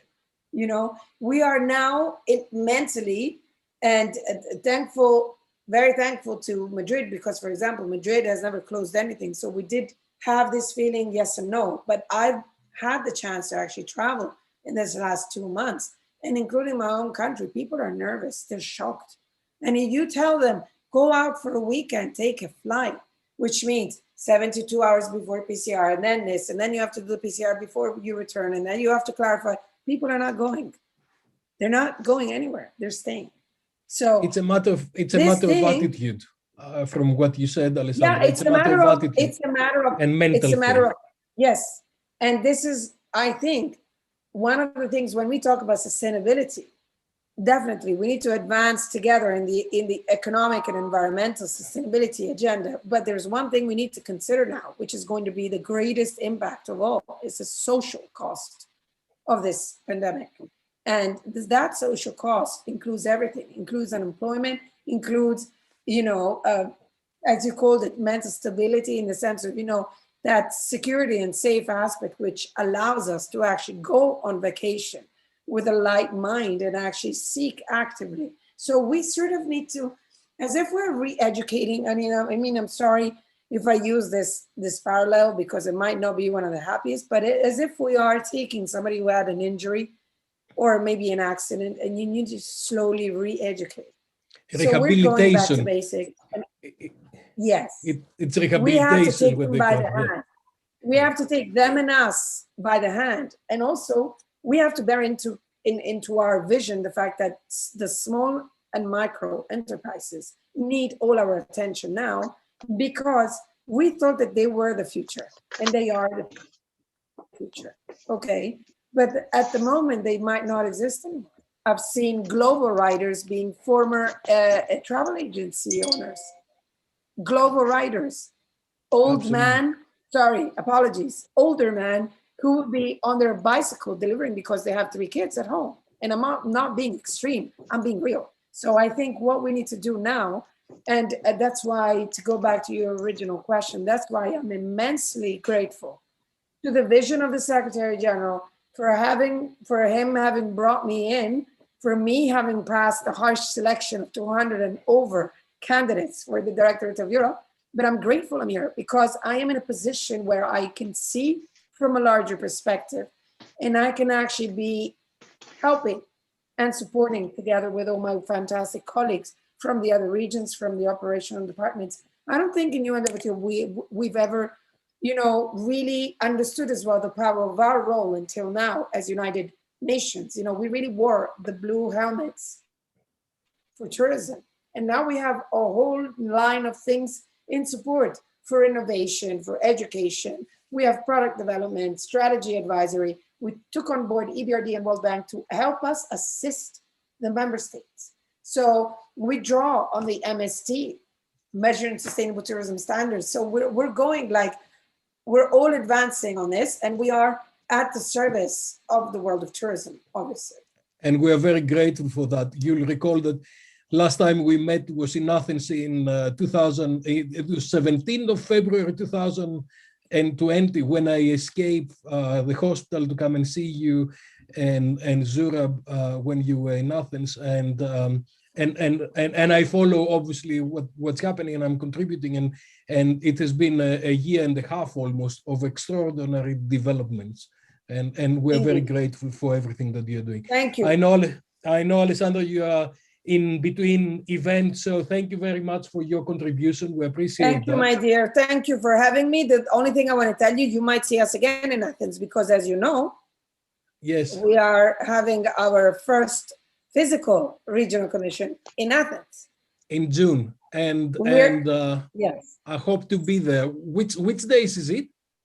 It's regional commission is on the 3rd of June, and then we're having a huge conference the day after. So we will be arriving early enough to Athens, and we'll be very happy to see all of you.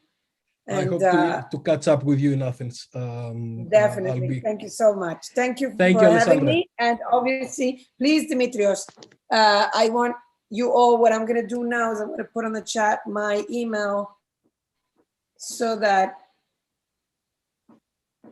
thank you very much. Anybody that doesn't know me, of course, I have a lot of friends here, but anybody that doesn't know me, if you want to get in touch, anything you need from UNWTO, we're at your disposal. Thank you very much. Thank you.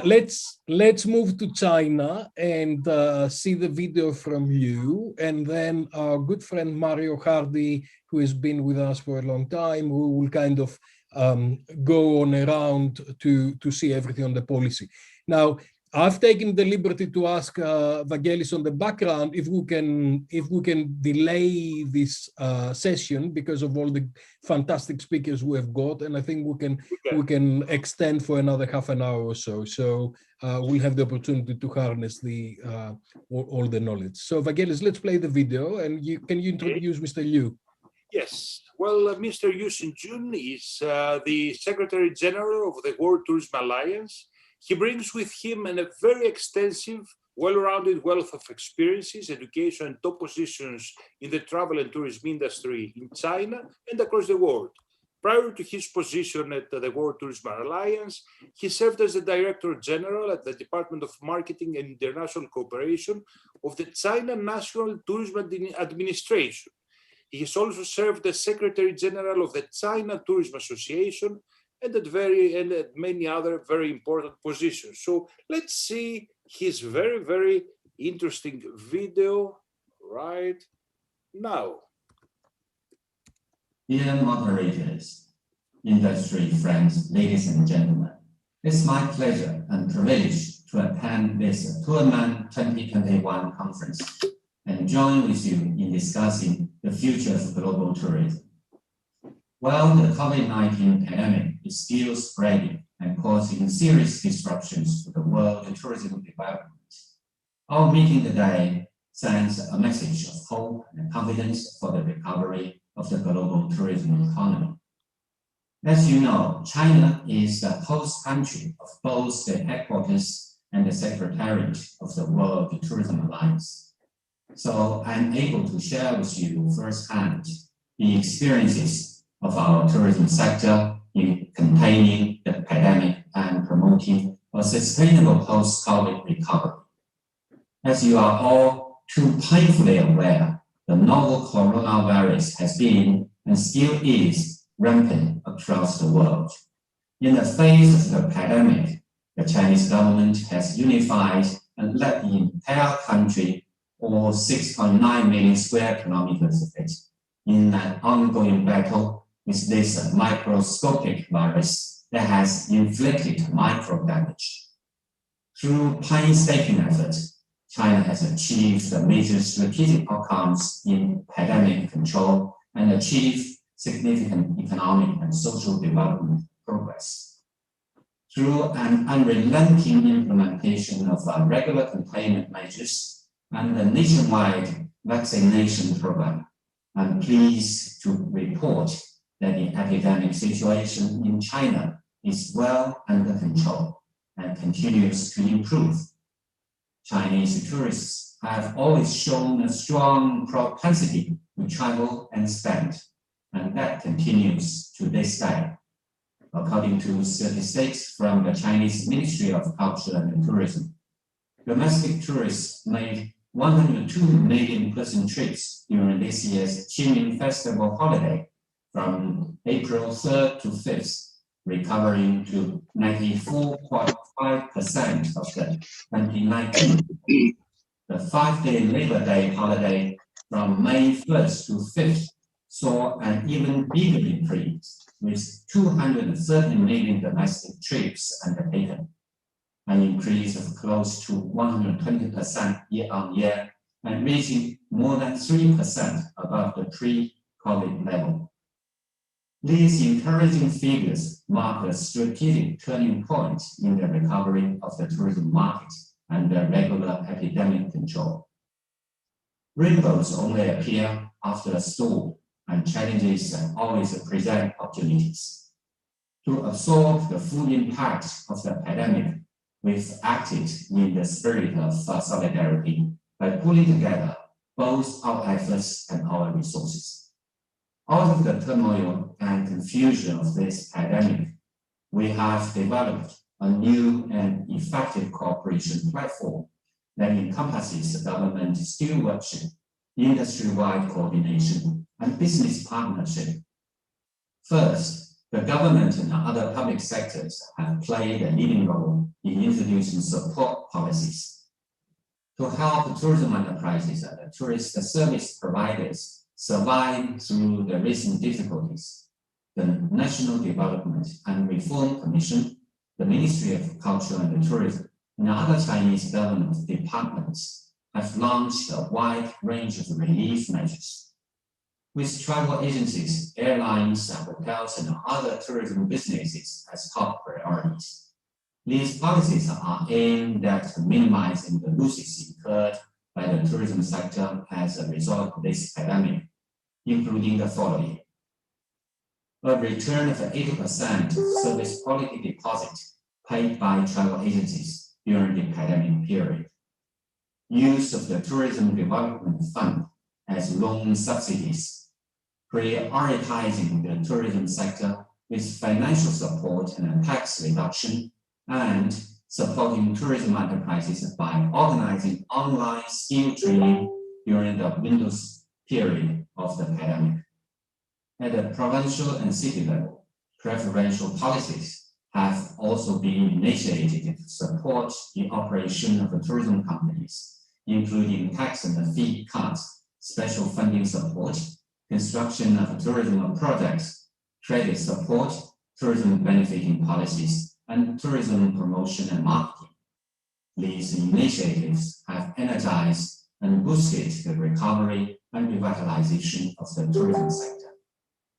At the same time, stimulus vouchers have been issued in various localities, and some Chinese cities have issued several rounds of vouchers.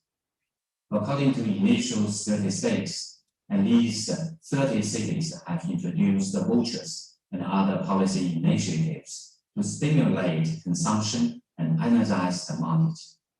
All of these together have played a significant role in stimulating domestic demand, stabilizing employment, boosting confidence, and promoting economic recovery. Second, the business sector has actively responded to the crisis through innovation. Tourism companies are the pillars of the travel and tourism sector, and in the face of this pandemic, they have taken innovative steps to manage the crisis and overcome its unprecedented challenges. To boost the cash flow, for example, Trip.com, Mafengwo, and other OTAs sold options of future tourism products at discounted prices, while also allowing tourists to receive a full refund should they choose not to exercise their options. The Trip.com group provided 1 billion yuan of funding support and 10 billion yuan of microloans to its platform partners in their air ticketing, hotel, travel, and vacation businesses. While Tongcheng Tourism sold daily necessities through its physical stores and sales network with excellent result, of course. Significantly, all these companies have avoided mass layoffs during the pandemic. Their management teams voluntarily accept lower or zero salaries and have maintained stable labor relations with their employees through rotations and staggered working hours. While waiting for the recovery of the tourism market, these companies have reoriented their business plans and invested in employee training.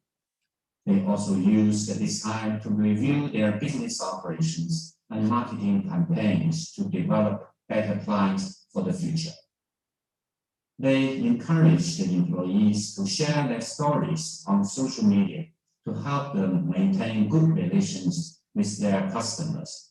They also increased efforts in capacity building, explored new approaches to development, and optimized new technologies, including 5G, big data, cloud computing, and artificial intelligence to accelerate digital transformation, promote innovation in tourism products and business models, and improve the quality of tourism development and delivery.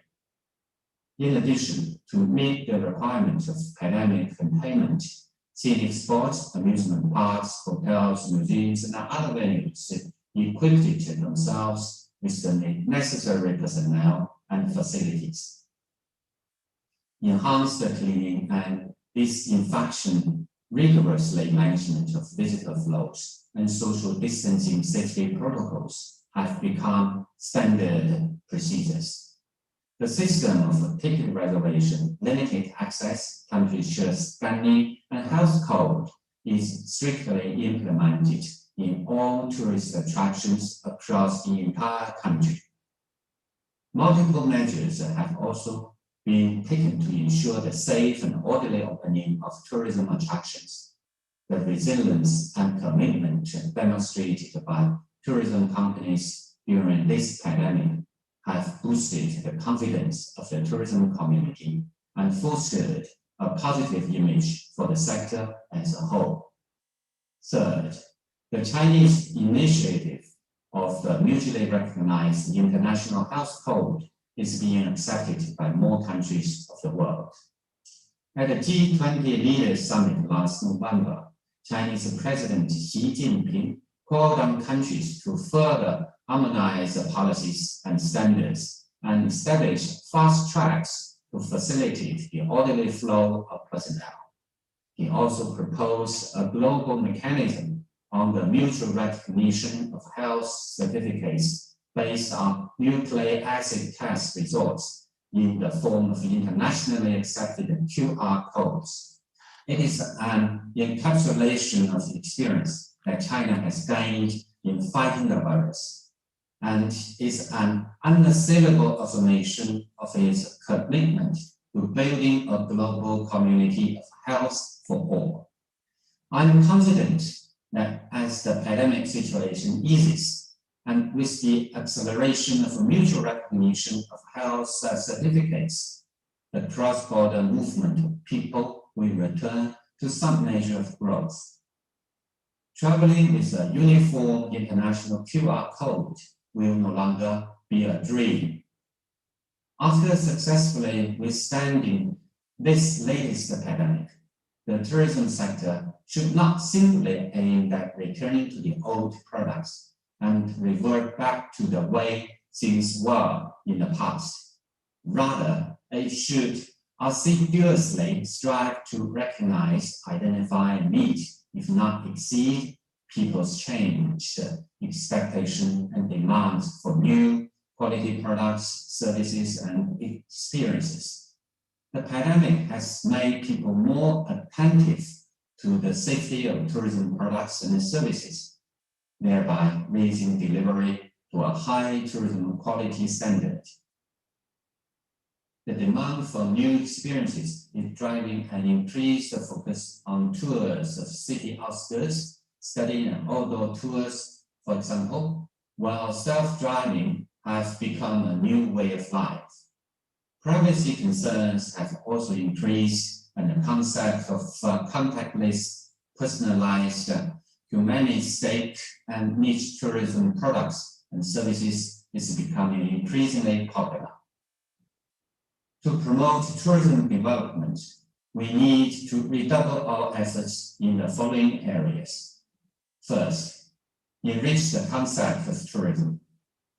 Tourism companies should not only focus on the application of advanced technologies, but should also put consumers' interests front and center.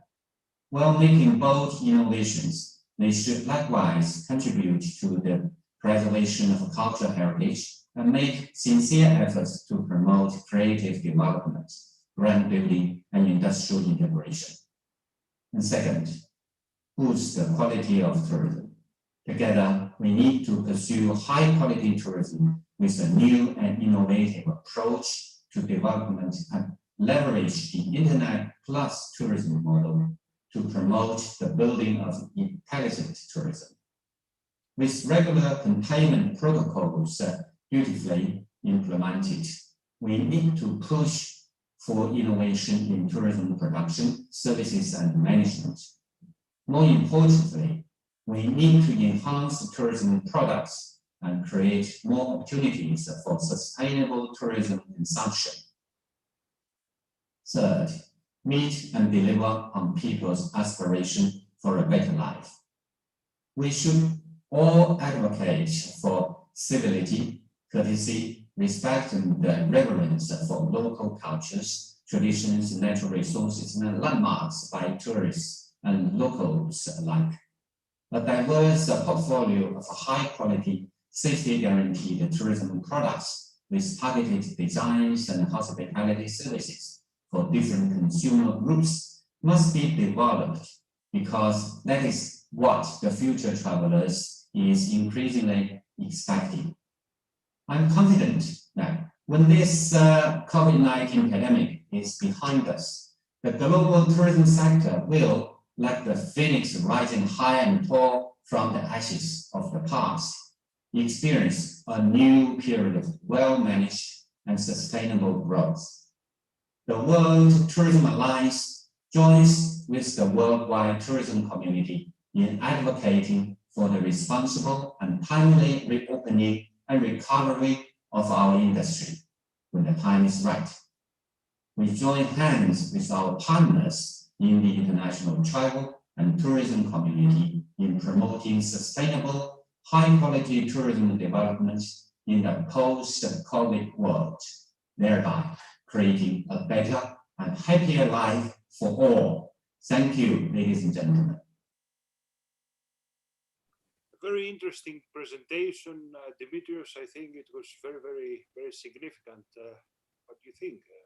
Absolutely, and because Mr. Liu represents WTA, but also he used to be the director of marketing of China. He understands very, very well how China is going to develop, and we all know that China is going to drive the future of tourism. I'm very keen to bring Mario in because Mario and I, first of all, we're good friends, and I think last time we met was probably about 1.5 years ago, and I think we were in Guilin in China, if I remember well.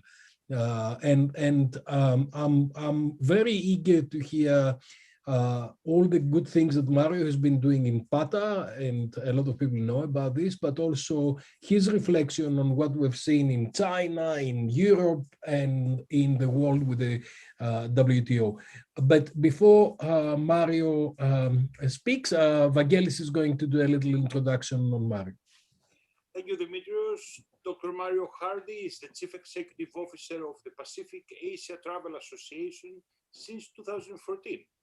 He has over 30 years of experience in corporate development and investment technology, coupled with several leadership roles with non-profit organizations. Dr. Hardy was appointed CEO of PATA in November 2014 and is also the past chairman of the Board of Trustees of the PATA Foundation, a non-profit organization with a focus on the protection of the environment, the conservation of culture and heritage, and support for education. He has 30 years of experience in specialized aviation businesses, focusing on data analytics and technology, coupled with several corporate leadership capacities. He is also the founder of venture capital firm MAP2 Ventures, an investment fund with a wide portfolio of technology-centric businesses in the field of fintech, artificial intelligence, machine learning, green tech, and FMCG, as well as a platform that provides valuable management advice, mentoring, and access to a vast network built in corporate development.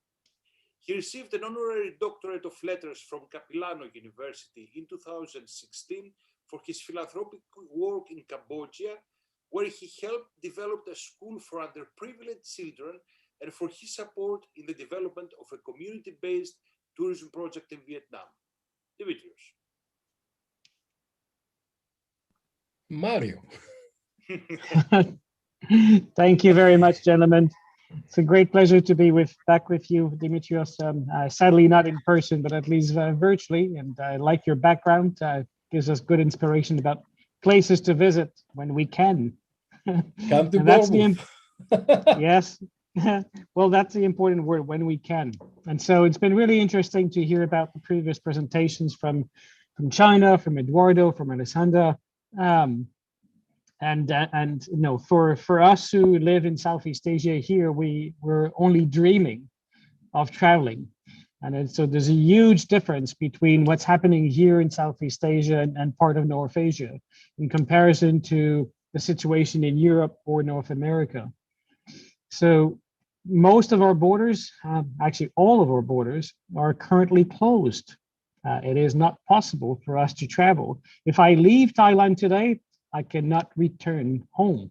So traveling is only a dream for most of us and will continue to be for likely several months until next year. And as I said, the situation couldn't be more different than what we're hearing in Europe and other places around the world. Now, there's a reason for this. And recently at the Arabian travel market where I was speaking, we shared the views that, you know, we made a comparison of the West versus the East. And certainly from our perspective, what we've experienced and seen is that for the West has prioritized the economic health of the countries and destinations, where the East has actually focused on the health of its citizens and residents first. Now, I'm referring back to 15 months ago or a year ago, but obviously in that time, things have changed very much. We're actually at the moment, the approach in Europe appears to be a lot more balanced, as what Eduardo was actually sharing before. Vaccination is being accelerated in Europe and other places around the world at a much faster rate than it is here in Asia. Here in Thailand, less than 0.001% of the population have been vaccinated yet. And for many countries around Asia, it is also in a single digit numbers in terms of vaccination. So it is very different. However, our economies have suffered enormously, specifically here in Thailand, where the country relies very much on the tourism economy. Many thousands of businesses have closed and have closed permanently with no intentions of reopening, have moved to other sectors or other industries. The most challenging part of this current crisis, in my opinion, as opposed to any other type of crisis we faced in the past. In my 7 years leading PATA, sadly, we had to face many other challenges, natural disasters, political instability, and many, many more. And they were challenging at a time, but they lasted for a fixed period of time, 3 months, maybe 6 months at the maximum. That was probably the longest impact we had. This situation is different, not only because it is actually longer, but also because it's uneven. It keeps changing. It changes very frequently. There's a lot of uncertainty. So there's no better place or no better time now to actually use the terminology VUCA. The VUCA world is extremely appropriate in this current situation because it's extremely volatile. It's very uncertain. It keeps changing. The recovery is what we're all anticipating. Everyone, I'm sure all of you, and certainly myself, have been asked countless amount of time, almost per day, when are we going to restart? When will our border reopen? It is nearly impossible to forecast and answer that question with precision. And the reason for this is because it keeps shifting by the day. You wake up one morning and everything looks actually very promising. You wake up and you smile all day saying, yes, we're moving in the right direction. And the next morning, things going the opposite direction. We've all heard about the bubble, Singapore, Hong Kong. I actually stopped counting how many times it was announced that the Singapore, Hong Kong bubble would actually be starting. I can't even imagine how many people have actually purchased ticket for the bubble who are now actually sitting on it and waiting for that bubble to reopen. As you probably know, that bubble just got canceled just a few days ago again. And that's the level of uncertainty we're living in. So the challenge is, how do we regain the confidence of the travelers moving forward? First, what people are interested in is they want to ensure that where they're going to travel to is safe, that it has good health protocols in place, that it is the number of cases at the destinations are well under control. And then the second, they also want to know about, how do I get there? What are the protocols for me to travel out of my country and entering this other destination, and for me to return home? And the fact that they're actually changing frequently actually makes it really challenging for me to decide as to where I can go. That's the other aspect of it, is where can you go? Because at the moment, many destinations, yes, I may be allowed to actually leave the UK, and Australia is on that list of places I can travel, but Australia is closed. So I can't travel to Australia if I live in the UK at the moment, even though it's actually on the acceptable list. And you review every single destination, and actually the situation is different. And then the third aspect is the sentiment, the confidence of traveling and knowing that actually your flight isn't going to be canceled, or that actually, even worse, you get to your destination and the border's closed and you can't go home. You're stuck at the destination.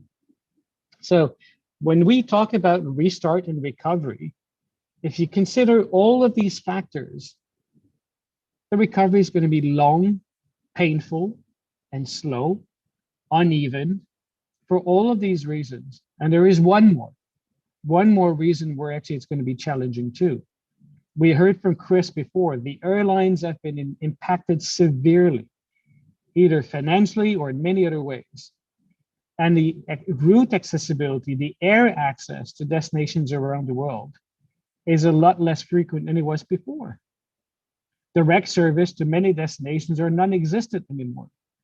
Even connecting to certain destination would actually take you not actually hours, but now possibly days before you actually reach that other destinations. You have countries in the Pacific, which PATA represent, island nations, who are heavily dependent on tourism, we now currently have no air access at all, zero. It's going back into centuries where actually things get shipped by ships as opposed to flights. There are cargo flights in some destinations, but still, it's a challenge. So, Mario, you're kind of confirming the war scenario that I was talking about early on, right? Yes. It's only a war scenario. That's the worst scenario. Now, things can shift. And that's what I was saying earlier, is that actually it's unpredictable. So the worst case scenario is what we're looking at the moment. But as I mentioned, our perspective here in Asia is very different from what we're actually hearing in the media in terms of what's happening in Europe and other places, because of the current situation now, where we have clusters reoccurring in many destinations here in Thailand and in Singapore and Chinese Taipei and other places across the region here. Now at PATA, I'll conclude on that area, is, as you know, Dimitrios, we publish a forecast every year.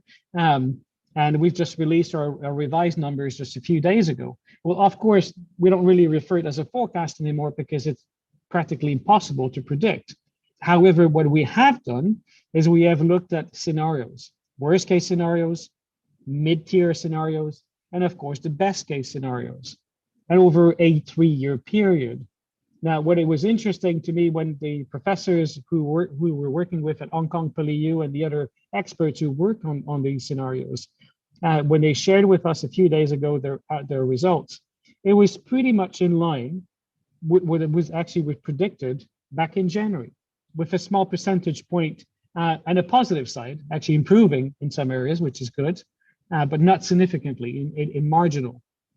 And we were looking specifically here at the Asia region, looking at pretty bad numbers in terms of the severe scenario, mostly for 2021, because again, considering that borders are closed.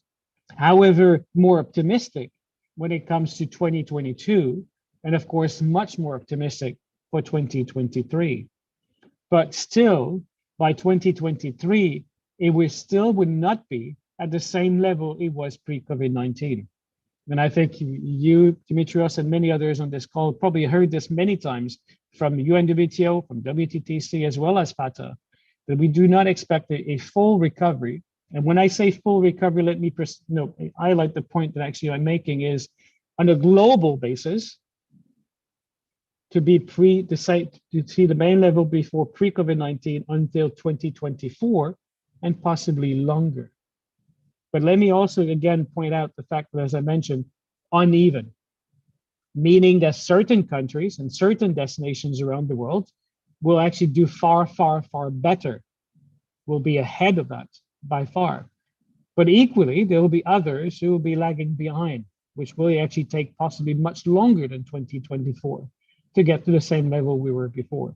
And a lot of it is in relation to the rate of vaccination, the success of the vaccination, the effectiveness of that vaccination, as well as the health protocols that will be put in place to ensure the health and safety.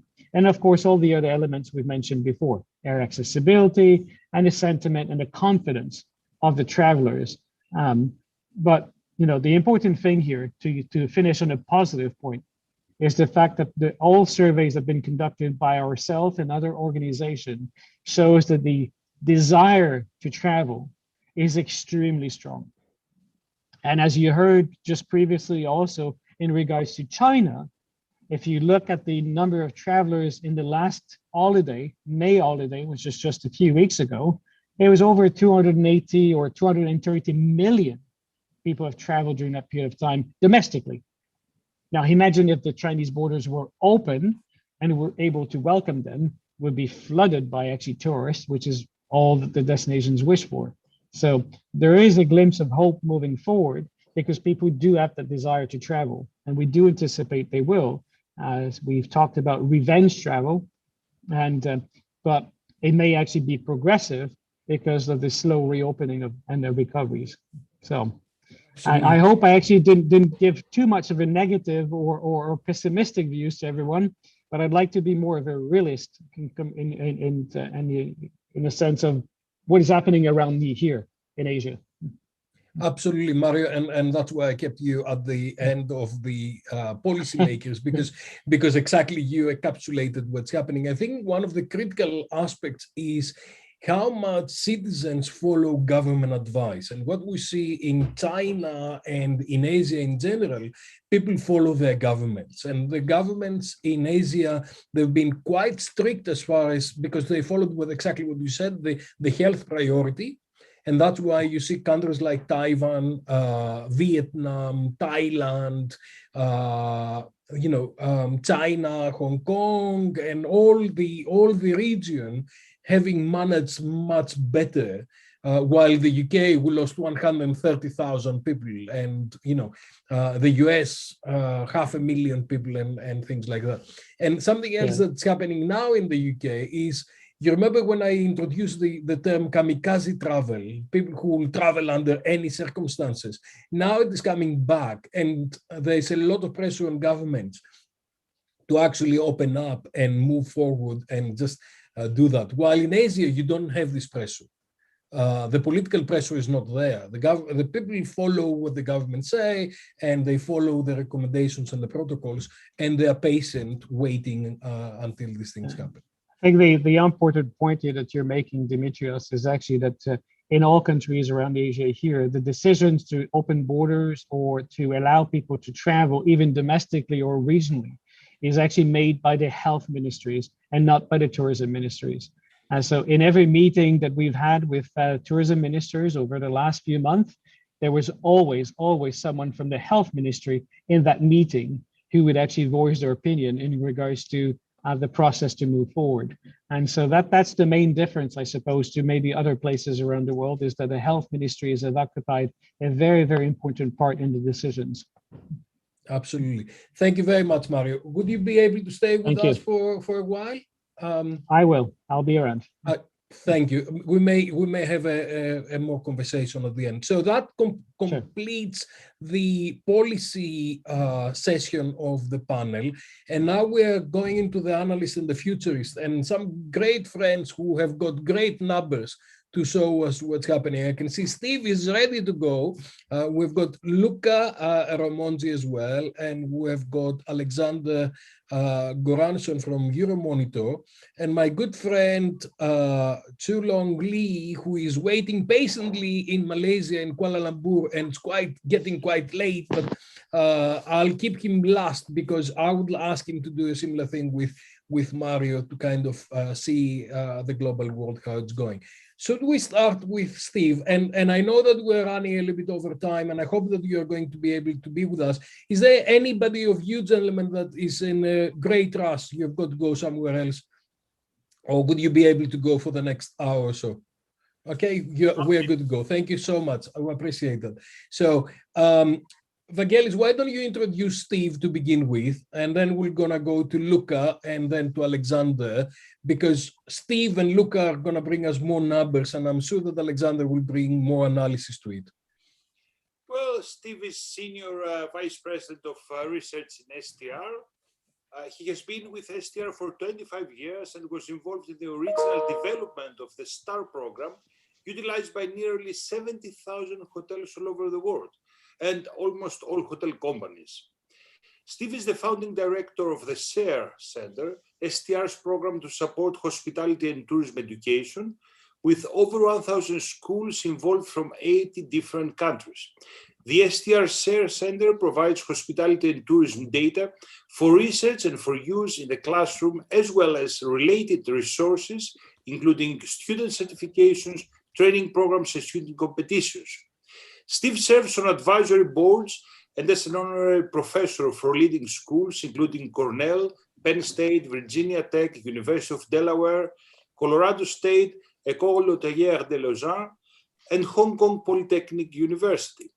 Steve has been recognized by the International Cree Industry Recognition Award, the Eurocree Nestlé Pro Gastronomie Award, and I have to sincerely thank him for supporting so much strongly and really passionately Eurocree during the last 20 years. And he has also been recognized by the Hotel Schools of Distinction for his commitment to hospitality and tourism education. Well, Dimitrios and Steve. Steve, the floor is yours. I know that you've got fantastic data and statistics to share with us. Please go ahead. Hey, it's great to be with you, and sorry you didn't have a shorter bio than that. I'm going to go ahead and share my screen, and perfect. Can everybody see that okay? Yeah. And what I'd like to do is just catch you up a little bit of what's happened in the history, and then looking forward as well. So both perspectives, and really I think catch up with some of what Mario shared and somewhat several of the speakers have shared so far. I think everybody understands STR collects data from all hotels all over the world, close to 70,000 hotels. So the data that we're getting is dynamic data from just last week all over the world. All the major chains participate. And for those of you who are academics in the audience, we make this data available to academics for free for academic research, use in the classroom, student projects. So anything that I'm sharing with you, you have the ability, academics, you have the ability to obtain this data and use it for research.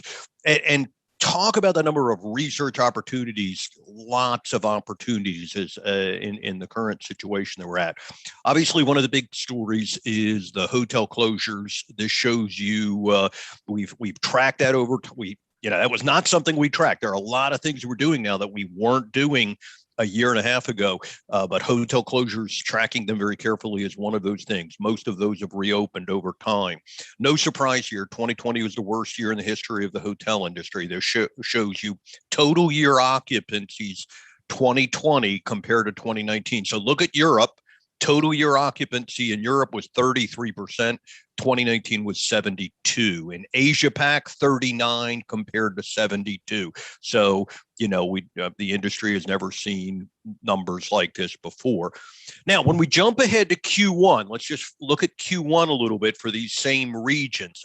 Here we see mixed results. Now, certain areas like North America and Mideast and Australia and Oceania had better results in Q1 of 2021 compared to 2020, but other areas did not. Look at Europe. Europe went down, no surprise, major second downturn there, 23 compared to 33. Even China, 46 compared to 49. So mixed results in Q1.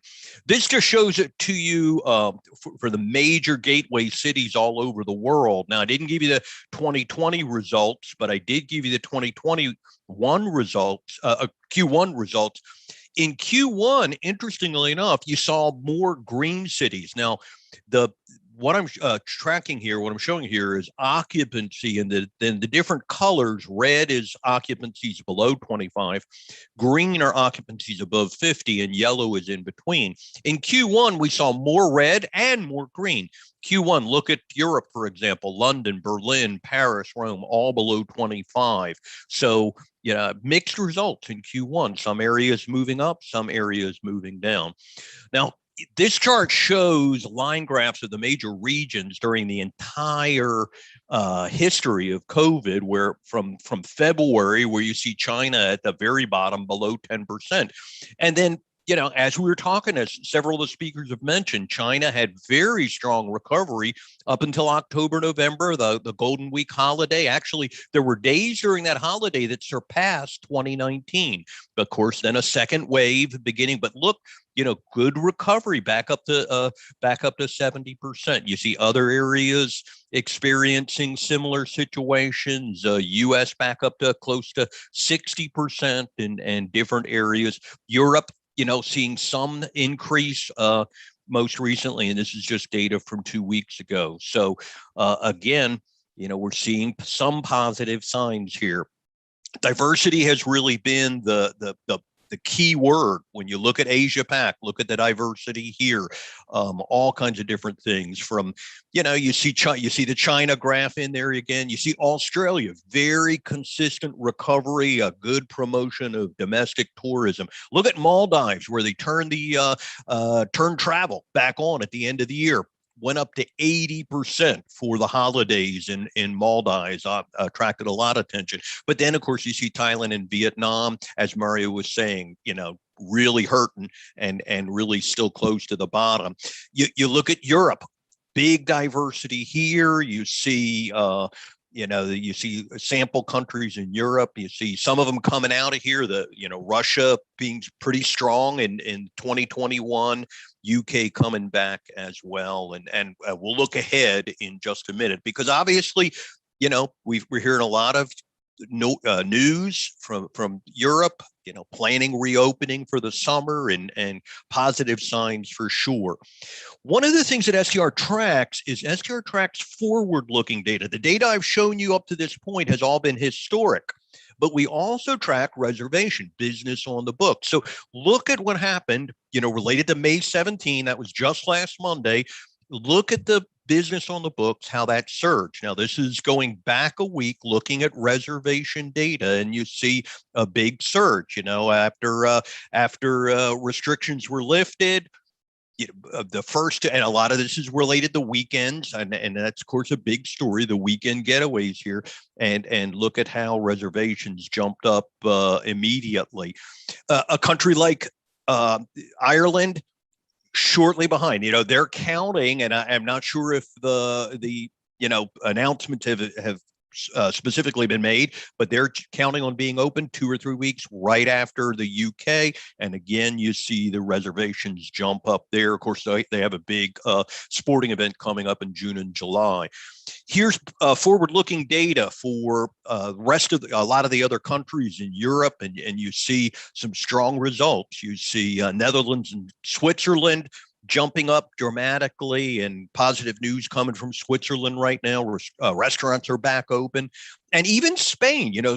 And look at Spain, very hard hit during 2020, and you see some jump there, more than France and Belgium and Italy. Again, this type of data is available if you're interested. And when we look ahead in Europe, look at the events that you see. These big spikes in some of these big cities are major events, and we see positive reservation data, and that's great news. Notice they start in June, July, and then throughout the fall, we're seeing positive signs here related to big events. Great to see that. Now, when it comes to recovery, we have to understand that's going to be different by different types of business and different types of travel. Right now, you'll see the progressions there from leisure to business to events and groups, from domestic to international, just like the speakers have been saying up to this point.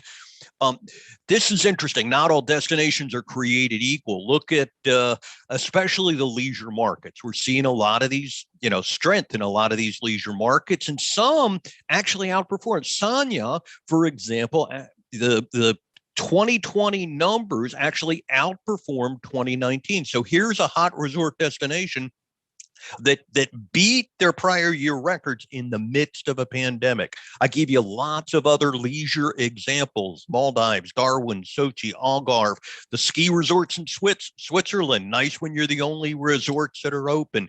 All kinds of different leisure markets that actually did better or did well comparatively in 2020 compared to the prior year. Lots of lessons to learn here, lots of research opportunities. This was interesting because look at the surge in occupancy in Israel with the vaccines, related to the vaccines being rolled out in March and April. Big surge there, very positive. We're seeing positive numbers from the US. Spring break was very positive, and honestly, we thought that was going to go back down, but no, it actually stayed up for 9 weeks. Up close to 60%, has not surpassed 60%. Everybody's looking ahead to Memorial Day. That'll be 2 weeks, and that'll be the start of summer for the U.S. So again, these weeks have been records since March of 2020. Some positive news. Positive news from Dubai. Look at how how Dubai has come back, and a lot of that has been the business traveler, which is very good to see. Remember the progression from leisure to business. Interesting signs in China just recently. In the beginning of the year, we're seeing the tier 1 markets come back to strong. Now, that had not been the case in 2020. We're seeing the tier 1 cities are coming back. back in the beginning of the year. We're seeing the higher end hotels coming back, and that had not been the case in 2020. So we're seeing a shift in the business here, which bodes very well for the future. Small events we see coming back around the world. This is just one example in India at the beginning of the year as well. And this was that big surge that I showed you before in Glasgow, the UN Climate Change Conference, 90% booked. Now, obviously, Glasgow's a small city, so if you want a room there, you gotta book ahead. But this is an event in November, and a city in Europe, 90% booked, and even overflowing into Edinburgh. Edinburgh is about 40% or 50% booked for that time.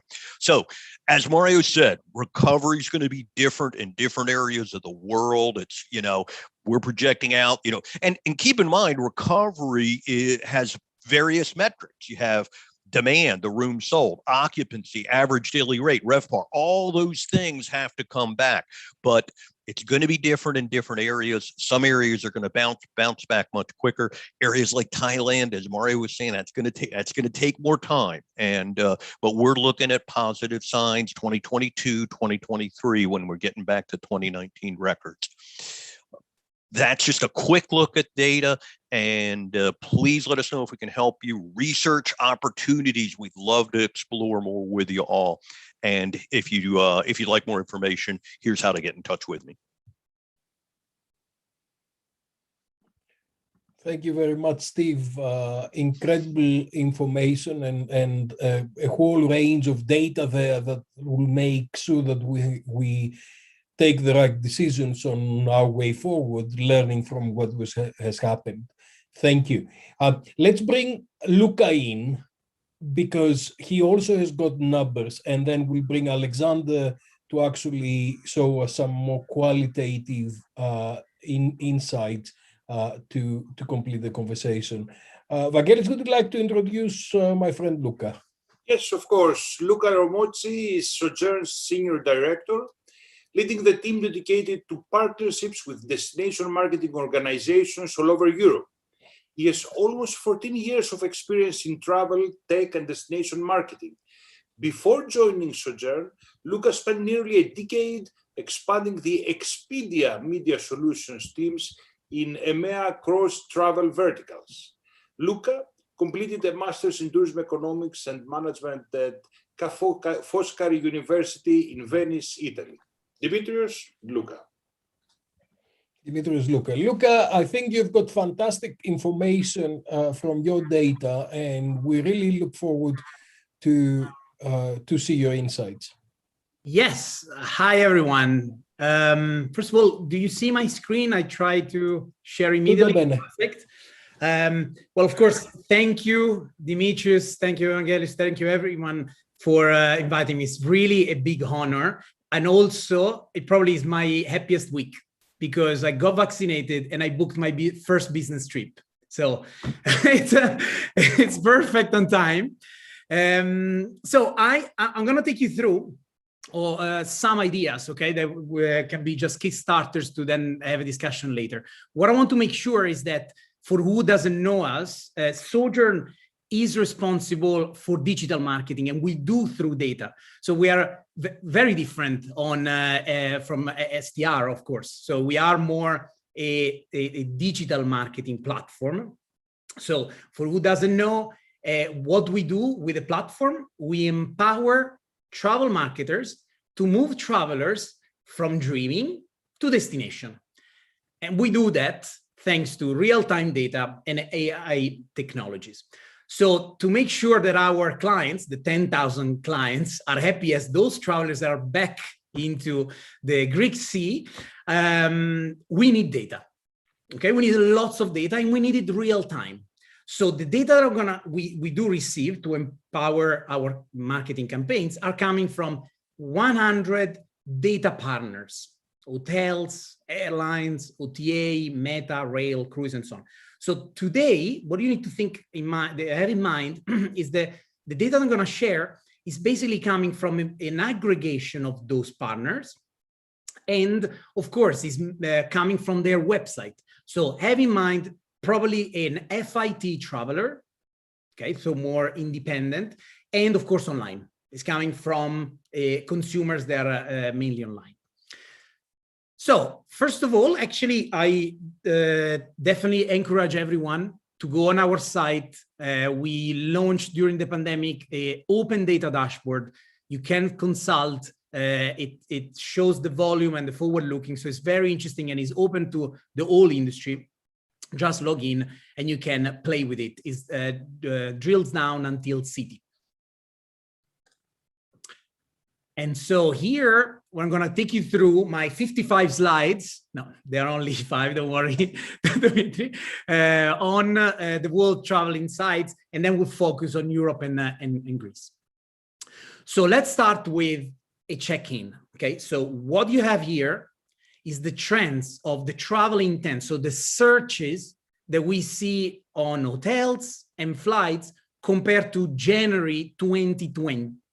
So we didn't know what was happening. And you can see that we're still a minus 47% on hotels and still a minus 32% on compared to January. Now, the interesting part there is we are obviously on the highest, like the flight intent, you see, it has never been so high during the past effectively year and a half. Now, the interesting part is that when we move to confidence on the booking, actually those figures, again, this is global, so it's more, there are some regions that are growing, some that are losing. However, what is interesting to notice is that actually some of the bookings are growing even faster. Is because when we notice more and more that there is a little bit less dreaming and some people are starting to book.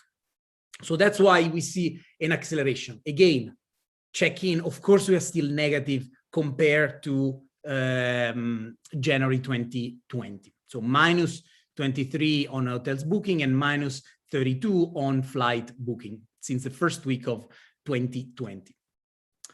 When we go to Europe, you can see that is a little bit negative, more negative. So of course, think about from a global, there are someone that is pushing fast and Europe is in the middle. And of course, Asia is, if we would have had the Asian one, is on the latter part, but you can see how they change. So here you can see that bookings to Europe, so those ones are to European destination, it's minus 67% on hotels and minus 37%. Now, the positive part that you can see that anyway, the last weeks, they're all on the surge.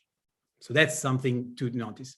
Now, for my Greek friends, I'm happy to share that actually you can see that when you look at Greece only, the Greece as a destination is actually on the upper part of the growth compared to Europe. And obviously we're getting to the summer. Obviously there are positive messages in the media more and more. So this is obviously pushing. But you can see that here we're talking about confidence because we're talking about bookings. I know they can be flexible, and there's big discussion regarding how is going to be the impact of potential cancellation. So that's important to know. But this is the booking that we see to Greece, and we see actually a minus 15% compared to January, and a minus 4% compared to what it used to be in the January 2020. So again, huge surge from effectively the past 2 months. On this slide, I want to show you instead the trend looking only at 2021. So here we're starting from the index of the first week of 2021. And on the left, you can see the total EMEA, so European, Middle East, and African destination, how was with an index of the first week of January, how was the trends? You can see that obviously there's been some turbulence on the bookings, of course, but then from the end of March, so after Easter effectively, after the European Catholic Easter, you can see that there is a continuous trend positive, and now we are 47% for what used to be the bookings from hotel. On the right, I put just a quick screenshot on some of the Mediterranean destination. And you can see there are huge growth pretty much everywhere. Obviously, here we need to also consider the size. So for Spain, Italy to grow as much as other destinations is obviously harder, but it gives a trend. It gives a trend that we see that Mediterranean destination, they're growing faster than any EMEA destination, certainly thanks to the summer season that is coming. One that is standing apart is actually Turkey. And again, there are high measure of lockdown, and you can see that actually is immediately impacting. So if you would have seen those destinations with higher measure, of course, it would have had a different outlook. But for the Mediterranean friends, I would say that definitely we see a huge positive growth.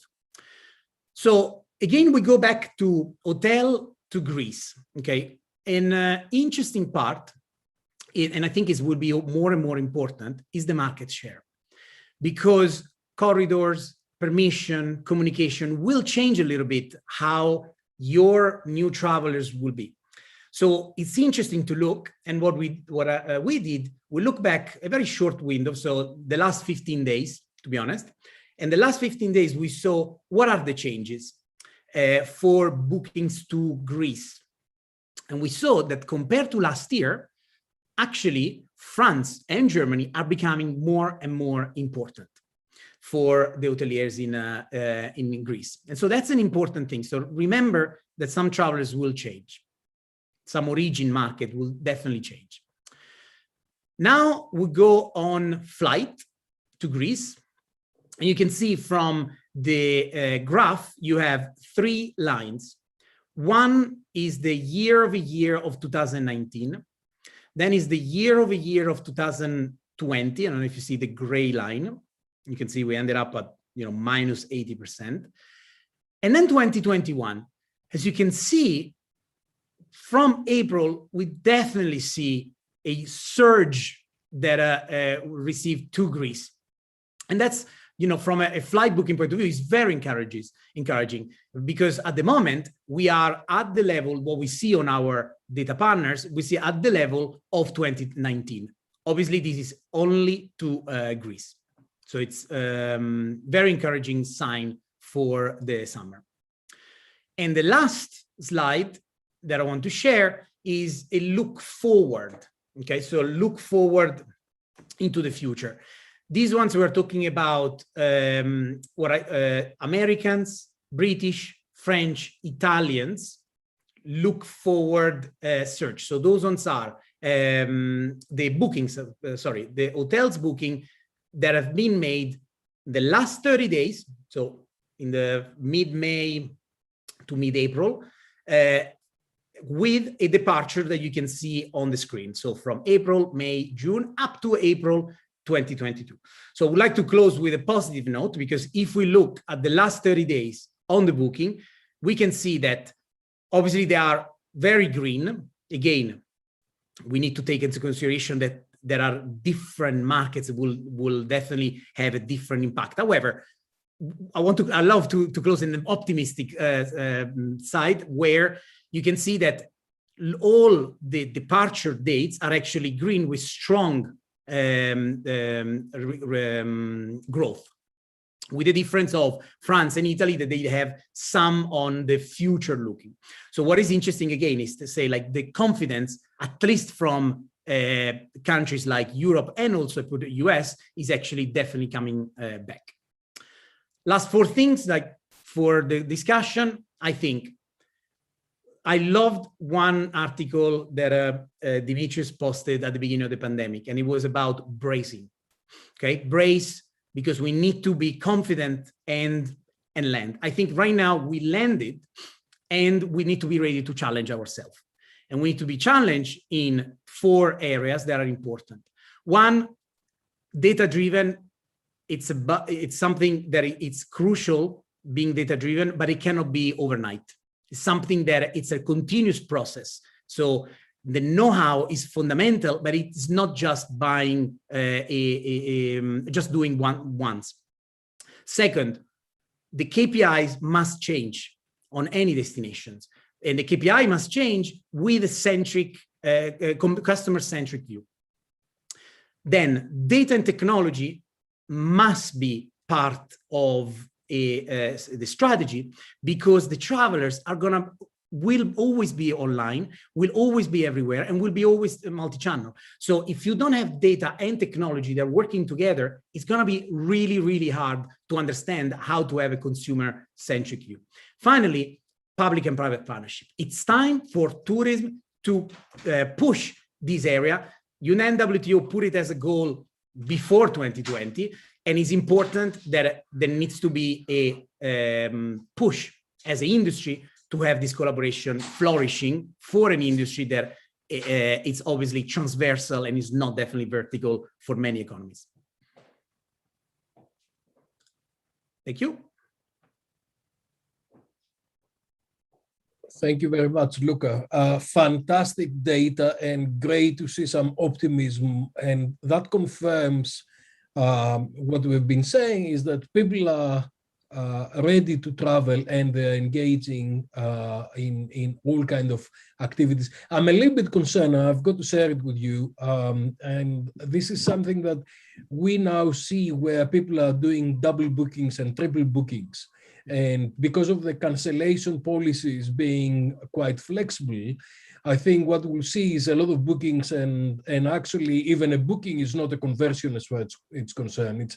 It's the minute that someone steps on an airplane and they start going on a trip that we should count. But the trends are quite significant that we will be traveling.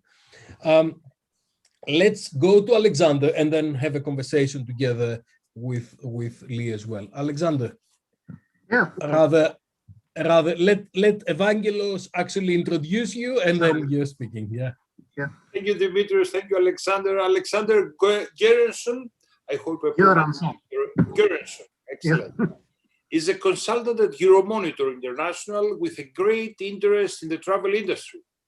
Alexander works very closely with Euromonitor's network of in-country analysts to gain an understanding of the key trends affecting consumer markets across Western Europe, which he uses to make estimations for market sizes and shares and forecasts.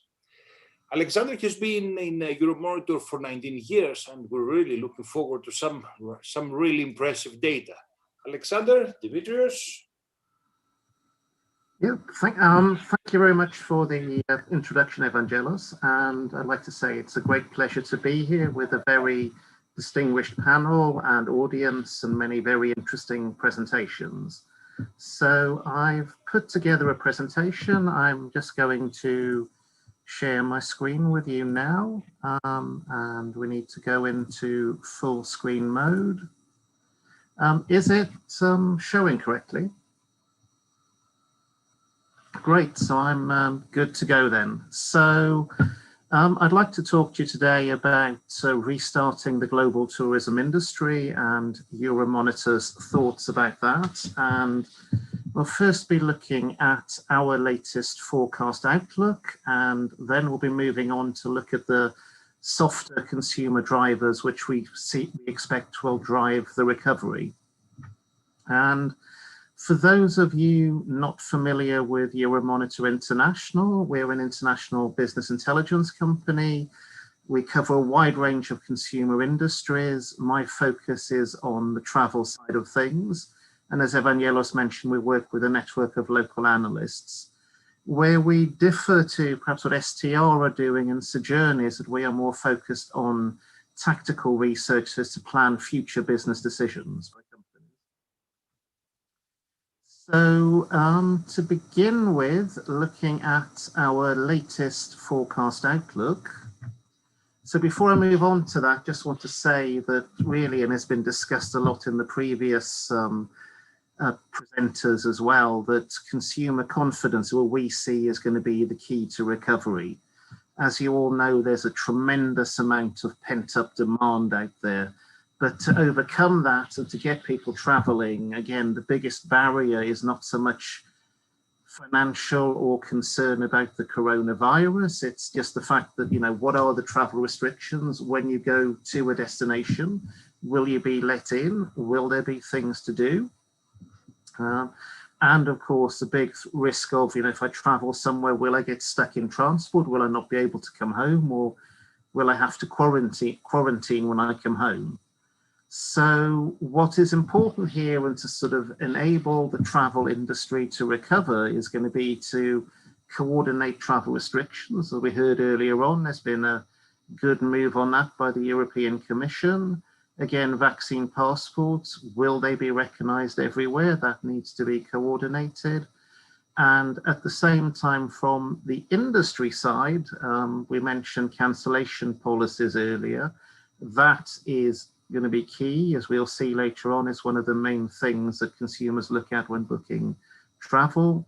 And equally, hotels, for example, and other venues will need to coordinate hygiene protocols to instill consumer confidence. And the way we work at Euromonitor is we've developed a travel forecast model, and this is based mainly on econometrics, but we also include soft drivers by destination. We have then, such as connectivity, for example, we have now also, in response to the global pandemic, we have built in functionality here by looking at, for example, the level of vaccination in different markets, and when we expect herd immunity to happen. And it then allows you to play with a number of scenarios, both tourism in general, but also COVID specific. But to simplify our tool, I've put together a graph showing our current forecast scenarios. So this is global tourism spending at a global level. And as you're all well aware, 2020 saw a massive decline in tourism. Effectively, the whole industry ground to a halt, and we had a 74% decline in inbound spending on a global level. Now we've got four scenarios here, the baseline being in blue, and they vary a bit. I'll just talk about the top and bottom ones. So the optimistic scenario, that with less than a 10% probability, we'll go with that, but it estimates that social distancing will be with us for at least another further quarter, possibly until the end of the year, and therefore we won't see herd immunity beginning to build up until Q3, Q4. So that will in turn affect on when governments release travel restrictions. The pessimistic scenario, which is in yellow, that will continue with travel restrictions. We won't begin to see vaccinations and herd immunity well into 2022. But what I think is very important to consider here is, and as previous speakers have mentioned, there's a pent-up demand. So the market will recover. The big question is at what rate and how soon? And a lot of that will depend on the prerequisites I showed in the previous slide to do with coordination with travel legislations, vaccine rollouts. But again, I think what's key in this chart is that if you look at all these patterns, the start may vary, but they all begin to converge around 2025. In terms of volume, we are expecting to be back at 2019 levels around 24, 25, but the value recovery will be slower, so that we are forecasting now at 7+ years at present. And in terms of which destinations will prosper, the chart here shows inbound receipts for 2019, pre-crisis level, 2020 and 2025, which is in yellow. And I've got a large Greek audience here, and you'll be pleased to see that we are forecasting for Greece to actually have one of the fastest recoveries. I think it's only Turkey that's going to be recovering quicker here of these selected European markets, where indeed by 2025, we expect Greece to be 12% higher than 2019 levels. And this ties in a lot with what Luca was showing just now, how Greece is, very much in demand for searches. And that again is due to Greece has been acting very quickly in terms of opening up the borders and making it possible to travel. Also, Greece has a lot going for it in the current environment. As we'll see in later slides, there's going to be a shift towards more away from bigger cities to more rural destinations, where Greece has an advantage, lots of different islands to travel to, so the tourists can spread out. And that actually, Greece matches very well the current market climate. The countries which are going to be recovering slower based on our baseline forecast are going to be Spain and France. Reasons there are they have a higher proportion, especially France, of travel to bigger cities, which is not in demand at the moment. They also have a higher exposure to meetings, incentives and conferences, which again, the whole business, travel and the meeting sector we forecast to be amongst the slowest to recover. So moving on to what Euromonitor see as the main drivers driving this recovery from a consumer perspective. So at the moment, domestic tourism has, boom is maybe too strong a word, but in the immediate term, we're talking 2021, 22, it's domestic travel which is holding up the tourism industry at the moment. People can't travel abroad, but instead discovering destinations closer to home. And indeed, based on our surveys, we are seeing that 83% of global travelers plan to travel more, word is here, closer to home in the coming years. And domestic travel tends to relate to rural, so visiting more destinations in the countryside. And this goes back to the next step of the agenda. In the UK, there's an oft-quoted expression by politicians, which is to build back better, so to offer more sustainable travel solutions, which again tend to be away from the bigger cities. But we should not overlook that the consumers are very much concerned about flexible booking. They want to be able to cancel, not risk losing their travel in the event of some kind of a change in the situation, which again, when we look at the COVID recovery and travel restrictions, we are still in a very fluid situation. So Euromonitor commissioned surveys and consumer surveys on expectations in travel and other goods and services. And we have a very large panel. It's 40,000 respondents across 40 markets worldwide. We use these to underpin our forecasts. But as the chart shows here, in terms of the preferences, global consumer preferences for travel and what people will be prioritizing in 2020 and 21, relaxation is always a perennial driver of tourism of interest, but what is very strong at the moment is nature and outdoor tourism, as well as immersion into the local culture. So again, nature, sustainability.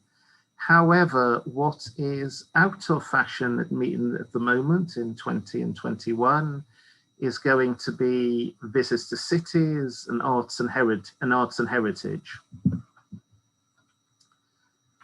And another one that we have looked at, and here's actually a bit of a sort of a mixed look actually, but it's the consumer interest in sustainable travel and the consumer interest in mass market travel, which perhaps are a bit contradictory. But what we can see is that sustainable is actually of interest to a very large consumer group. 48% of consumers would have expressed an interest in sustainable travel.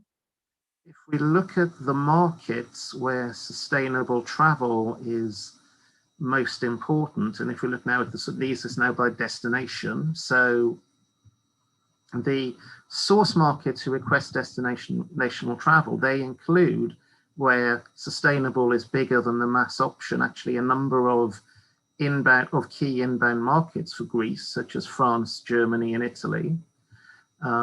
So yes, and also at Euromonitor, we have put together a Global Sustainability Index, where we rank destinations by their sustainability. And I thought I'd share with you here the highlights of for the Southeastern Europe, the Balkan region. As we can see, Greece ranks 32 globally, still in the top third, and very highly on sustainable transport. A nearby market which is doing very well is also Croatia. Now, our Global Sustainability Index, it ranks 99 markets globally based on a total of 57 parameters based on destination factors such as the quality of life to more environmental factors such as sustainability of transport and travel and lodging in destination.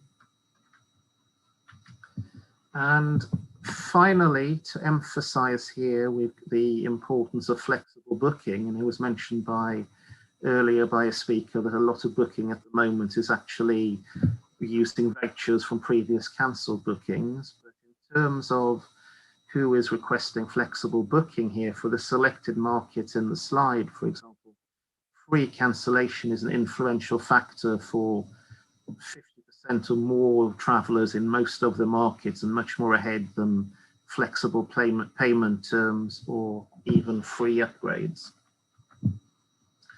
So to summarize what will be the factors to enable the global travel industry to recover, the key one, absolutely more than anything, is going to be improved coordination of travel restrictions by governments. And when that's done, the line chart I showed you earlier, we'll begin to see the upward curves as soon as that's done. The industry will need to supply flexible booking terms and conditions.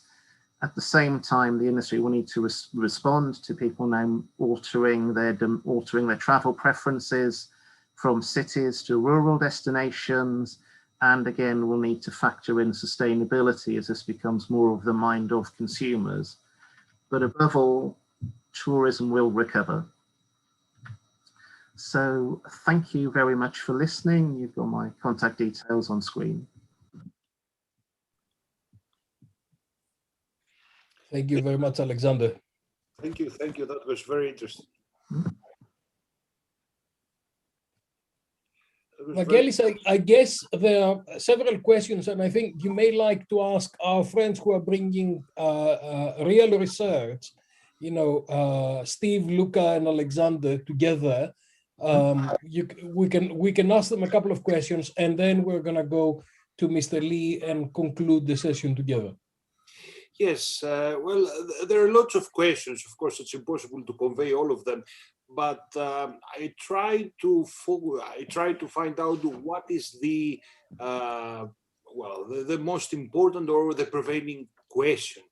And it appears, because most of our audience are academics and researchers in tourism, it appears that unanimously, they ask, where should they focus their research? What is more catchy for the future? Of course, our colleagues, obviously, they have in the back of their minds, what could be more easily publishable, because it would be more interesting and more original and more timely. So what do you think? What should be the real focus of research nowadays? I think we need to rephrase this, because it's kind of a very academic question to non-academic colleagues. I think what really we need to do, and going back to what Kathy was talking earlier on, is what do the industry need to know? What's the big questions that we need to actually research on and take advantage of the data that they've got and the trends that they've got and bring all this knowledge together? And I'm sure that our three speakers, because they speak with the industry all the time, they'll be very well aware of the key questions that the industry is asking every day. So I think that is the question. And academics need to find out what they will research to answer the big questions. And that's the answer to that question. So Steve, what are the big questions that they're asking you? I think the exceptions would definitely be a place to focus. Why were there destinations that actually outperformed in 2020 compared to 2019. Why, there were not all hotels were created equal. Not all destinations are created equal. There were a lot of hotels that did better and were comparatively better in 2020. And I was listening to a CEO panel recently where the CEOs were saying they've developed, during this time, they've developed much more of a war room mentality where they're getting together on a weekly basis, looking at the data, trying to, looking at their portfolio and seeing which hotels are doing better and why. What can they learn from the hotels that are doing better last week that they can apply to the other hotels? So much more a dynamic use of data and responding quicker. And so I think there are a lot of lessons to be learned here. And one of those areas is starting with the exceptions. Why did the outdoor tourism, that's done great? Weekend getaways, holiday travel, staycations, there are things that I think the hotel industry can apply into the future. And I think that's, those are definitely some areas to start when it comes to research. Luca? Yeah. And I love, obviously, starting with why and why it happens. I think, obviously, I need to wear my marketing hat more than I don't have a researcher hat anyway. But I think there are two themes that are fundamental for me when I speak, especially with destination. And so I think a research around the know-how on data-driven, on how a destination really becomes a data-driven destination. That's something that can be focused on the know-how. And I think the risk, we don't want that data becomes a buzzword that everyone. So it's really important to understand if there is an education on the destination ecosystem of this approach of being data-driven. So that's one area. And the other one I touched on my presentation is regarding a research that will tell, what are the hurdles of a private and public partnerships? Why tourism is so slow compared to other industry, considering that we are so transversal? An impact on tourism will have an impact on many economies. Why we are the slowest to adopt certain tools that many other industry already have for a long time. So it's digitization and data-driven decision-making and moving forward with the rationalization of tourism. Yeah, I think digitalization, of course, it's, I'm not saying anything new, but as I said, I think I've seen too much friction between public and private. And it's going to be, now we need to build this barrier, destroy this barrier, and build a bridge between those two areas. Absolutely. And Alexander? Yeah, I think one of the key things that the industry needs to think of is see how can we be flexible and what can we do. So I think one way is to find out different possible consumer demands for travel in the longer term, but also to just look at your business. What different consumer groups can I attract? What different source markets can I attract? Because one thing we've seen a lot, and we talk about lodging, for example, is that the inbound tourists haven't come, but instead you've filled up your hotel with a new group of local travelers. So that needs to be considered. Absolutely. And I think the issue is there's so many issues that are coming out, and I think COVID is kind of it's a cold shower, because for about 40 years tourism was growing nicely and everybody almost took us for granted. But I think we really need to look into the real issues. Thank you very much, gentlemen. Let me bring my good friend Chu Long all the way from Kuala Lumpur. And I know that's quite late in Kuala Lumpur, and I know that you've been patiently joining and taking notes. I know that you were taking notes about all the conversations that are happening. And we would like to bring you in to actually reflect on the things that we've heard, and also the things that you see from Asia and from your perspective, how things are going to do. Before we go to that, let Evangelos introduce you properly. Thank you, Dimitrios. Mr. Lee Chun-lung has over 30 years of tourism development and management experience, which included key executive positions across the hotel and travel industry. He is currently the founder and president of Discover Miles, as well as founder and convener of the World Ecotourism Conference and World Food Tourism Conference. He has also acted as consultant to the United Nations World Tourism Organization, GIZ, and governments on several strategic regional tourism development projects. Over the years, he has served on the board of numerous national and international tourism bodies, including 3 terms elected as UNWTO affiliates regional vice president of East Asia and the Pacific. Mr. Lee Chun-lung. And this is exactly where we work together on the affiliate members of the World Tourism Organization, and we've looked into different things. So the floor is yours.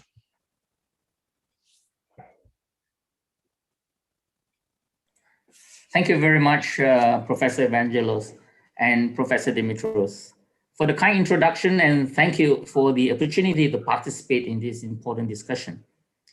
Now, this morning we have heard the latest updates from eminent panel members representing different segments of the industry. The insightful presentations remind us of an industry that was once responsible for 1.5 billion international tourist arrivals worldwide. In 2020, a 74% drop was recorded, and $1.3 trillion of tourism exports was lost. The entire global tourism industry was brought to its knees. But the industry was also responsible for the global outbreak of COVID-19, when infected travelers flew across borders carrying the virus with them. The consequential impact across the global tourism sector arising from these tragic events, of course, has already been reported and confirmed by Alessandra of UNWTO and Mario Parra. There are no answers nor any crystal ball to tell us when this unprecedented dark era will end, nor when our lifestyle returns to some semblance of normalcy. Stakeholders are not so optimistic that it will end soon, as many countries face challenges with mass vaccination programs. Although surveys have reported that international travelers' pent-up appetite to travel is strong, they face psychological and financial impediments since the pandemic has caused massive unemployment, fears of infections, and economic turmoil in many parts of the world. When public health authorities do decide to give the green light for international travel to resume, just like the United Kingdom and Greece, it is a relief to many. But tourism planners start to question at the back of their mind, is tourism really back to business as usual? Are we setting our goal to restore back to our old self? Or should we be taking the opportunity to reset and strive for better outcomes?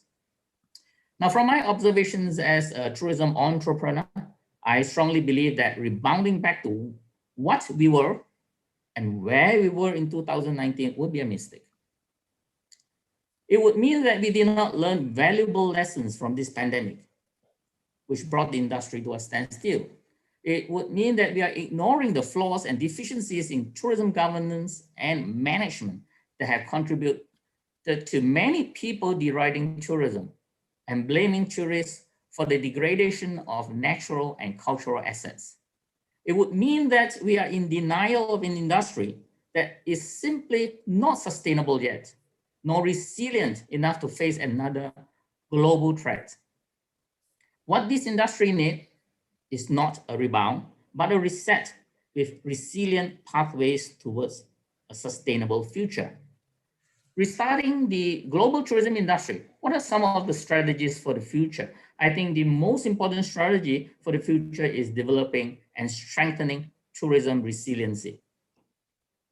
The strategy is to develop a resiliency framework that will help to reinstate entrepreneur confidence, stakeholders' financial capacity, and success factors for aviation and the hospitality sector supply chains to resume operations. Domestic markets are expected to respond first, as evidenced in China, and gradually international travel is expected to gain confidence and rebound in a safe manner, hopefully. However, such expectations would not realize without governments and stakeholders communicating and collaborating in resilient strategies that aims to drive the agenda.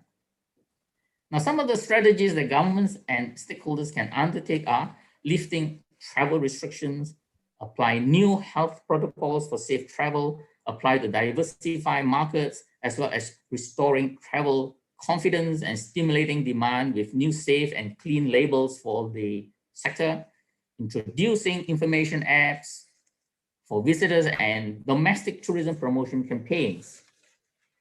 At the same time, joint action committees can start to prepare comprehensive tourism recovery plans, rebuild destinations, encourage innovation and investment, and retain the future of the tourism sector.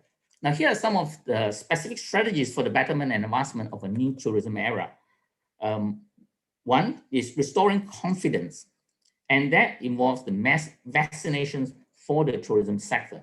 The fear and risk of contracting COVID-19 while traveling is probably the biggest deterrent to recovery of international travel. It has been reported and widely believed that the virus infection is so contagious that no one is safe until vaccination has touched 70% of the world's population to reach herd immunity. While developed nations are expected to reach their targets by the end of the year, the slow rollout of vaccinations in developing countries in Asia is of great concern, as it may take several months more before emerging communities can even get their vaccine supplies.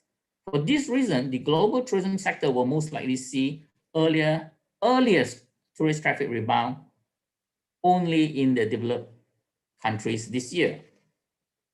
The other strategy that stakeholders should consider is developing COVID-19 travel insurance policy. Stakeholders need to be aware that travel insurance, which covers COVID-19 treatment, may become a necessity for travelers in future. It may be just a piece of paper, but travelers expect to have such insurance available, and some countries have already mandated this as a prerequisite before entry. Reopening borders. Multilateral agreement on health protocols and health certificates. Just 2 years ago, we took air travel for granted. Just click and book a ticket, grab your passport, and you're on your way. However, the pandemic has created a unique situation now where countries need to collaborate and agree to a set of acceptable health checks and protocols for travelers. Hence, travel bubbles were born primarily to ensure that travelers would not import or export the virus. However, challenges are exacerbated by different health standards in each country, and trust needs to be established. And just imagine when there are 3 or over 200 countries in the world. Next is government financial support and incentives. When governments impose lockdowns on travel restrictions, it's essentially choked the tourism industry. Without revenue streams, tourism stakeholders cannot sustain their business. Financially weakened, allocating government support incentives is necessary to motivate tourism stakeholders to reboot, as well as boost interest in domestic tourism. For example, the Indonesian government has set aside 443 billion rupiah, which is equivalent to slightly about USD 30 million, to incentivize domestic tourists to visit any of the 10 promoted tourist destinations. The South Korean government has provided financial support to the domestic tourism industry to stabilize employment amid the fallout from the pandemic. Essentially, it is feeding financial aid to create and retain jobs. The Malaysian government allocated 113 million US dollars in the form of travel discount, vouchers, tax relief, and increased promotional support.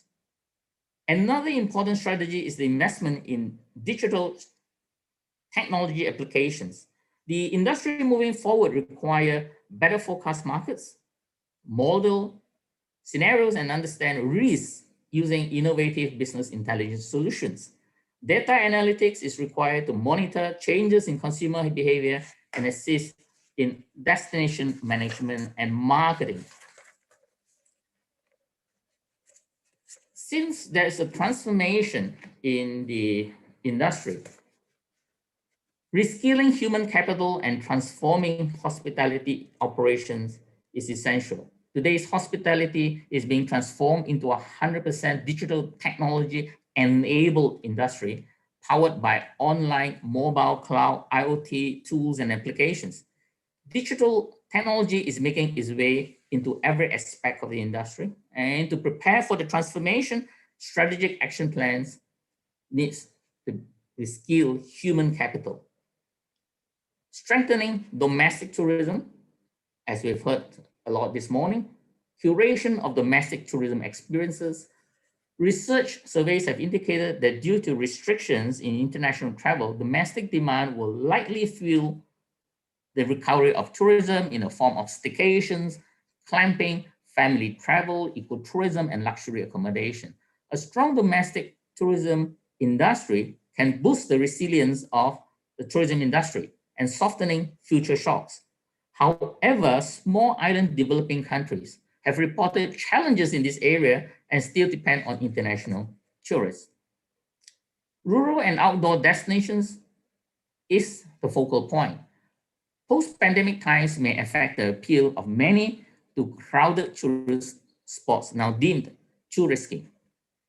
They may in turn augur well for less popular, less populated regions by providing them the opportunity to improve their appeal as potential tourism destinations. This is an opportune time for destinations to strengthen and diversify their natural and cultural attractions, encourage curation of innovative visitor experiences and handicrafts. Another important part, which I heard a lot this morning, is public-private people collaboration and cooperation. PPPs, the 4 Ps bring industry practitioners and communities together to develop domestic tourism with shared prosperity. It has proven to be highly successful in rural areas, where tourism revenue has benefited the local communities and revitalized rural resources. Studies have shown that destination preference trends tend to skew to more nature-based outdoor areas and small community villages. These provide opportunities for careful development of new tourism spots and less developed destinations that benefits the resident communities. Facilitating tourism sector's organizational transformation. This pandemic will contribute to creating new tourism business models and perhaps even the definitions of it, which will essentially determines the industry's chances of survival. At the same time, the industry can no longer operate in silo, as the pandemic has shown us that the tourism industry is very much interconnected to other sectors and fields of which tourism stakeholders have no clue. For example, health, environment, zoology, sociology, and so forth. The next normal in the tourism sector will need to incorporate different disciplines in their business and services. So what's next is transforming stakeholders to be conscientious of sustainable practices and promote respectful tourism.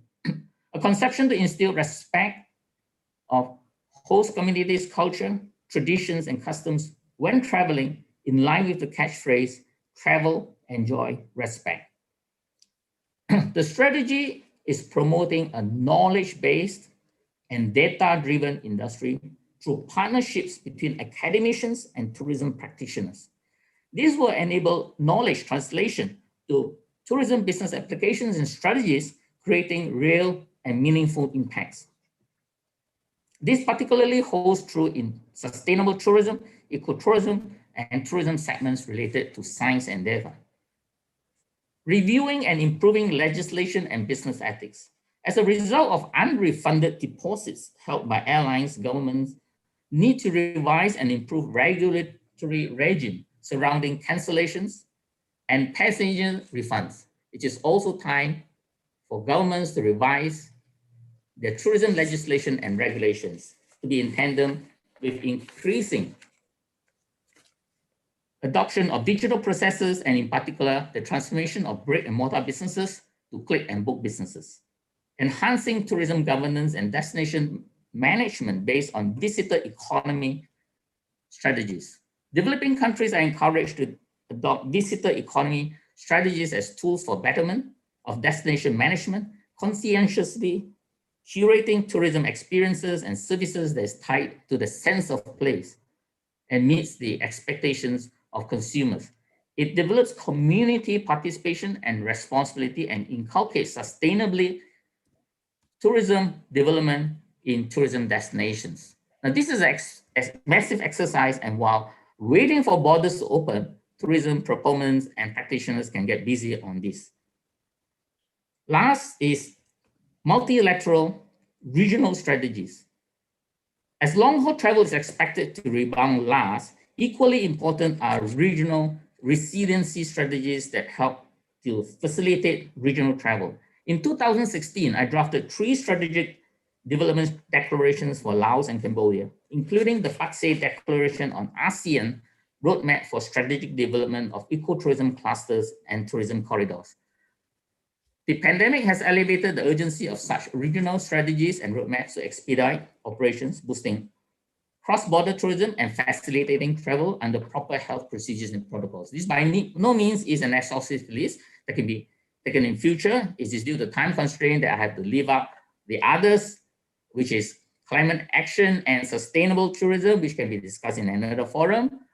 These important actionable areas of great concern and expected to impact the future of tourism. As you can see, there's a lot to do in the aftermath of the pandemic to stimulate the recovery of tourism. However, it is important that academicians, tourism researchers, and planners play a pivotal role in contributing to the development of a new tourism era, a new chapter that people can travel, enjoy, and conscientiously respect the natural and cultural attractions so that the future generations can continue to do the same. I thank you. Thank you very much, Long. Now you understand why I kept you to the last speaker, because you kind of brought everything together in an incredibly good summary of synthesizing all the views.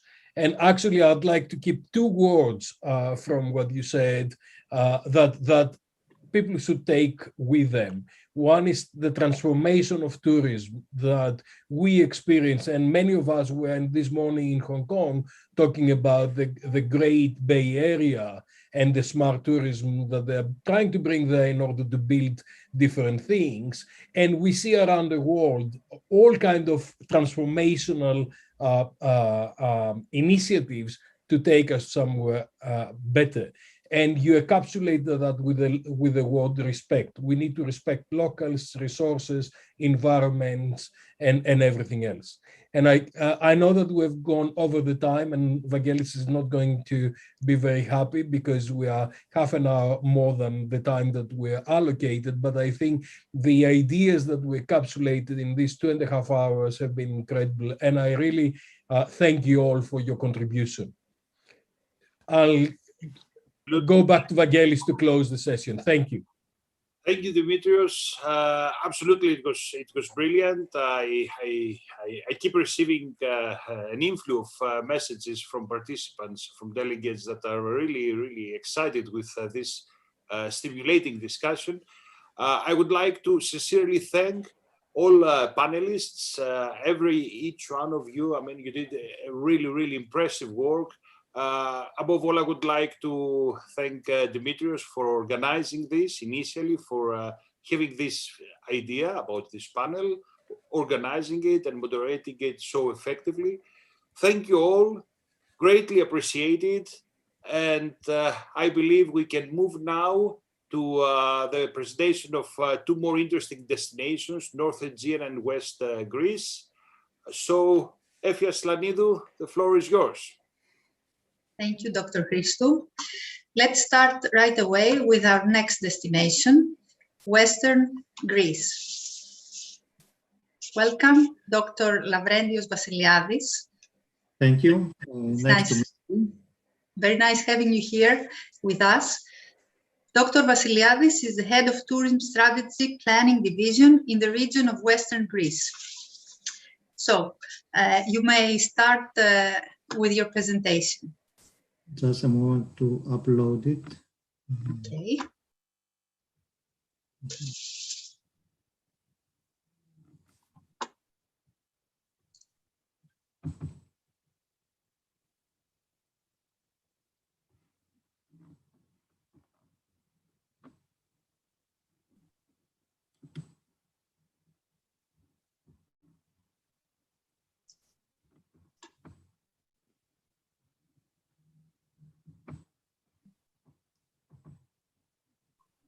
Okay, now I think, can you see the screen? Yes, we can see it. But we don't see the presentation, we only see the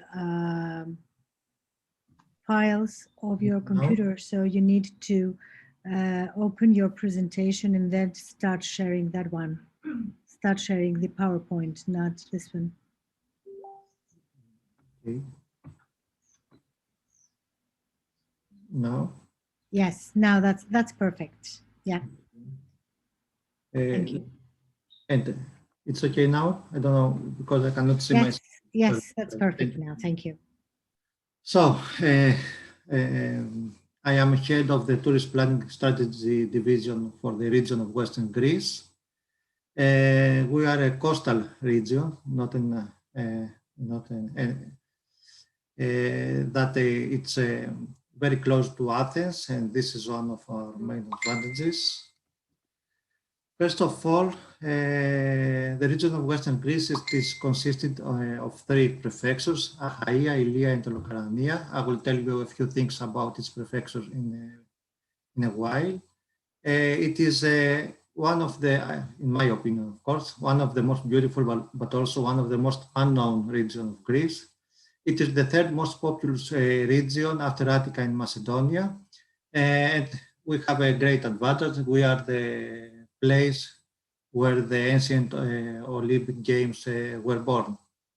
But apart from that, we have a very rich water reserve, such as Hellos River, and numerous lakes like Trichonida Lake, which is the largest lake in Greece.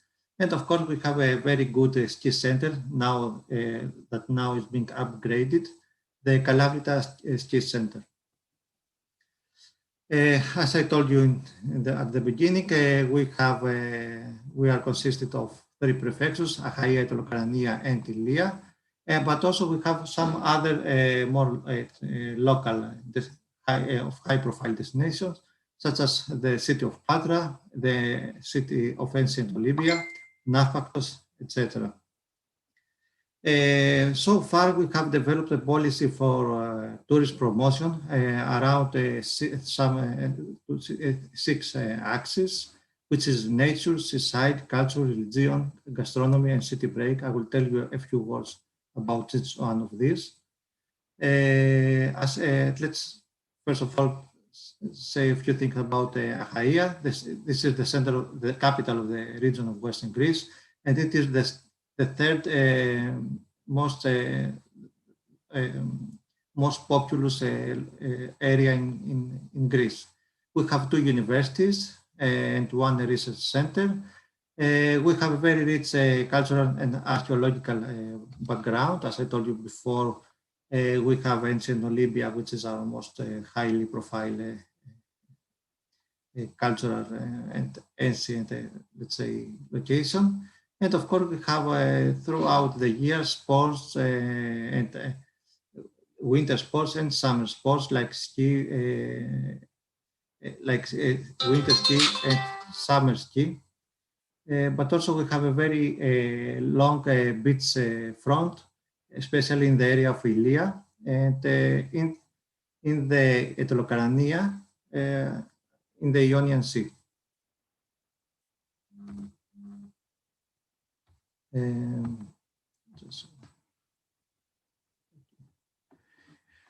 On the other hand, Ilia, which is our most populous area as far as tourism is concerned, it is the birthplace of the ancient Olympic Games. It has a very rich ecosystem, and it is a tourist resort, very popular tourist resort.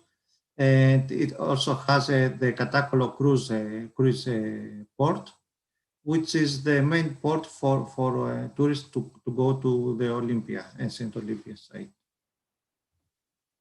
And finally, at Olokarania, it has somehow different kind of tourism for the moment, because now we have a very large development from summer resorts that we hope to operate in the next 2 years. So Olokarania has a very special mosaic of natural environment. It has protected area of high environmental and aesthetic beauty, a very rich wet element, and finally it has a very high mountain range and valleys.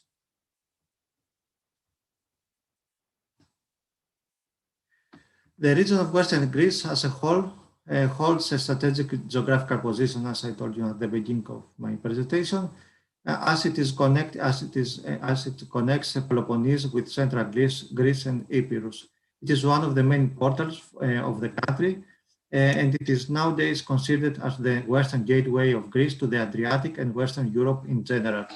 Western Greece, Patras, for example, is the main port for connecting Greece with Italy.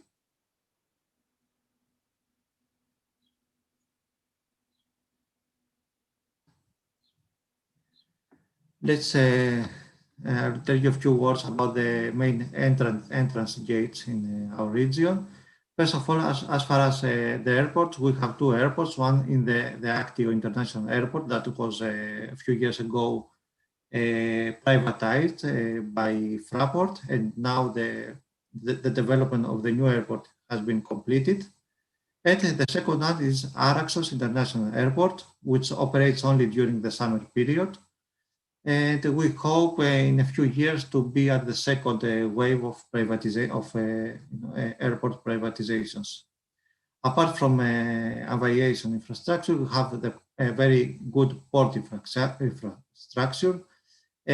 Our main port is in Patra, which is, as I told you before, the western gateway of Greece to the Adriatic and Western Europe. But also we have some other main ports, such as Catacolo, which is mainly a cruise ship port, Kylini, which has very connection with the ports of Kefalonia and Zagithos, Aegio, which it's almost only for commercial transport of products, Mesologi, which is a maritime and tourism and trade port, and finally Astakos, which also it's only for transport of goods, and it is a private port. As far as our road network, with the completion of Ionia and Olympia of those, now we have a very easy access to Athens and to Macedonia and Epirus, and mainly to all over Greece. Beyond the road network, there is an extensive railway network of 300 kilometers that now it's being upgraded, and we hope in a few years to be expanded as well to reach our Patras port and further. Concerning our beaches, in 2019, we had 13 beaches with a blue flag. And mainly our beaches, these blue flag beaches were in Ilia, such as you might have heard some of them, like Skafidya, Kuruta, Arkoudi, Vartholomew, Glypha. They are very popular beaches in our area. Our marinas, we have 8 marinas so far, but as far as I know, one more is being constructed nowadays, and we hope to operate in the next 2 years. Most of them, most of the largest one probably it's the Patras Marina, which has 450 places, but it's not a modern one. We hope also to be upgraded in a few years. Actio and Navpaktos have a very good marina infrastructure. And finally, in Ilia, in Catacolo, and Kyllini, we have around 350 places for yachting. So I will tell you a few things about our main tourist products. First of all, culture, which is our main asset. Ancient Olympia, the most glorious sanctuary of antiquity, dedicated to Zeus. It was the venue of the Olympic Games, as you probably all know. But apart from ancient Olympia, we have some other remarkable archaeological sites, such as ancient Iliada, ancient theaters of Makinia and Agira, ancient Paleros, a lot of Mycenaean cemeteries, and the Klemouchi Castle, which is most from the Middle Ages. The last few years, we have developed a lot of our museum infrastructure. As you can see in the first picture above, this is our Archaeological Museum of Patra, which is a very rich museum from an archaeological point of view. But also we have the Archaeological Museum of Olympia, which is the most visited one, and the Archaeological Museums of Iliada and Aio, which are smaller. The traditional settlements are of particularly historical, urban, and architectural folklore, social and aesthetic character that keep unchanged the image they had in the past. We have 5 traditional settlements in our area, 1 in Achaia, 3 in Ilia, and 1 in Etrokania. Apart from ancient,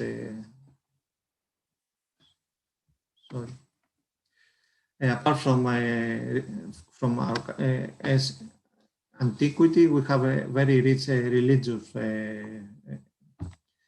tradition. In Patra, we have the Church of St. Andrews, which is, I think, the largest church in the Balkan area. And now we develop a special plan for religious tourism that we hope to unveil in the next year. In Patras, as you might know, we have also the carnival, which is the most famous carnival in Greece. And we try to promote the city of Patra as a city break destination. It has a very large commercial market and a very good nightlife, and it is full of youth. The last 2 years, we make an effort to promote our gastronomy and with the collaboration of the chambers of Achaia, Ilia, and Tolokarania. We have a very exceptional gastronomic wealth that can be a motivation for someone who is looking for the unique and exceptional product of the place he is visiting. Some of our gastronomical products are the Olympian olive oil, the Corinthian raisin, feta cheese, fish roe of Mesologi, rose water, etc. I will tell you a few numbers about our incoming tourism. These statistics are from the Insight Intelligence. If you ignore our visits from Albania, which are probably from immigration, most of our visitors come from United Kingdom, Germany, France, Russia, which has not appeared here, and Israel, that we have a very good tradition with them.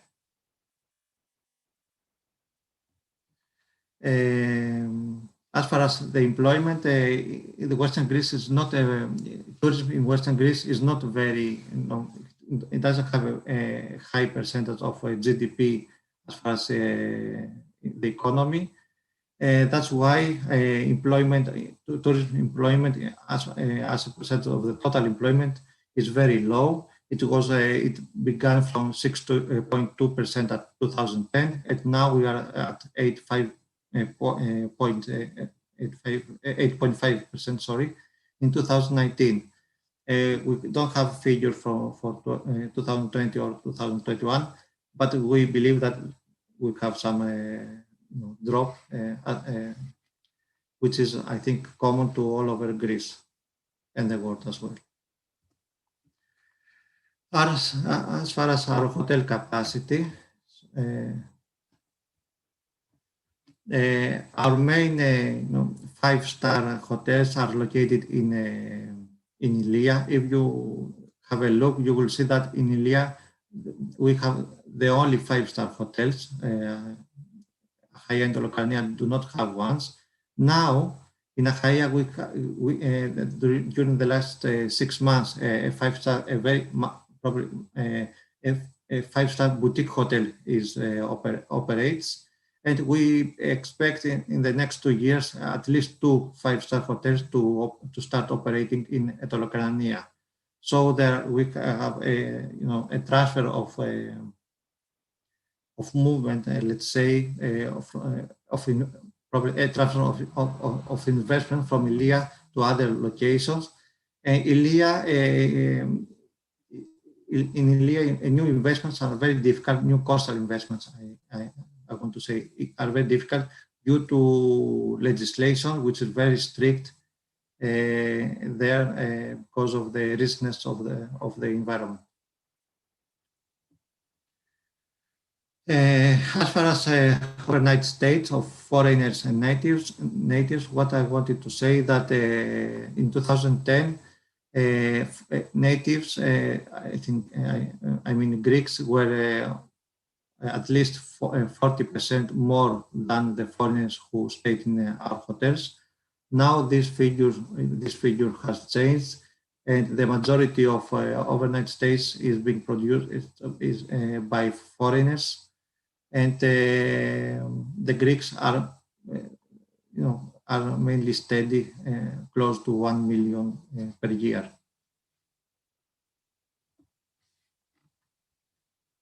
As far as our tourist promotion priority axis for 2021, we move around 5 rules: the green travel destination, product authenticity, contact with the locals, digitalization and new technologies, collaboration and participation.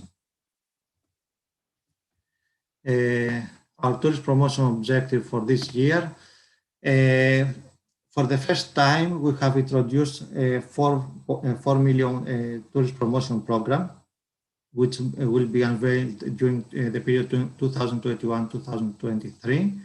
And apart of that, we hope to add 1 more million in the next 2 years in order to make all over again our tourist promotion policy, make it from the start.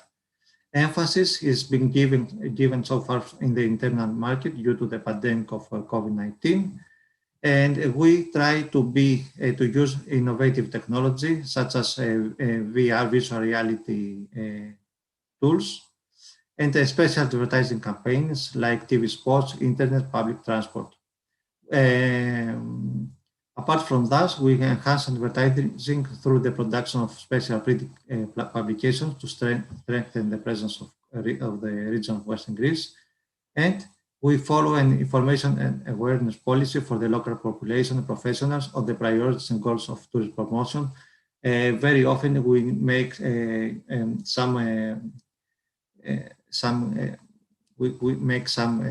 TV spots that we play them on the local TV and radios so that to inform the local population about what we are doing.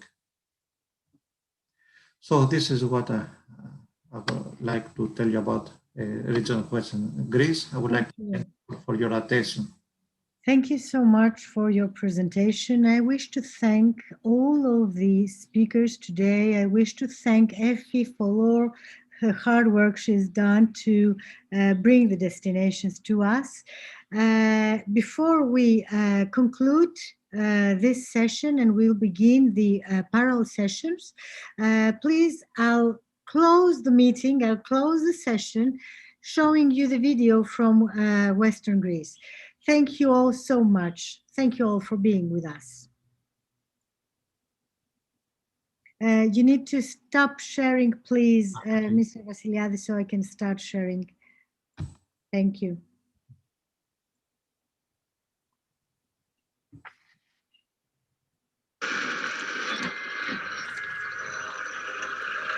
Too many days to the light. Running tired and broken and scared, but I swear I'll never give up the fight. I see you broken and beat. I pull down over your eyes. Every part of you wants to surrender, darling. You were meant to survive. With every star, we are born again. Open your heart, spend this time with joy. With every star, we are born again. Open your heart, spend this time with joy.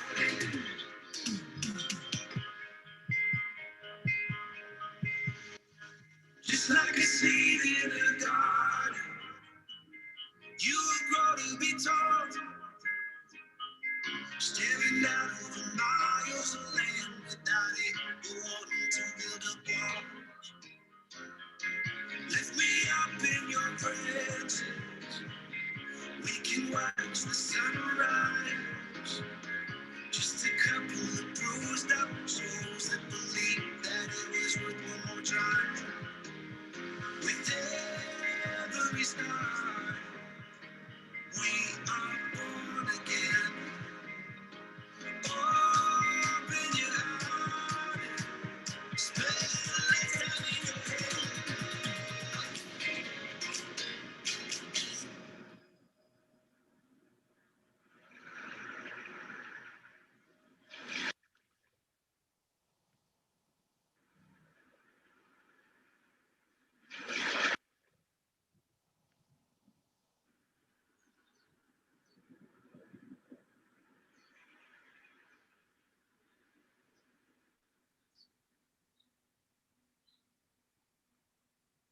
And keeping the sound of the waves, please feel free to join our parallel sessions. Thank you all so much for being here with us. Thank you.